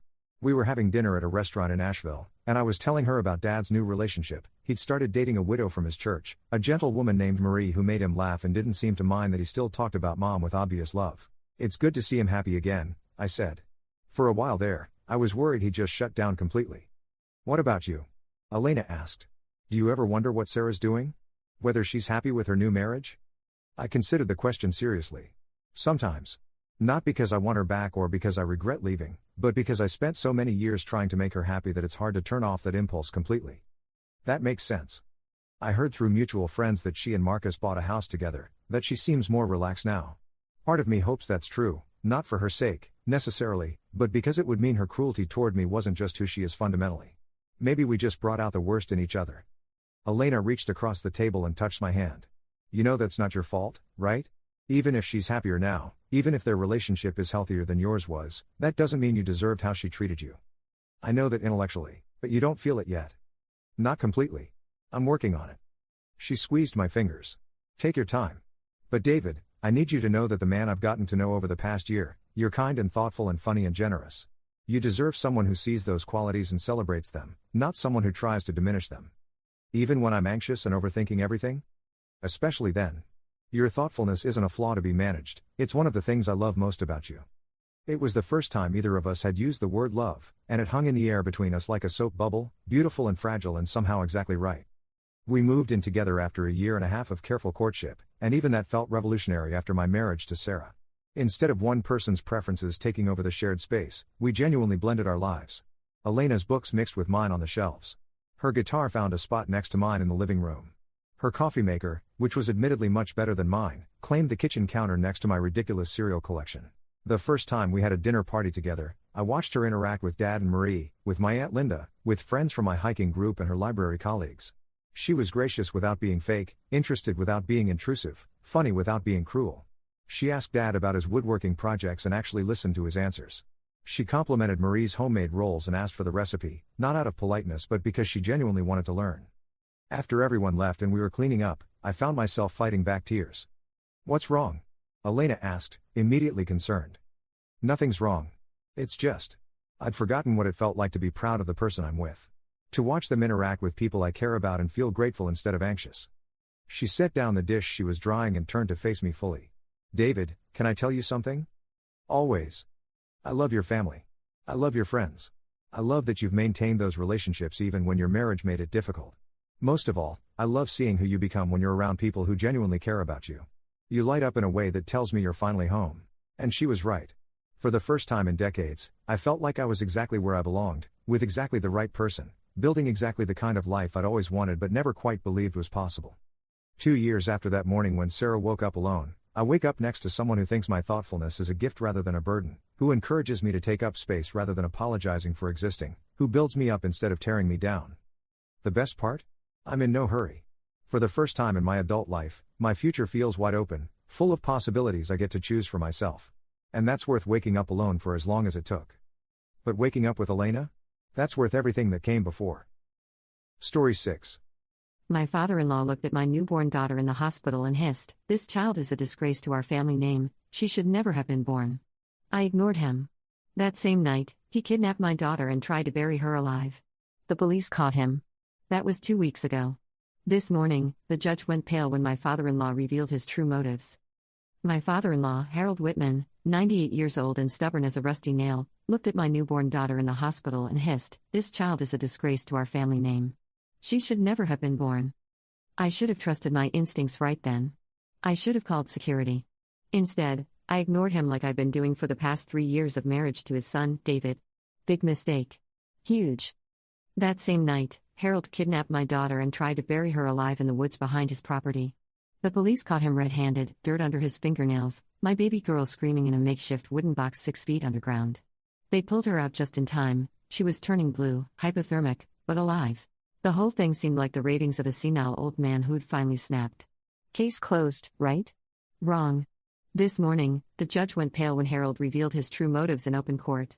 What he said changed everything I thought I knew about my husband's family, and now I'm sitting here at 2 in the morning, typing this out because I can't sleep, can't think straight, can't figure out how to protect my daughter from something I never saw coming. But I'm getting ahead of myself. Let me start from the beginning, because the beginning is where the real horror lies. 3 days before Emma was born, I was waddling around Harold's old Victorian house like a penguin with a watermelon strapped to its belly. David insisted we visit his father every week, family obligation, he called it. I called it cruel and unusual punishment, but marriage is about compromise, right? Harold lived alone in this creaky, dust-filled monument to better times. The house smelled like old leather, mothballs, and something else I could never quite identify. Something metallic and stale, like pennies left in a drawer too long. The walls were lined with black and white photographs of stern-faced Whitman ancestors, all of them looking like they'd rather be getting root canals than sitting for portraits. "Sarah," Harold said that afternoon, his pale blue eyes tracking my movements as I struggled to get comfortable on his ancient sofa. "That baby's going to be trouble." I laughed it off. "All babies are trouble, Harold. That's kind of their thing." But he wasn't smiling. He never smiled, but this was different. This was cold, calculating. Some trouble runs deeper than others. Some trouble carries in the blood. David was in the kitchen making tea, probably taking his sweet time to avoid another one of his father's lectures about family legacy and tradition. I rubbed my belly absently, feeling Emma kick against my ribs like she was trying to escape early. "What's that supposed to mean?" I asked. Harold leaned forward, his gnarled hands gripping the arms of his chair. "The Whitman bloodline has been pure for 7 generations, Sarah. 7 generations of strong, God-fearing men who built this community from nothing. We don't muddy our legacy with weakness." The way he said weakness made my skin crawl.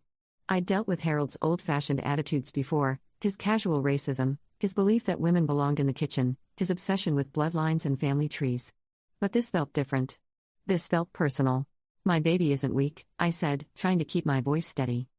"Your baby," he repeated, emphasizing the word like it tasted sour in his mouth, "carries tainted blood. I've seen the signs. I know what's coming." Before I could ask what the heck he was talking about, David returned with tea that tasted like liquid cardboard. We left shortly after, but Harold's words stuck with me like gum on my shoe. Tainted blood. What signs? What was he talking about? I should have pressed David for answers during the car ride home, but I was exhausted, uncomfortable, and honestly, I was used to his father being weird. Harold Whitman had opinions about everything: the government, the weather, the proper way to fold laundry. I figured this was just another old man rant I could safely ignore. I was naive. Emma arrived 3 days later after 18 hours of labor that felt like someone was trying to turn me inside out with a rusty spoon. She was perfect: 7 pounds, 2 ounces of wrinkled, screaming perfection. 10 fingers, 10 toes, and the most beautiful brown eyes I'd ever seen. David cried when he held her for the first time. Actual tears, not the manly single drop thing you see in movies. "She's perfect, Sarah. Absolutely perfect." I was tired but happy, riding that weird post-birth high where everything seems possible and beautiful despite feeling like you've been hit by a truck. The nurse had just finished checking my stitches when Harold walked in. I hadn't invited him. David hadn't called him. But there he was, standing in the doorway like some grim reaper in a cardigan, staring at Emma with an expression I couldn't read. "Harold," David said, surprised. "How did you?" "I have my ways," the old man replied, never taking his eyes off Emma. He shuffled closer to my bed, and I instinctively pulled her tighter against my chest. Something about the way he was looking at her made every maternal instinct I had start screaming. "She's beautiful, isn't she?" David said, oblivious to the tension thick enough to cut with a scalpel. Harold leaned down, close enough that I could smell his old man smell, soap and medicine and something underneath that reminded me of wet earth. He studied Emma's face with the intensity of a scientist examining a specimen. Then he straightened up and looked directly at me. "This child is a disgrace to our family name," he said, his voice barely above a whisper but somehow more menacing than if he'd shouted. "She should never have been born." The words hit me like a physical blow. David's face went white, then red. "Dad, what are you saying?" But Harold was already shuffling toward the door. "Mark my words, David. That child will bring nothing but shame to this family. Nothing but darkness." He left without another word, and I sat there holding my newborn daughter, shaking with a combination of exhaustion, hormones, and pure rage. Who says something like that about a 3-hour-old baby? What kind of monster looks at an innocent child and declares her a disgrace? "He's just old, Sarah," David said, trying to smooth things over like he always did. "He doesn't mean it. He's probably confused, maybe his medication." "Don't." I cut him off. "Don't make excuses for him. Not about this." David looked helpless, caught between his wife and his father like he'd been his entire life. "I'll talk to him. I'll make him apologize." But I knew Harold Whitman well enough to know he never apologized for anything. In his mind, he was never wrong about anything, ever. Which meant whatever he saw when he looked at Emma, whatever made him call her a disgrace, he truly believed it. That should have been the end of it. A horrible moment we'd eventually laugh about at family gatherings, maybe. Remember when Grandpa went senile and said terrible things about Emma when she was born? Crazy old coot. Except Harold Whitman wasn't senile. He was something much worse. They let us go home the next afternoon. Emma was healthy, I was healing well enough, and honestly, I couldn't wait to get out of that hospital. Too many people, too much noise, too many memories of Harold's words echoing in my head. Our house felt like a sanctuary. David had spent the morning baby-proofing everything within reach, even though Emma wouldn't be crawling for months. He'd also stocked the nursery with enough diapers to supply a small army and arranged for his sister to bring dinner every night for the first week. "You don't have to take care of everything, you know," I told him as he fussed over the temperature settings on Emma's room.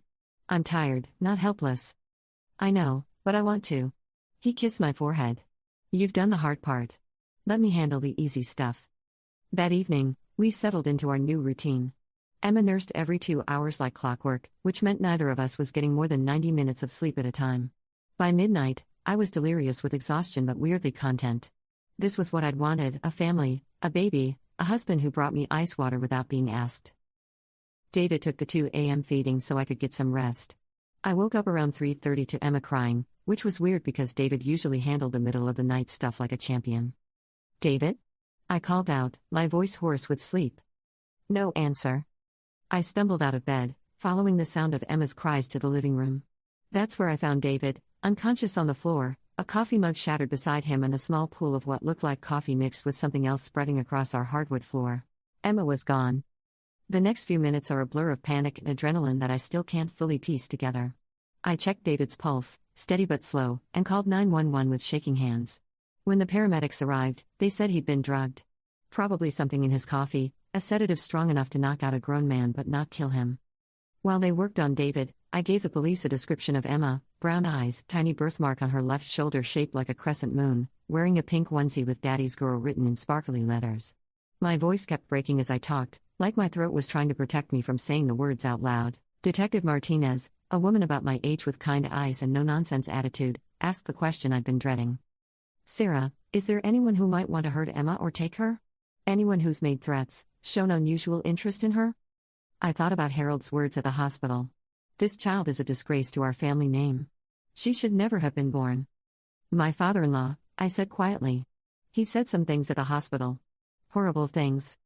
Detective Martinez's pen stopped moving. What kind of things? So I told her. Everything. Harold's visit, his words, the way he'd looked at Emma like she was something contaminated. It sounded crazy even as I was saying it. What kind of grandfather kidnaps his own grandchild? But Detective Martinez listened without judgment. We'll check it out, she said. What's his address? They found Harold Whitman in the woods behind his property at 4:47 a.m., standing over a hole he'd dug between 2 oak trees. He had a shovel in one hand and dirt under his fingernails, and when they found him, he was muttering something under his breath that sounded like a prayer. Emma was 6 feet down in a wooden box Harold had constructed himself, rough pine boards hastily nailed together, with small holes drilled in the top for air. She was still alive when they pulled her out, but barely. Hypothermic, dehydrated, and so weak she could barely cry. The paramedics worked on her right there in the woods, warming her tiny body with blankets and checking her vitals while Harold stood in handcuffs, staring at the hole like he was disappointed they'd interrupted his work. Why? Detective Martinez asked him. She's your granddaughter. Why would you do this? Harold looked at her with those pale blue eyes that had haunted my nightmares. You wouldn't understand. None of you would understand. But I know what I saw. I know what she is. She's a baby, Detective Martinez said, her voice tight with controlled anger. She's 2 days old. She's an abomination, Harold replied calmly, like he was discussing the weather. And abominations must be cleansed from this earth before they can spread their poison.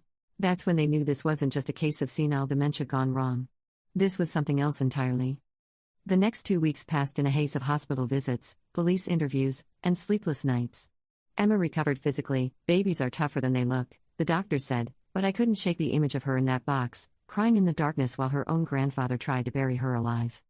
David blamed himself, of course. He'd been drugged, kidnapped, and nearly lost his daughter, but somehow it was his fault for not seeing the signs, not protecting us, not standing up to his father years ago. I should have known, he kept saying. There were signs. There had to be signs. But what signs? Harold had always been difficult, opinionated, set in his ways.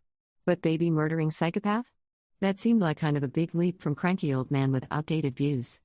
The media picked up the story, because of course they did. Local man attempts to bury granddaughter alive was the kind of headline that sold papers and got clicks.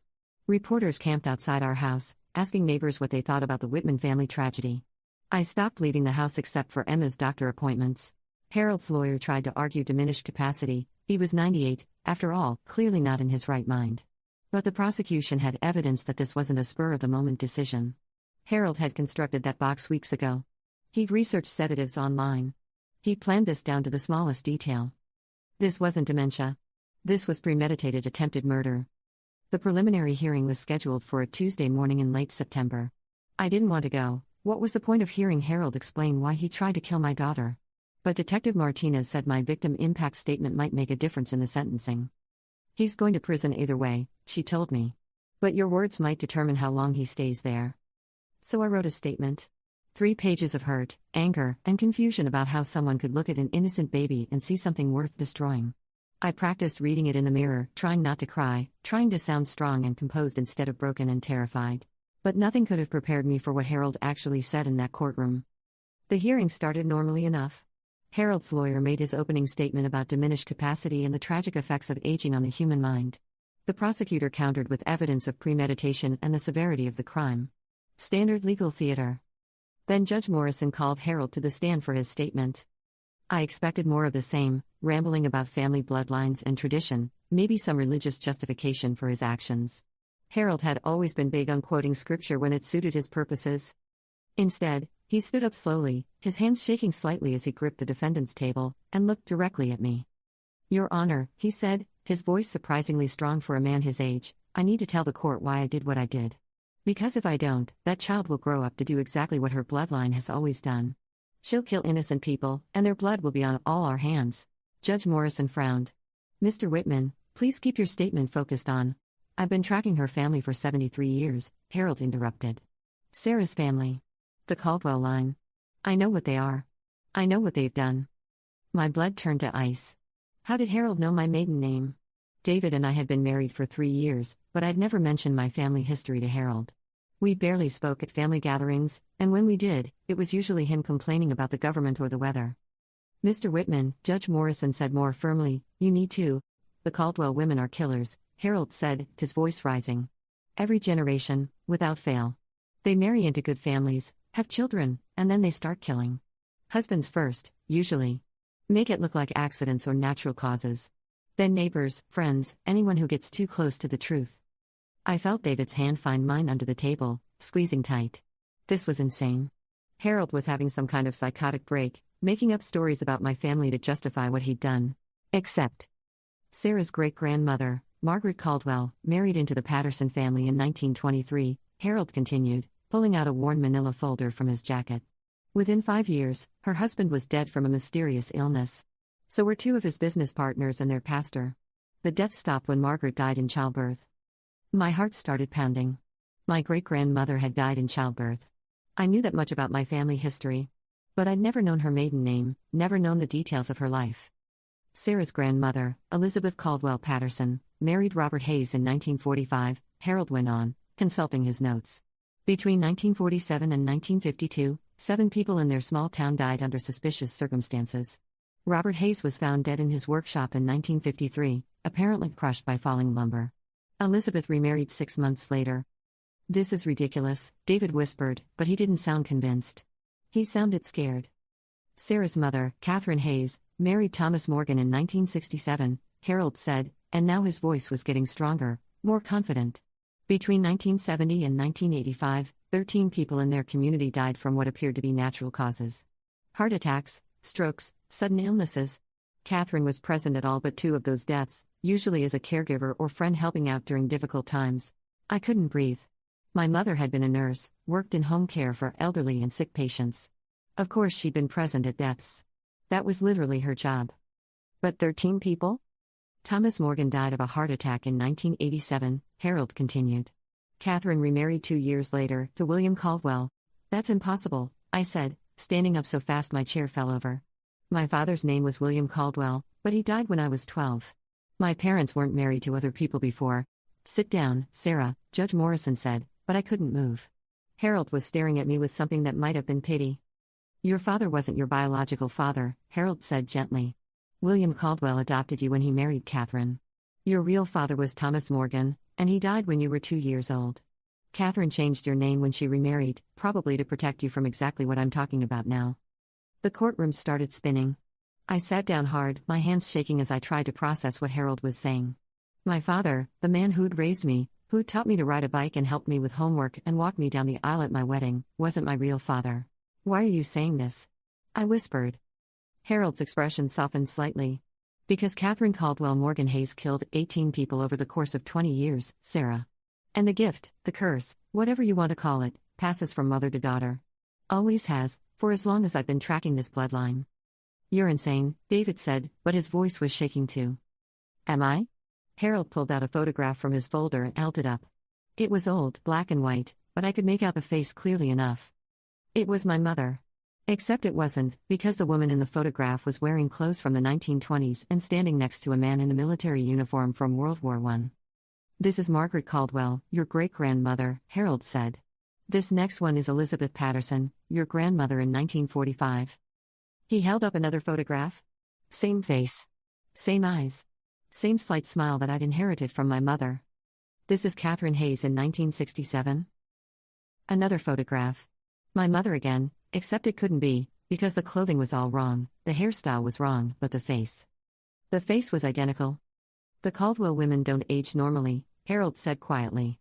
They live longer than they should, stay young longer than they should. And they kill. Always. It's in their nature, like breathing. Judge Morrison was staring at the photographs, his face pale. Mr. Whitman, where did you get these? I've been collecting them for 73 years, Your Honor. Ever since I was a young man and I watched Margaret Caldwell, who was calling herself Elizabeth Patterson by then, murder my father. The courtroom erupted. The prosecutor was on his feet objecting, Harold's lawyer was trying to shut him up, and I was sitting there staring at photographs of women who looked exactly like my mother but couldn't possibly be my mother because they were from decades before she was born. Order. Judge Morrison banged his gavel. Everyone sit down and shut up. When the noise died down, Harold was still standing, still staring at me with those pale blue eyes. I know how this sounds, he said quietly. Believe me, I know how crazy it sounds. I spent 30 years trying to convince myself I was wrong, that I was seeing patterns where none existed. But then David brought Sarah home to meet me, and I knew. I knew what she was the moment I saw her. What I am. I managed to ask. A killer, Sarah. Just like your mother, and your grandmother, and your great-grandmother before her. It's in your blood, in your DNA, in whatever dark thing gets passed down from generation to generation in the Caldwell line.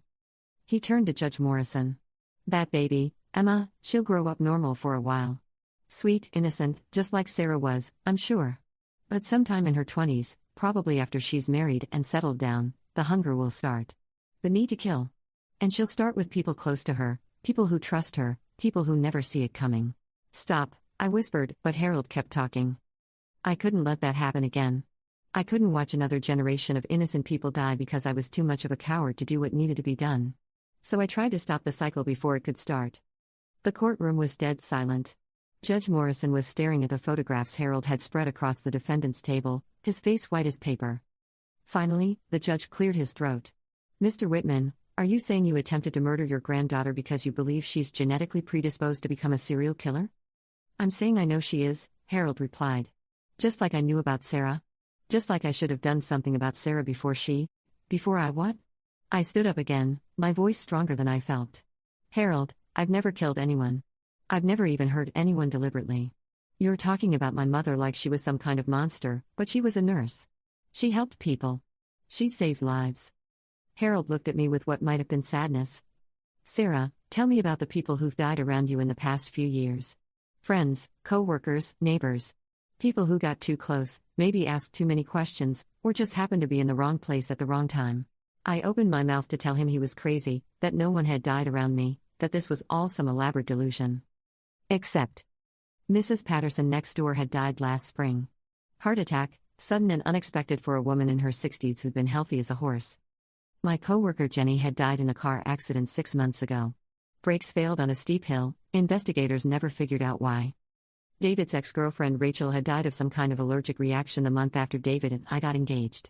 She'd never been allergic to anything in her life, but she ate something at a restaurant and went into anaphylactic shock so severe that her EpiPen couldn't save her. 3 women. 3 deaths.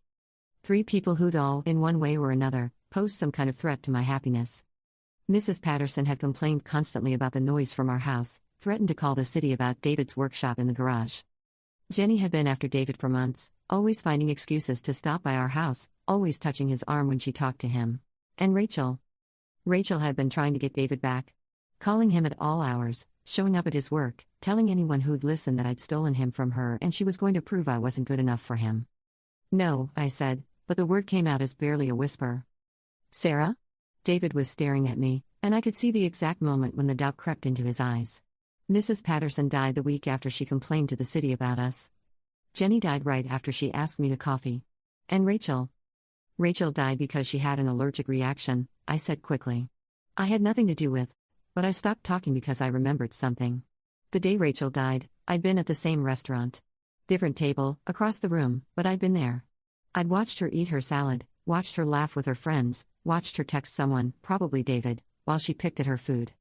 I'd been angry that day. Furious that she kept trying to interfere with my relationship, kept calling David, kept acting like she had some claim on him. I remember wishing something would happen to make her just go away. And then something did happen. Oh my gosh, I whispered. Harold nodded slowly. It usually starts small.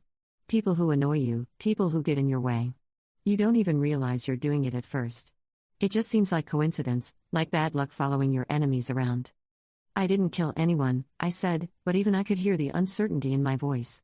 Not directly, Harold agreed. The Caldwell women never get their hands dirty. Too smart for that. But you influence things somehow, make the impossible happen, make people's worst fears come true at exactly the right moment. Judge Morrison cleared his throat. Mr. Whitman, I understand you believe these things, but, ask her about her mother, Harold interrupted. Ask Sarah how many of Catherine's patients died under her care. Ask her about the night Catherine herself died. I felt like I was going to throw up. My mother had died in a car accident when I was 18, driving home from work on a rainy night. She'd hit a patch of ice and slid off the road into a tree. Except I'd been angry with her that night. Furious, actually. She'd forbidden me from going to college out of state, insisting I stay home and attend a local community college instead. We'd had a huge fight before she left for work, and I'd screamed at her that I wished she'd just leave me alone forever. She died 4 hours later. Sarah? David's voice seemed to be coming from very far away. What is he talking about? I looked at my husband, at his kind face and worried eyes, and I realized that Harold might be right about everything. The deaths, the pattern, the inheritance that got passed down from mother to daughter like some terrible family heirloom. But he was wrong about one thing. It was already too late to stop the cycle. Because as I sat there in that courtroom, listening to Harold explain why he tried to murder my daughter, I felt something I'd never felt before. A cold, calculating anger that seemed to come from somewhere deep inside my chest. Harold Whitman had tried to kill my baby. He drugged my husband, kidnapped my daughter, and buried her alive in a wooden box in the middle of the woods. And now he was sitting there calmly explaining to a room full of people that I was some kind of genetic serial killer, that Emma would grow up to be a monster, that our entire bloodline was cursed. He was trying to destroy my family, my reputation, my life. And that, I realized with a clarity that was almost beautiful, could not be allowed to continue. The judge called a recess after Harold's testimony, probably to figure out what the heck he was supposed to do with a case that had suddenly turned into something out of a horror movie. Harold was led back to his holding cell, still clutching his folder of photographs and documents. I told David the first needed some air and walked out of the courthouse into the afternoon sunshine. My hands were shaking, but not from fear or shock. From anticipation. Harold Whitman was 98 years old. Frail, despite his sharp mind. He had a heart condition. I'd overheard him complaining to David about his medication more than once. High blood pressure, irregular rhythm, the whole catalog of elderly health problems. It would be so easy for someone his age to have a heart attack in jail. The stress of the trial, the guilt over what he'd done, the shame of having his delusions exposed in open court. So easy. So natural. So inevitable. I pulled out my phone and called the jail, asking to speak to whoever was in charge of Harold's medical care.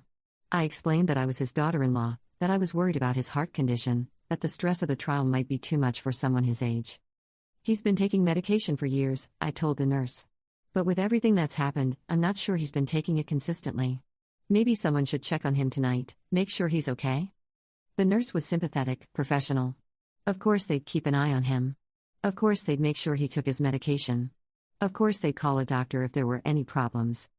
I thanked her and hung up, feeling that strange new coldness spreading through my chest like ice water in my veins. Harold was right about one thing: the Caldwell women were killers.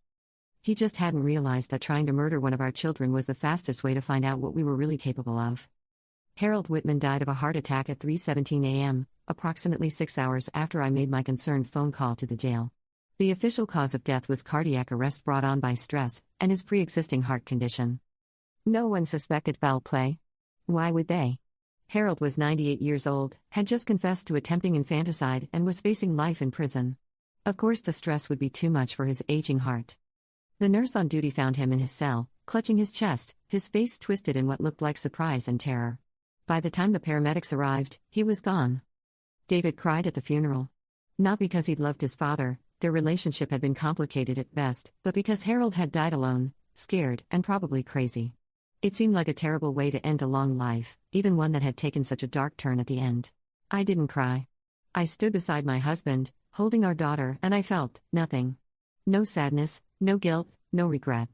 Just a cold satisfaction that the threat to my family had been eliminated. The prosecutor dropped all charges, obviously. Hard to prosecute a dead man. The media moved on to other stories. Our neighbors stopped staring when we walked to the mailbox. Life went back to normal. Except it didn't. Because now I knew what I was, what I could do. And more importantly, I knew that Emma carried the same gift in her blood. That was 6 months ago. Emma is crawling now, pulling herself up on furniture, babbling in that almost language that babies speak. She's perfect, happy, healthy, curious about everything. Sometimes I catch her staring at people with an intensity that seems unusual for a 1-year-old. Like she's studying them, figuring them out, measuring them somehow. Last week, our new neighbor Mr. Henderson complained about Emma crying at night, said he was thinking about filing a noise complaint with the city. 3 days later, he slipped on his front steps and broke his neck. Freak accident, the paramedics said. Could have happened to anyone. But it didn't happen to anyone. It happened to the man who threatened my daughter's peace and comfort. Just like it happened to Mrs. Patterson. Just like it happened to Jenny and Rachel. Just like it happened to Harold. I understand now what my mother must have felt, what my grandmother felt, what generations of Caldwell women felt when they realized what they were capable of. It's not evil, exactly. It's protection. It's justice. It's taking care of the people you love by removing the people who would hurt them. The hunger Harold talked about, I can feel it growing stronger every day. Not just for people who threaten Emma or David, but for anyone who makes my life more difficult than it needs to be. The slow driver who made me late for Emma's doctor's appointment last Tuesday. The cashier who was rude to me at the grocery store. The telemarketer who called during Emma's nap time. Small annoyances that used to just be part of life now feel like personal attacks that demand consequences. I haven't acted on these feelings yet. I tell myself I'm better than that I can control whatever this thing is inside me. But I'm not sure that's true. And I'm not sure I want it to be true. Because here's the thing nobody talks about when they discuss good and evil, right and wrong, normal and monstrous. Sometimes being a monster feels really, really good. Sometimes the bad people deserve what happens to them. Sometimes the world is a better place when certain people are no longer in it. And sometimes, late at night when I'm holding my perfect daughter and watching her sleep, I think about all the people out there who might someday try to hurt her, disappoint her, or stand in her way. And I smile, because I know that when that day comes, Mommy will take care of everything. Just like my mother did. Just like her mother did. Just like Emma will learn to do, when she's old enough to understand what she is and what she's capable of. The Caldwell women take care of our own. Always have. Always will. The first time I consciously used my gift was 3 weeks after Harold's funeral. David had gone back to work, trying to establish some normalcy after everything that had happened. I was home with Emma, supposedly adjusting to life as a new mother, but really I was researching. Harold's folder had disappeared after his death, probably destroyed by his lawyer or confiscated by the police, but he'd given me enough information to start digging into my family's history. What I found made my blood run cold, and then, strangely, made me proud. Margaret Caldwell hadn't just killed 7 people in her small town between 1923 and 1928. She'd eliminated an entire network of men who were trafficking young women through their employment agency. The mysterious illness that killed her husband? It struck right after she discovered he was the ringleader, selling girls as young as 14 to wealthy men in bigger cities. Her victims weren't random. They were monsters who had it coming. Elizabeth Patterson's 13 victims between 1947 and 1952 included a corrupt sheriff, 2 judges who took bribes to let violent criminals walk free, and a doctor who was performing illegal sterilizations on women he deemed unfit to breed. The heart attacks, strokes, and sudden illnesses had removed an entire network of corruption from a small town in Ohio. My mother's 18 victims? I spent days cross-referencing obituaries with court records and newspaper archives. Every single person she'd helped pass away had been involved in child abuse, domestic violence, or had walked free from serious crimes on technicalities. The Caldwell women weren't just killers. We were executioners. We eliminated people who slipped through the cracks of the justice system, people who hurt the innocent and got away with it.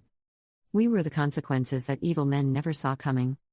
Understanding this didn't make the hunger go away, it made it stronger. Because now I knew I wasn't becoming a monster. I was becoming what I was always meant to be. The opportunity to test my newfound understanding came when David's co-worker Jake started making comments about Emma. Jake was the kind of man who made my skin crawl, 40-something, divorced, always making inappropriate jokes about women and children. He'd stop by our house sometimes to discuss work projects with David, and I'd catch him staring at Emma in a way that made every maternal instinct I had start screaming. "She's going to be a heartbreaker when she grows up," he'd say, his eyes lingering too long on my 6-month-old daughter. "You better start saving up for a shotgun to keep the boys away." Normal parent talk from most people. Creepy and threatening from Jake. The final straw came when I was putting groceries in my car outside the supermarket.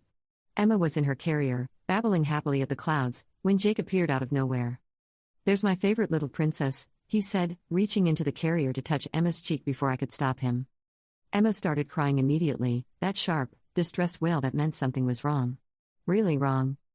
"Don't touch her," I said, moving between Jake and the carrier. He laughed, but there was something ugly in his eyes. "Relax, Sarah. I'm just being friendly. Though I have to say, she's got beautiful skin. Soft. Warm." The way he said it made my stomach turn. This wasn't just inappropriate, this was dangerous. Jake wasn't just a creep making awkward comments. He was a predator, and he just marked my daughter as prey. That night, I did something I'd never done before. I researched Jake Morton like he was a thesis project. What I found confirmed every terrible instinct I'd had about him.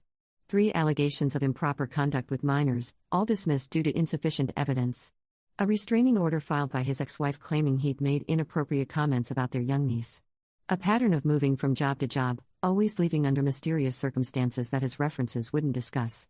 Jake Morton was exactly the kind of man my mother would have helped along to his final reward. So I started paying attention. I learned his routine, when he left for work, which route he took, where he stopped for coffee. I learned that he lived alone in a rundown apartment complex, that he stayed up late browsing internet sites I didn't want to think about, that he'd recently been asking David questions about Emma's schedule. "When does she nap? When do you take her to the park? Does Sarah ever leave her with babysitters?" Questions that had seemed like casual conversation at the time but now felt like reconnaissance. I started wishing very specific things would happen to Jake Morton. Not vague "I hope he leaves us alone" wishes, but detailed, focused thoughts about exactly how I wanted him to suffer. I wanted him to feel helpless, the way children felt when he looked at them with those hungry eyes. I wanted him to experience terror, real breath-stealing terror, before the end. I wanted him to know that his death was justice, that someone had finally held him accountable for all the harm he'd caused and planned to cause. 3 days later, Jake Morton disappeared. His landlord found his apartment empty except for his computer, which the police said contained enough evidence to put him away for decades if they ever found him. His car was discovered at the bottom of Miller's Pond, but his body was never recovered. The investigation concluded that Jake had realized he was about to be exposed and had committed suicide rather than face the consequences. Case closed. But I knew better. Because the night before Jake disappeared, I dreamed about him. A vivid, detailed dream where he'd been walking through dark woods, running from something he couldn't see, stumbling over roots and rocks until he finally fell into a deep, cold place where the water closed over his head and he couldn't find his way back to the surface. In the dream, I'd been watching from above, and as the water filled his lungs, I'd whispered, "This is for Emma. This is for every child you ever hurt or wanted to hurt. This is justice." When I woke up, I felt rested and satisfied in a way I'd never experienced before. Like I'd accomplished something important, something necessary. That afternoon, the police found Jake's car in the pond. David was shaken by his co-worker's disappearance, but I felt only relief. Emma was safer now. All children were safer now. The world was a little bit cleaner because Jake Morton was no longer in it. And I had done that. Me. Not some cosmic coincidence or stroke of bad luck. I had focused my will, my anger, my protective instincts on a specific threat, and that threat had been eliminated. The realization should have terrified me. Instead, it felt like coming home. Over the next few months, I experimented with my abilities like a scientist studying a fascinating new phenomenon. I started small. The telemarketer who kept calling during Emma's nap time developed sudden, crippling laryngitis that ended his career. The teenager who threw trash in our yard while walking past our house tripped on his own shoelaces and broke his ankle so badly he needed surgery. Nothing fatal, just corrective. But the hunger was growing stronger, and the small corrections weren't satisfying it anymore. I needed something bigger, something that would really test the extent of what I could do. The opportunity came when Mrs. Chen from down the street confided in me about her situation. "I don't know what to do, Sarah," she said over coffee while Emma played on her blanket between us. "Mark's been hitting me again. Last night was the worst yet. He put me in the hospital 2 months ago, and I thought he'd learned his lesson, but..." She rolled up her sleeves to show me the bruises, purple and green fingerprints wrapped around her wrists like ugly jewelry. I've called the police before, but he always talks his way out of it. Tells them I'm clumsy, that I fell downstairs or walked into doors. And he's so charming, so convincing. They believe him instead of me. Mark Chen was a real estate agent, well known in our community for his friendly smile and willingness to help young families find their dream homes. He was also, apparently, the kind of man who used his wife as a punching bag and had the social skills to convince everyone that she was just accident-prone. Have you thought about leaving him? I asked. Mrs. Chen laughed bitterly. With what money? He controls all our accounts, monitors my spending, tracks my car with some app on his phone. I can't even buy groceries without him knowing exactly where I went and how much I spent. Classic abuser behavior. Isolation, control, financial abuse. Mark Chen had trapped his wife as effectively as if he'd locked her in a cage. Besides, Mrs. Chen continued, where would I go? My family's in Taiwan, his family loves him and thinks I'm just a complainer. I don't have friends anymore, he made sure of that years ago. That evening, I found myself thinking about Mark Chen with the same focused intensity I'd directed at Jake Morton. But this time, I wanted more than just elimination. I wanted him to suffer first. I wanted him to experience the fear and helplessness he'd been inflicting on his wife for years. I wanted justice, and justice required more than just a quick death. So I wished for Mark Chen to lose control. To have his carefully constructed facade crumble in the most public, humiliating way possible. I wished for his true nature to be revealed to everyone who'd been fooled by his charm and charisma. I wished for him to be exposed, ruined, and destroyed. 2 weeks later, Mark Chen had a complete psychological breakdown during a city council meeting. He was there to speak about a proposed development project, something routine that should have taken 5 minutes. Instead, he spent 20 minutes screaming about how his wife was trying to poison him, how his co-workers were stealing his clients, how everyone was conspiring against him because they were jealous of his success. Then he started talking about the accidents his wife had been having, describing in graphic detail how he pushed her down the stairs, how he slammed her head into the bathroom wall, how he twisted her wrists until she begged him to stop. The entire meeting was being broadcast live on the local cable access channel. By the time the police arrived to escort Mark out, half the town had heard his confession. Mrs. Chen filed for divorce the next day. Mark was arrested, charged with multiple counts of domestic violence, and eventually sentenced to 8 years in prison. His real estate license was revoked, his assets were frozen, and his reputation was destroyed so thoroughly that he'd never recover from it. Perfect justice, delivered with surgical precision. And I had made it happen. The power was intoxicating. Not just the ability to eliminate threats, but the ability to craft consequences, to ensure that bad people got exactly what they deserved in exactly the way they deserved it. I was becoming something Harold had never imagined in his research, not just a killer, but an agent of perfect justice. By Emma's first birthday, I had refined my abilities to an art form. The corrupt city inspector who was taking bribes to overlook safety violations had a heart attack while standing in a building that promptly collapsed due to the structural problems he'd ignored. The high school coach who was secretly filming girls in the locker room suffered a stroke that left him unable to speak or move, trapped in his own body like his victims had been trapped by his violations. The judge who kept giving lenient sentences to violent criminals choked to death on his dinner the same night he let a convicted child molester walk free on a technicality. Each death was perfectly tailored to the crime, perfectly timed for maximum impact. And each time, I felt that cold satisfaction spreading through my chest like ice water in my veins. I was cleaning up my community, making it safer for Emma and for all the innocent people who deserve protection from predators and criminals. I was doing holy work, one elimination at a time. But the most satisfying part wasn't the deaths themselves, it was watching Emma grow and develop, knowing that she would inherit this gift, this responsibility, this power to set things right in a world full of injustice. Already, I could see signs of her potential. When Mrs. Henderson's dog got loose and knocked Emma down in our backyard, the animal was hit by a car the next day. When a teenage boy at the park pushed Emma off a swing, he broke his leg skateboarding that afternoon. Small things, probably just coincidence. But I recognized the pattern because I'd lived it myself. Emma was protecting herself instinctively, unconsciously, the same way I had before I understood what I was doing. The same way my mother had, and her mother before her. She's going to be something special, David said one evening as we watched Emma play with her blocks, stacking them into elaborate towers with a kind of focus and precision that seemed unusual for a 1-year-old. Yes, I agreed, and I meant it in ways he couldn't possibly understand. She's going to change the world. Because that's what the Caldwell women do. We change the world, one elimination at a time. We remove the poison, clean out the infection, eliminate the threats that keep good people from living safely and happily. We are the consequences that evil never sees coming.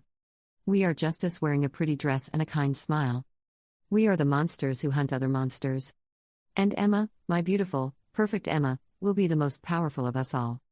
The knock on my door came on a Tuesday morning in October, exactly 13 months after Harold's death. I was feeding Emma breakfast, watching her carefully pick up pieces of banana with her tiny fingers, when I heard the sound that every mother dreads, the authoritative, official knock of law enforcement. Detective Martinez stood on my porch, looking older and more tired than I remembered. Behind her was a man I didn't recognize, tall and thin with a kind of intense stare that suggested he saw more than most people wanted him to see. "Sarah," Detective Martinez said, "this is Agent Brooks from the FBI. We need to talk to you about some unusual patterns we've been noticing in your community." My heart started pounding, but I kept my voice steady. "What kind of patterns?" "Deaths," Agent Brooks said, his voice flat and professional. "A statistically impossible number of deaths among people who had legal troubles or unresolved criminal cases. All natural causes, all perfectly explainable individually, but taken together." He let the sentence hang in the air between us. "I don't understand," I said, though of course I understood perfectly. "Are you suggesting I had something to do with people dying?" "We're suggesting," Detective Martinez said gently, "that there might be more to your father-in-law's claims than we initially realized. Agent Brooks specializes in unusual cases, patterns that don't fit normal criminal profiles." Agent Brooks was studying me with those intense eyes. Harold Whitman spent 73 years documenting what he believed was a family of supernatural killers. We've been investigating his claims, and the evidence is compelling. "Harold was a confused old man who tried to murder my baby," I said, letting just enough indignation creep into my voice. "Whatever evidence you think you have." "Birth and death records going back 4 generations," Agent Brooks interrupted. "Identical photographs of women who should be decades apart in age. Witness statements from people who knew your mother, grandmother, and great-grandmother. Medical records showing impossible longevity and suspicious death patterns surrounding each woman." He pulled out a tablet and showed me a screen full of data, charts, graphs, timelines that mapped out decades of deaths in communities where Caldwell women had lived. "The pattern is consistent," he continued. "Each woman lives longer than she should, stays young longer than she should, and leaves a trail of dead criminals and predators wherever she goes. Your great-grandmother lived to be 97 but looked 60 when she died. Your grandmother lived to be 94 but looked 55. Your mother died at 72 in that car accident, but according to people who knew her, she could have passed for 40. I felt that familiar coldness spreading through my chest. Not fear, anticipation. "Even if any of that were true," I said carefully, "what exactly are you accusing me of? All the deaths you're talking about were ruled natural causes or accidents. I've never been charged with anything, never even been suspected of anything." "Until now," Detective Martinez said softly.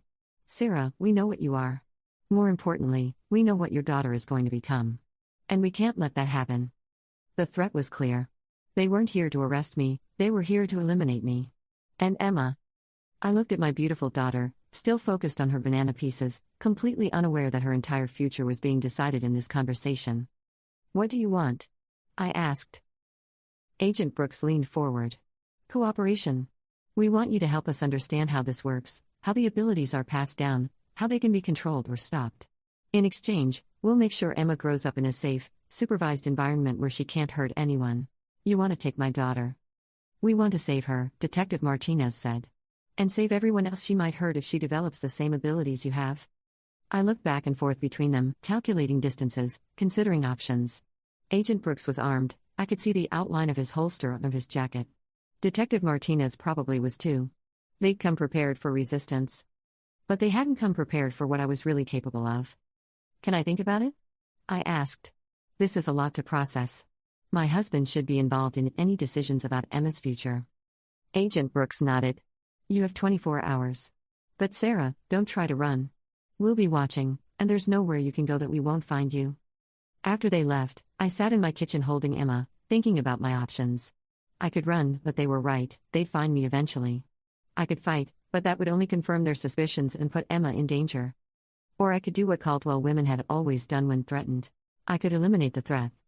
That evening, I tucked Emma into her crib and went downstairs to make some phone calls. Not to lawyers or friends or family members who might help me disappear.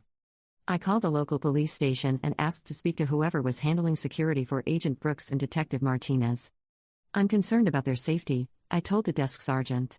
"There have been some unusual deaths in our community recently, and if they're investigating those deaths, they might be putting themselves in danger." The sergeant was professional but concerned. Of course, they'd take extra precautions. Of course, they'd make sure the federal agent and detective were protected. Then I called the FBI field office and expressed the same concerns to Agent Brooks's supervisor. Such dedicated investigators, working so hard to keep our community safe. It would be such a tragedy if something happened to them. Finally, I sat in Emma's nursery and focused my will with more precision and intensity than I'd ever managed before. I wanted Agent Brooks and Detective Martinez to understand what it felt like to be hunted, to be trapped, to have someone more powerful than them decide that they were too dangerous to live. I wanted them to experience the fear that every victim of the criminals they were trying to protect had felt. I wanted perfect, poetic justice. And I wanted it before their 24-hour deadline expired. Agent Brooks died first, at 3:17 a.m. in his hotel room, exactly the same time Harold Whitman had died in his jail cell. Heart attack, the paramedics said. Brought on by stress and exhaustion. He'd been working too hard, pushing himself too hard, obsessing over cases that were probably just statistical anomalies anyway. Detective Martinez found his body when he didn't show up for their morning meeting. She called the FBI field office, reported the death, and requested immediate backup. But backup takes time to arrive, and Detective Martinez was already feeling the effects of the same stress that had killed her partner. She made it to her car before the stroke hit. The paramedics found her slumped over the steering wheel, still alive but unable to speak, unable to move, unable to tell anyone what she discovered about the Caldwell women. She died 3 hours later in the hospital, surrounded by colleagues who whispered about the terrible coincidence of losing 2 investigators on the same case within hours of each other. The FBI closed the investigation. Too many resources, too little evidence, too many good agents lost chasing shadows and statistical anomalies. Harold Whitman's research was filed away in a basement somewhere, marked as the delusional ravings of a senile old man who'd committed a terrible crime. The Caldwell family secret was safe for another generation. Emma turns 2 next month.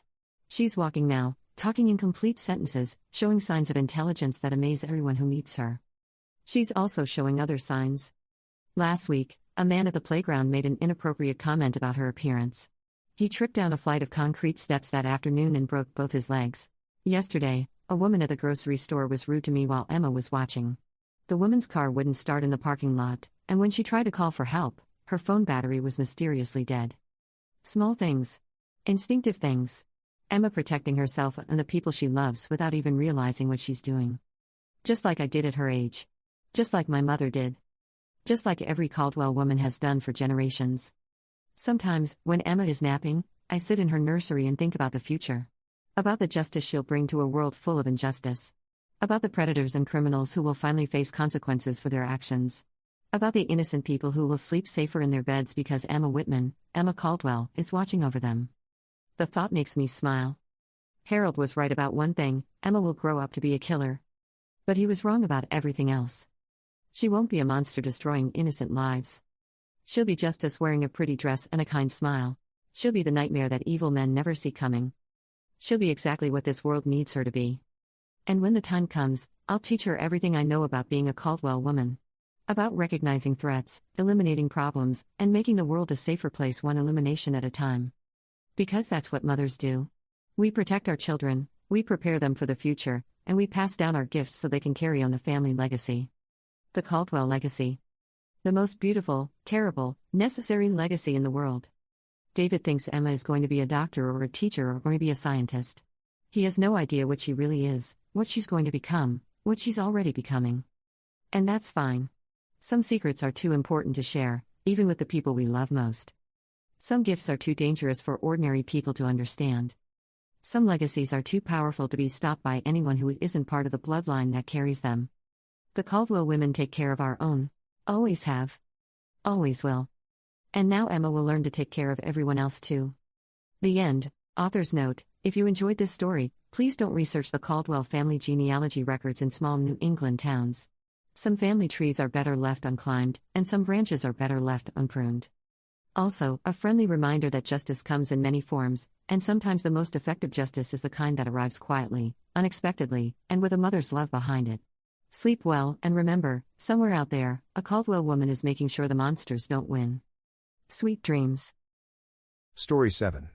My sister looked me up and down and said, "You can't be my bridesmaid because you're not pretty enough, it's about the look." When I asked if she was serious, she added, "Come on, you know you'd bring down the whole aesthetic in photos." I nodded without arguing, canceled my dress order, and used the money I'd saved for her wedding honeymoon gift to book a trip to Hawaii instead. 2 days later, I posted photos of myself on a pristine beach. Within hours, she was frantically calling. My sister Vanessa has always been the golden child. Not just in our family, everywhere she went. Perfect blonde hair that caught sunlight like spun silk, those enormous blue eyes that made people stop mid-sentence, and a smile that could convince anyone to do anything. Me? I'm what people politely call striking when they're trying to be nice. Dark hair, sharp features, the kind of face that photographs well in black and white but apparently doesn't fit into wedding party color schemes. Growing up, I was fine with being the smart one while she was the pretty one. It worked for us. She'd charm her way out of trouble, and I'd help her with homework. Classic dynamic, right? But somewhere along the way, Vanessa started believing that being beautiful made her inherently more valuable than everyone else. And somewhere along the way, our family started believing it too. When she got engaged to Marcus, this finance guy who wore expensive watches and talked about optimizing life experiences, Mom practically threw a parade. Finally, she kept saying, like Vanessa had been struggling to find someone instead of having guys lined up around the block since she was 16. The engagement party was the first warning sign. Vanessa had hired an actual photographer for what was supposed to be a casual family gathering. She spent 45 minutes arranging people for photos, moving cousins around like furniture, positioning herself in the center with perfect lighting. When it came time for the sister shot, she kept adjusting my angle. Turn slightly left, no, right. Tilt your chin down. Actually, maybe you should stand behind me a little more. I should have seen it coming then. The bridesmaid conversation happened on a Tuesday afternoon in March. I'd driven over to her apartment, this magazine-perfect place in the expensive part of town that Marcus was paying for, to help with wedding planning. We'd been talking about venues and flowers for 2 hours when she suddenly got quiet. "I need to discuss something with you," she said, and her tone shifted into that careful, measured way she used when she was about to say something terrible but wanted to sound reasonable. I was sitting on her white leather couch, surrounded by wedding magazines and fabric samples. The afternoon light was streaming through her floor-to-ceiling windows, hitting her just right so she looked like she was glowing. Even in that moment, even knowing something bad was coming, I couldn't help but notice how effortlessly beautiful she was. "What's up?" I asked, though my stomach was already tightening. She took a deep breath, like she was preparing for battle. "I've been thinking about the wedding party composition." "Okay. And I've made a decision about the aesthetic I want to achieve." The word aesthetic should have been my first clue. Vanessa had started using words like that ever since she'd gotten serious about her Instagram presence. Everything was about the aesthetic now: her apartment, her outfits, her life. "I need my bridesmaids to complement each other," she continued, still not looking directly at me. "It's important for the photos, for the overall look of the ceremony." I waited. My heart was doing this slow, heavy thing in my chest. "I've chosen Sarah, Emma, and Jessica as my bridesmaids." The silence stretched between us. I counted 3 heartbeats before I found my voice. "What about me?" That's when she finally looked at me. Really looked at me, with those ice blue eyes that had always seemed so warm before. "You can't be my bridesmaid because you're not pretty enough, it's about the look." The words hit me like cold water. Not because they were surprising, exactly, but because hearing them out loud made them real. Made them sharp and cutting in a way they'd only been whispers in my head before. "Are you serious?" I managed to ask. She had the audacity to look slightly annoyed, like I was being difficult by not immediately agreeing with her assessment of my face. "Come on, you know you'd bring down the whole aesthetic in photos." I stared at her. This person who'd shared a room with me for 16 years. Who'd cried to me about every heartbreak, who'd called me when she was scared about moving in with Marcus, who'd asked me to help her pick out the engagement ring she wanted him to propose with. And I nodded. I actually nodded, like her words made perfect sense. Like they were reasonable. Like they didn't feel like a punch to the solar plexus. "I understand," I said, "because what else do you say when someone you love tells you that your face is wrong?" She looked relieved. "I'm so glad you get it. I was worried you'd be upset." "No," I said, standing up from the couch. "I get it." I drove home in a daze, my hands shaking on the steering wheel. When I got to my apartment, I sat in my car in the parking lot for 20 minutes, staring at nothing. Then I went inside and did something I'd never done before in my entire life. I canceled something out of spite. The bridesmaid dress was supposed to cost $300. The shoes were another $120. Hair and makeup for the wedding, because of course Vanessa wanted professional everything, would have been $200 more. Add in the bachelorette party weekend she'd been planning, a resort in Napa, naturally, and I was looking at close to $1,500. Money I'd been saving for months.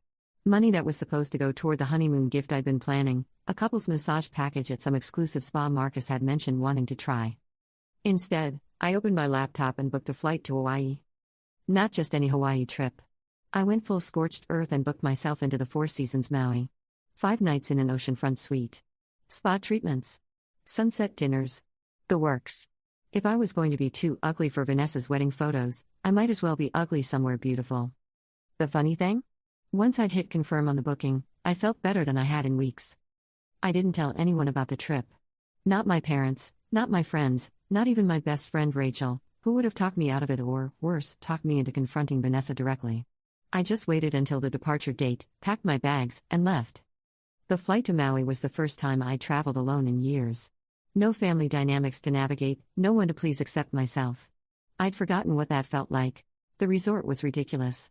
The kind of place where they gave you cold towels and fruit-infused water just for walking through the lobby. My room had a balcony that looked out over the ocean, and I spent the first hour just standing there, listening to the waves and feeling the salt air on my face. That's when I started taking photos. I'm not usually a selfie person. Never saw the point. But something about being in this incredibly beautiful place, alone and anonymous, made me want to document it. The sunset from my balcony. Me in a flowing white dress against the black volcanic rocks. The infinity pool at golden hour. I looked good in those photos. Not magazine beautiful like Vanessa, but striking. Interesting. Like someone with stories to tell.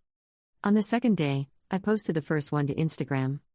The photo was simple, me sitting on the edge of the infinity pool, my legs in the crystal clear water, mountains and ocean stretched out behind me.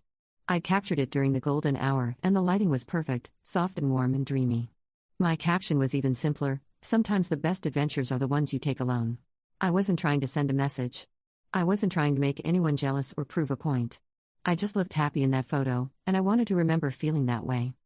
But within 2 hours, my phone started buzzing. The first notification was a like from my cousin Amy. Then a comment from Rachel: "Where are you? This is gorgeous." Then more likes, more comments. Friends from college I hadn't heard from in months were asking about my trip. Co-workers were leaving fire emojis. And then, buried in the stream of notifications, I saw it: Vanessa Miller is calling. I let it go to voicemail. She called again 20 minutes later. Voicemail again. Then came the texts. "Where are you? Is that Hawaii? When did you book a trip? Call me back. Seriously, call me. We need to talk." I turned off my phone and went to dinner. The resort's main restaurant was this open-air place where you could hear the ocean while you ate. I'd requested a table for one, and they'd given me this perfect spot right at the edge, where I could watch the waves roll in while I worked through the best fish I'd ever eaten in my life. I was halfway through my second glass of wine when I realized I wasn't thinking about Vanessa at all. For the first time in weeks, my brain wasn't churning over what she'd said, or how I should have responded, or what our parents would think when they found out what had happened. I was just present. Tasting my food, feeling the warm breeze, watching the sun melt into the horizon like watercolors. That's when the idea started forming. I pulled out my phone and took another photo. This one was artier, my wine glass in the foreground, the sunset beyond, my hand with its simple silver rings resting on the white tablecloth. It looked like something from a travel magazine. I posted it with a caption: "Dinner for one has never felt so perfect." This time, I left my phone on. The notifications started immediately, but they were different now. People weren't just liking the photos, they were asking questions. Where was I staying? How long was I there? Was I traveling alone? And buried in all of that, Vanessa's name kept popping up. She was liking every photo, commenting generic things like "so pretty" and "love this." But I could read the subtext. She was monitoring my every move. Good. Day 3 was when I decided to stop being subtle. I'd booked a helicopter tour of the island, something I never would have splurged on under normal circumstances. But these weren't normal circumstances, and I was running on pure momentum now. The helicopter was this tiny glass bubble that lifted us up over waterfalls and volcanic craters and coastlines that looked like they'd been painted by someone with the world's most vivid imagination. I felt like I was flying through a screensaver. The pilot, a guy named Jake who'd moved to Maui from Colorado 5 years ago and never looked back, was taking photos of me with my phone while I hung halfway out of the helicopter, laughing and pointing at whales in the distance. "You've got a great smile," he said when we landed. "Really lights up your whole face." It was such a simple comment, but it hit me like a revelation. When was the last time someone had told me I had a great smile? When was the last time anyone had noticed my face in a positive way that wasn't preceded by the word "but"? I posted 3 photos from the helicopter tour. One of me with my arms spread wide, wind whipping my hair around my face.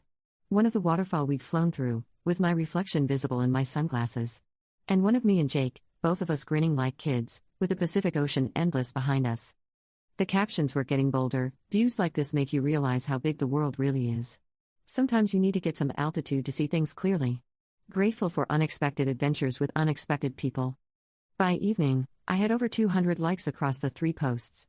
Comments from friends I'd lost touch with, from colleagues, from my yoga instructor and my dentist, and people I'd forgotten were even following me. And 17 missed calls from Vanessa. I finally answered on the 18th call.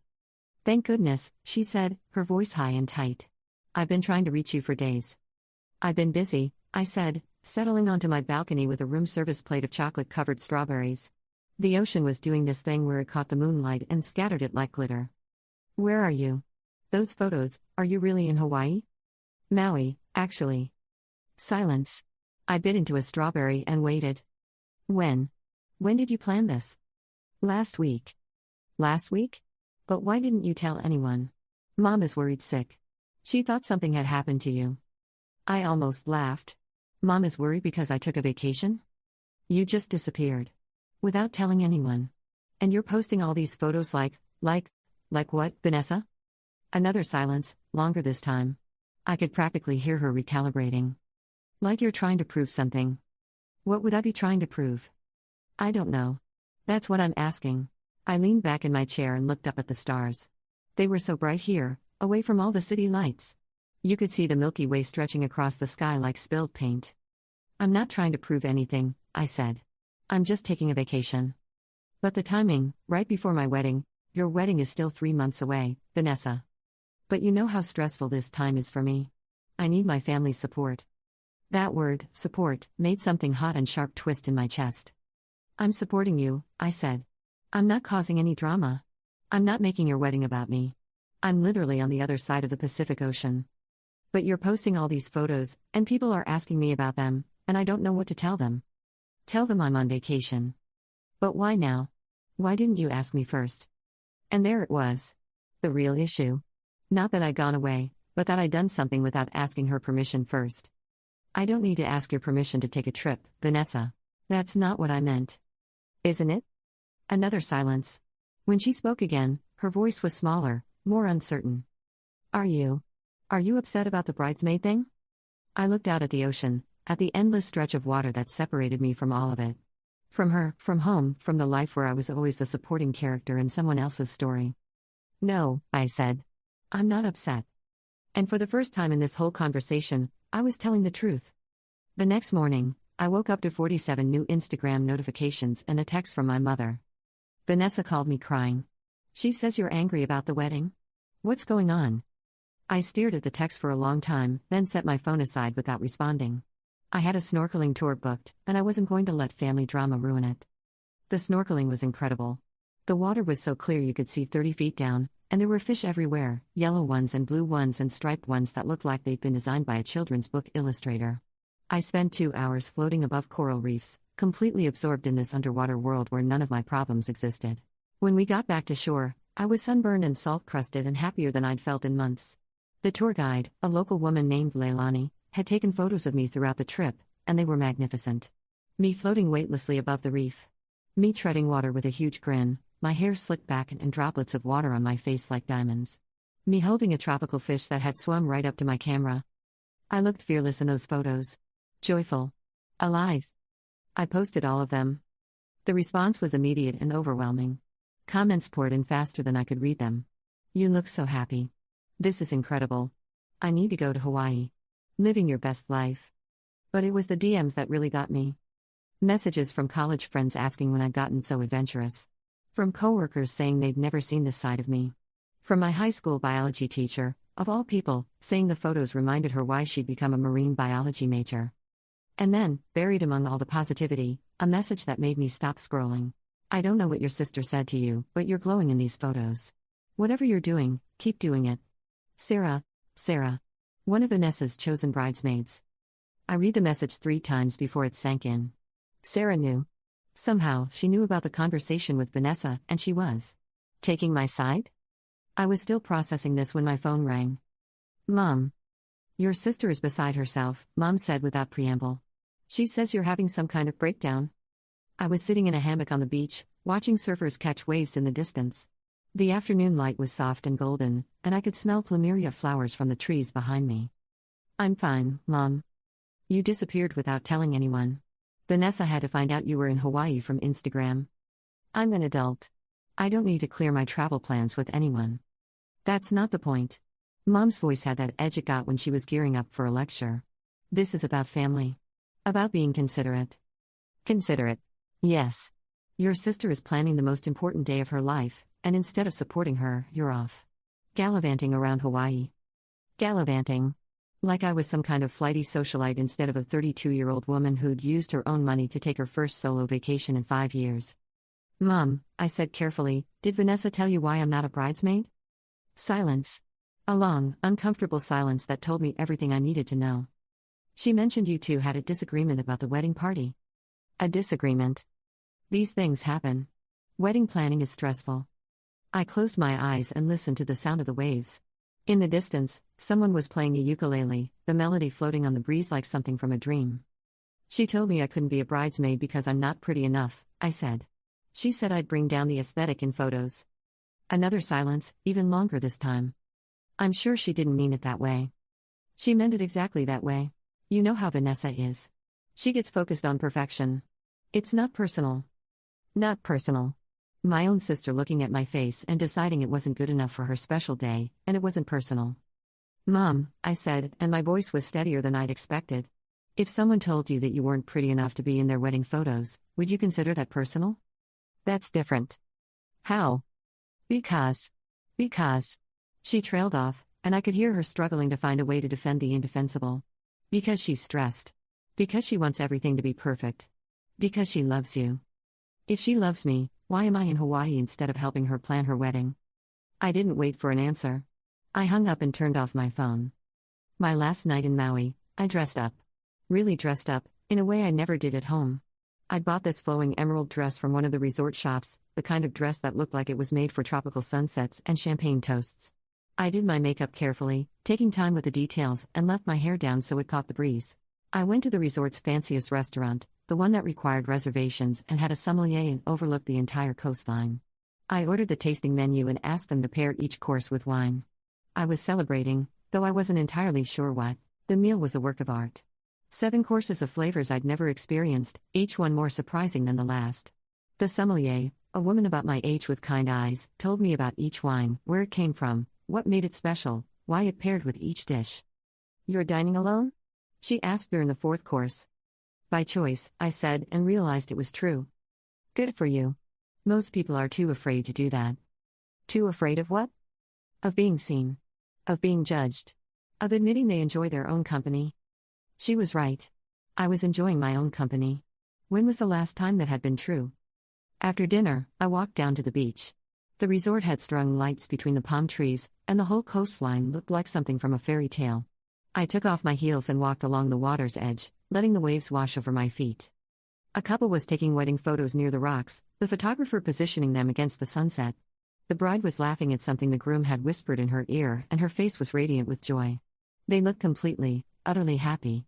I watched them for a few minutes, and for the first time since Vanessa's announcement, I thought about weddings without feeling angry or hurt. I thought about what marriage should be, 2 people choosing each other, celebrating love, surrounding themselves with people who wanted nothing more than to see them happy.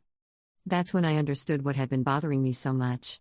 It wasn't just that Vanessa had rejected me from her wedding party. It was that she'd reduced her entire wedding to a photo shoot. She'd chosen her bridesmaids like props, arranged her family like accessories, turned what should have been a celebration of love into a performance of perfection. And I didn't want to be part of that performance anymore. I pulled out my phone and posted one final photo from Hawaii. It was the one Leilani had taken during snorkeling, me treading water with that huge, genuine smile, completely unself-conscious and free. The caption was longer than usual. 5 days ago, I thought I wasn't pretty enough for something important. 5 days later, I realized I'm beautiful enough for everything that actually matters. Hawaii, you've been a revelation. Thank you for reminding me who I am when no one else is watching. Then I turned off my phone and walked back to my room. I flew home the next day, tanned and rested and somehow fundamentally different than I'd been a week before. The Hawaii version of myself felt more solid, more real. like I'd finally grown into my own skin. My apartment looked smaller when I got back, but also more manageable. I unpacked slowly, hanging up my new dresses and putting my travel photos on the refrigerator. The shell necklace I bought at a local market went on my dresser, next to the plumeria flowers I'd pressed between the pages of a book. I turned my phone back on around dinner time. 63 missed calls. Over 200 text messages. My Instagram post had gotten more than 500 likes and dozens of comments, all of them supportive, all of them celebrating my trip and my happiness. And 27 voicemails from Vanessa. I listened to them in chronological order, like a masterclass in escalation. The first few were concerned, "Where are you? Please call me back." Then confused, "I don't understand why you're ignoring me." Then hurt, "I thought we were closer than this. I thought you'd talk to me if something was wrong." Then angry, "This is ridiculous. You're being childish and selfish." Then panicked, "People are asking me about your photos. They're asking why you're not a bridesmaid. I don't know what to tell them." And finally, in the last message, small and broken, "Please come home. Please talk to me. I think I made a mistake." I saved that last voicemail but didn't call her back. Instead, I ordered Chinese takeout and spent the evening editing photos from my trip. Vanessa showed up at my apartment the next morning. I was drinking coffee on my balcony, still in my pajamas, when I heard the knock. Through the peephole, I could see her standing in the hallway with 2 coffee cups and a bakery bag, looking smaller than I'd ever seen her. I almost didn't open the door. But when I did, the first thing I noticed was that she looked terrible. Her perfect blonde hair was in a messy ponytail, she had no makeup on, and there were dark circles under her eyes like she hadn't slept in days. "Hi," she said, holding up the coffee cups like a peace offering. "I brought lattes. And those croissants you like from the French place." I took the coffee but didn't invite her in. We stood there in my doorway, both of us uncertain. "You look." She started, then stopped. "You look really good. Tan. Rested. Hawaii will do that." "About Hawaii? What about it?" She bit her lip, a gesture so vulnerable and unlike her that it caught me off guard. "Why didn't you tell me you were going?" "Why would I?" "Because we're sisters. Because we tell each other things." I sipped my latte and studied her face. Even without makeup, even exhausted and worried, she was still breathtaking. It was a fact of nature, like gravity or the speed of light. "Do we tell each other things, Vanessa? Because I'm trying to remember the last time you asked me about my life instead of just updating me on yours." She flinched like I'd slapped her. "That's not fair. Isn't it? I care about your life. Enough to want me in your wedding?" The words hung between us like a challenge. She looked down at her coffee, then back up at me, and I saw something I'd never seen before in her perfect features: shame. "I was wrong," she said quietly. "About the bridesmaid thing? I was wrong, and I'm sorry." It was a start. But it wasn't enough. "What specifically were you wrong about?" She took a shaky breath. "I was wrong too. To say what I said about your looks. You're beautiful. You've always been beautiful. I don't know why I said that." "Yes, you do." She stared at me, tears starting to gather in her eyes. "I was scared," she whispered. "Of what?" Of you outshining me." The admission hung between us like a physical thing. I set down my coffee cup and really looked at her, this person I'd lived with and loved and resented and supported for 32 years. "Vanessa," I said gently, "I have never, in my entire life, outshined you. That's not how this works between us. But in Hawaii, those photos, you looked so happy. So confident. People were commenting about how radiant you looked, how alive.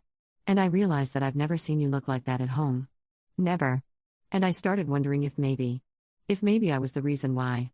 She was crying now, tears streaming down her face in a way that would have horrified the Instagram version of herself. "I think I've been keeping you small," she continued. "I think I've been making sure you stayed in the background so I could stay in the spotlight. And when I saw those photos of you in Hawaii, I realized that when you're allowed to be yourself, really be yourself, you're incredible. And that scared me because what if people liked you better than me?" It was the most honest thing she'd ever said to me. I opened my door wider and stepped aside. "Come in." We sat on my couch for 3 hours, talking in a way we hadn't since we were kids. Really talking, not just the surface-level updates and complaints that had become our normal mode of communication. She told me about the pressure she felt to be perfect all the time, how exhausting it was to maintain her image, how she sometimes looked at her own Instagram posts and didn't recognize the person in them.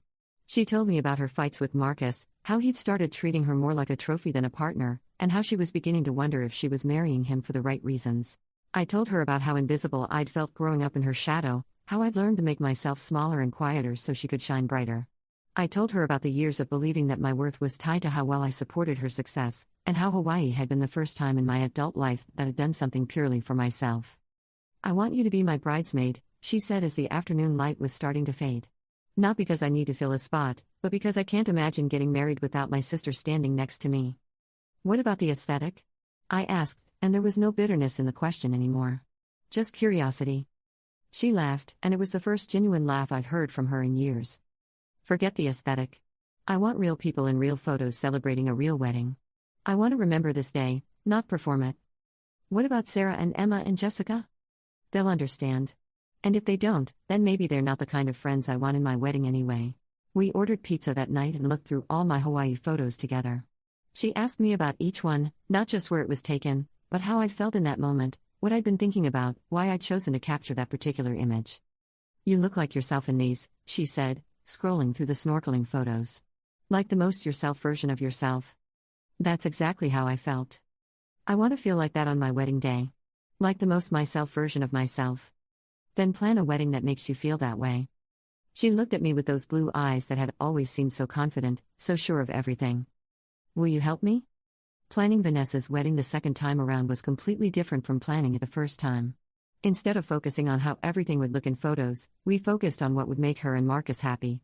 Instead of choosing vendors based on their Instagram presence, we chose them based on their personalities and how well they understood what Vanessa actually wanted. The venue changed from an expensive resort to my aunt's backyard, which had a view of the mountains and room for dancing under the stars. The photographer changed from someone who specialized in magazine-style shoots to someone who captured real emotions and candid moments. The dress stayed the same, but everything else got simpler, more personal, more true. I became the maid of honor, not because I was the prettiest option but because I was her sister and she loved me. Sarah and Emma stayed on as bridesmaids because they were genuinely excited to celebrate Vanessa's happiness. Jessica was gently uninvited when she complained about the venue change being too casual for her Instagram. The day before the wedding, Vanessa came over to my apartment to get ready. We painted each other's nails and talked about everything and nothing, the way we used to when we were teenagers. "I keep thinking about what you said in Hawaii," she told me as I was applying her base coat. "About realizing you were beautiful enough for everything that actually matters. What about it?" "I think I spent so much time trying to be beautiful enough for everything that didn't matter that I forgot what actually did. And what actually matters." She smiled, and it was the same radiant smile from those wedding photos I'd seen on the beach, the one that came from pure joy instead of perfect lighting. Being loved for who I really am instead of who I look like. The wedding was perfect in a completely imperfect way. It rained for 20 minutes during the ceremony, so we all got slightly damp and had to laugh about it. The flowers weren't arranged in Pinterest-worthy configurations, but they smelled incredible and looked like they'd grown wild in the garden. The photographer captured Marcus tearing up when he saw Vanessa walking down the aisle, her hair blowing in the wind and her smile so genuine it made everyone else smile too. In the photos from that day, the photos that really mattered, we all look happy. Not staged happy or performed happy, but genuinely, radiantly happy. Vanessa glows in a way that has nothing to do with professional lighting and everything to do with marrying someone who loves her laugh more than her cheekbones. And I look like myself. The Hawaii version of myself, the one who's beautiful enough for everything that actually matters. The wedding was 8 months ago now. Vanessa and I talk every week, real conversations about our lives and dreams and fears. She started therapy to work through her perfectionism, and I've started saying yes to things that scare me but excite me too. We're learning how to be sisters instead of just siblings. She still posts photos on Instagram, but they're different now. More real, less curated. She posted one from their honeymoon where she's laughing so hard at something Marcus said that her face is completely scrunched up and her hair is messy from the beach wind. The caption just said, "This is what happiness looks like." People loved it. The comments were full of friends saying they'd never seen her look more beautiful. And you know what? They were right. Sometimes I think about that conversation in her white living room, about the version of myself that nodded and accepted that my face was wrong for her aesthetic. That person feels like a stranger to me now, someone I knew once but grew out of, like clothes that no longer fit. Because here's what I learned in Hawaii, and what I remember every day: you don't need anyone's permission to take up space in your own life. You don't need to make yourself smaller so someone else can shine brighter. You don't need to apologize for your face or your dreams or your right to exist in full color. And if someone tells you that you're not pretty enough for their wedding photos, maybe the problem isn't your face. Maybe the problem is that they've forgotten what weddings are actually supposed to celebrate. I still have all those photos from Hawaii saved on my phone. Sometimes, when I'm having a rough day or feeling small again, I scroll through them and remember what it felt like to be completely, unapologetically myself. The woman in those photos is fearless and joyful and free, and she's beautiful not because of perfect lighting or professional makeup, but because she's finally stopped apologizing for existing. That woman changed everything. Not just for me, but for my sister too. She forced us both to look at what we become, at the roles we'd been playing for so long we'd forgotten they were just roles. She made us remember that we're more than the sum of our family dynamics, more than our childhood patterns, more than the stories we tell ourselves about who gets to be the pretty one and who gets to be the smart one. These days, I travel alone regularly. Not to prove a point or make anyone jealous, but because I genuinely love my own company. I've been to Costa Rica and Iceland and Japan, always with my camera, always ready for adventure. Each trip teaches me something new about who I am when I'm not trying to be what someone else needs me to be. And Vanessa? She's planning a trip of her own. A solo honeymoon, she calls it jokingly, though Marcus is invited. 3 weeks in New Zealand, hiking and camping and getting as far away from social media as possible. She wants to remember what it feels like to experience something without immediately thinking about how to photograph it. I want to have adventures like you do, she told me last week over coffee. I want to stop performing my life and start living it. It's funny how things work out sometimes. I went to Hawaii thinking I was running away from my sister's rejection, but I ended up running towards something much more important, myself. And in finding myself, I helped her find herself too. The wedding photos are beautiful, but they're not the most beautiful thing that came out of that whole experience. The most beautiful thing is the relationship we have now, honest and real and built on actually knowing each other instead of just playing our assigned parts. Sometimes people ask me if I'm glad Vanessa originally rejected me from the wedding party. It's a complicated question. I'm not glad she hurt me, and I'm not glad we wasted years of sisterhood on a dynamic that kept us both smaller than we could have been. But I am glad I went to Hawaii. I'm glad I learned that I'm beautiful enough for everything that actually matters. I'm glad I discovered what it feels like to live in full color instead of trying to fade into the background of someone else's picture. And I'm especially glad that my sister and I figured out how to love each other as we really are instead of as we thought we were supposed to be. The other day, Vanessa texted me a photo from her morning run. She was sweaty and makeup-free and grinning at the camera, her hair pulled back in a messy ponytail. She looked exactly like herself, not the Instagram version or the perfect daughter version, just Vanessa being Vanessa. The caption made me laugh out loud, not pretty enough for a magazine cover, but perfect enough for a Tuesday morning.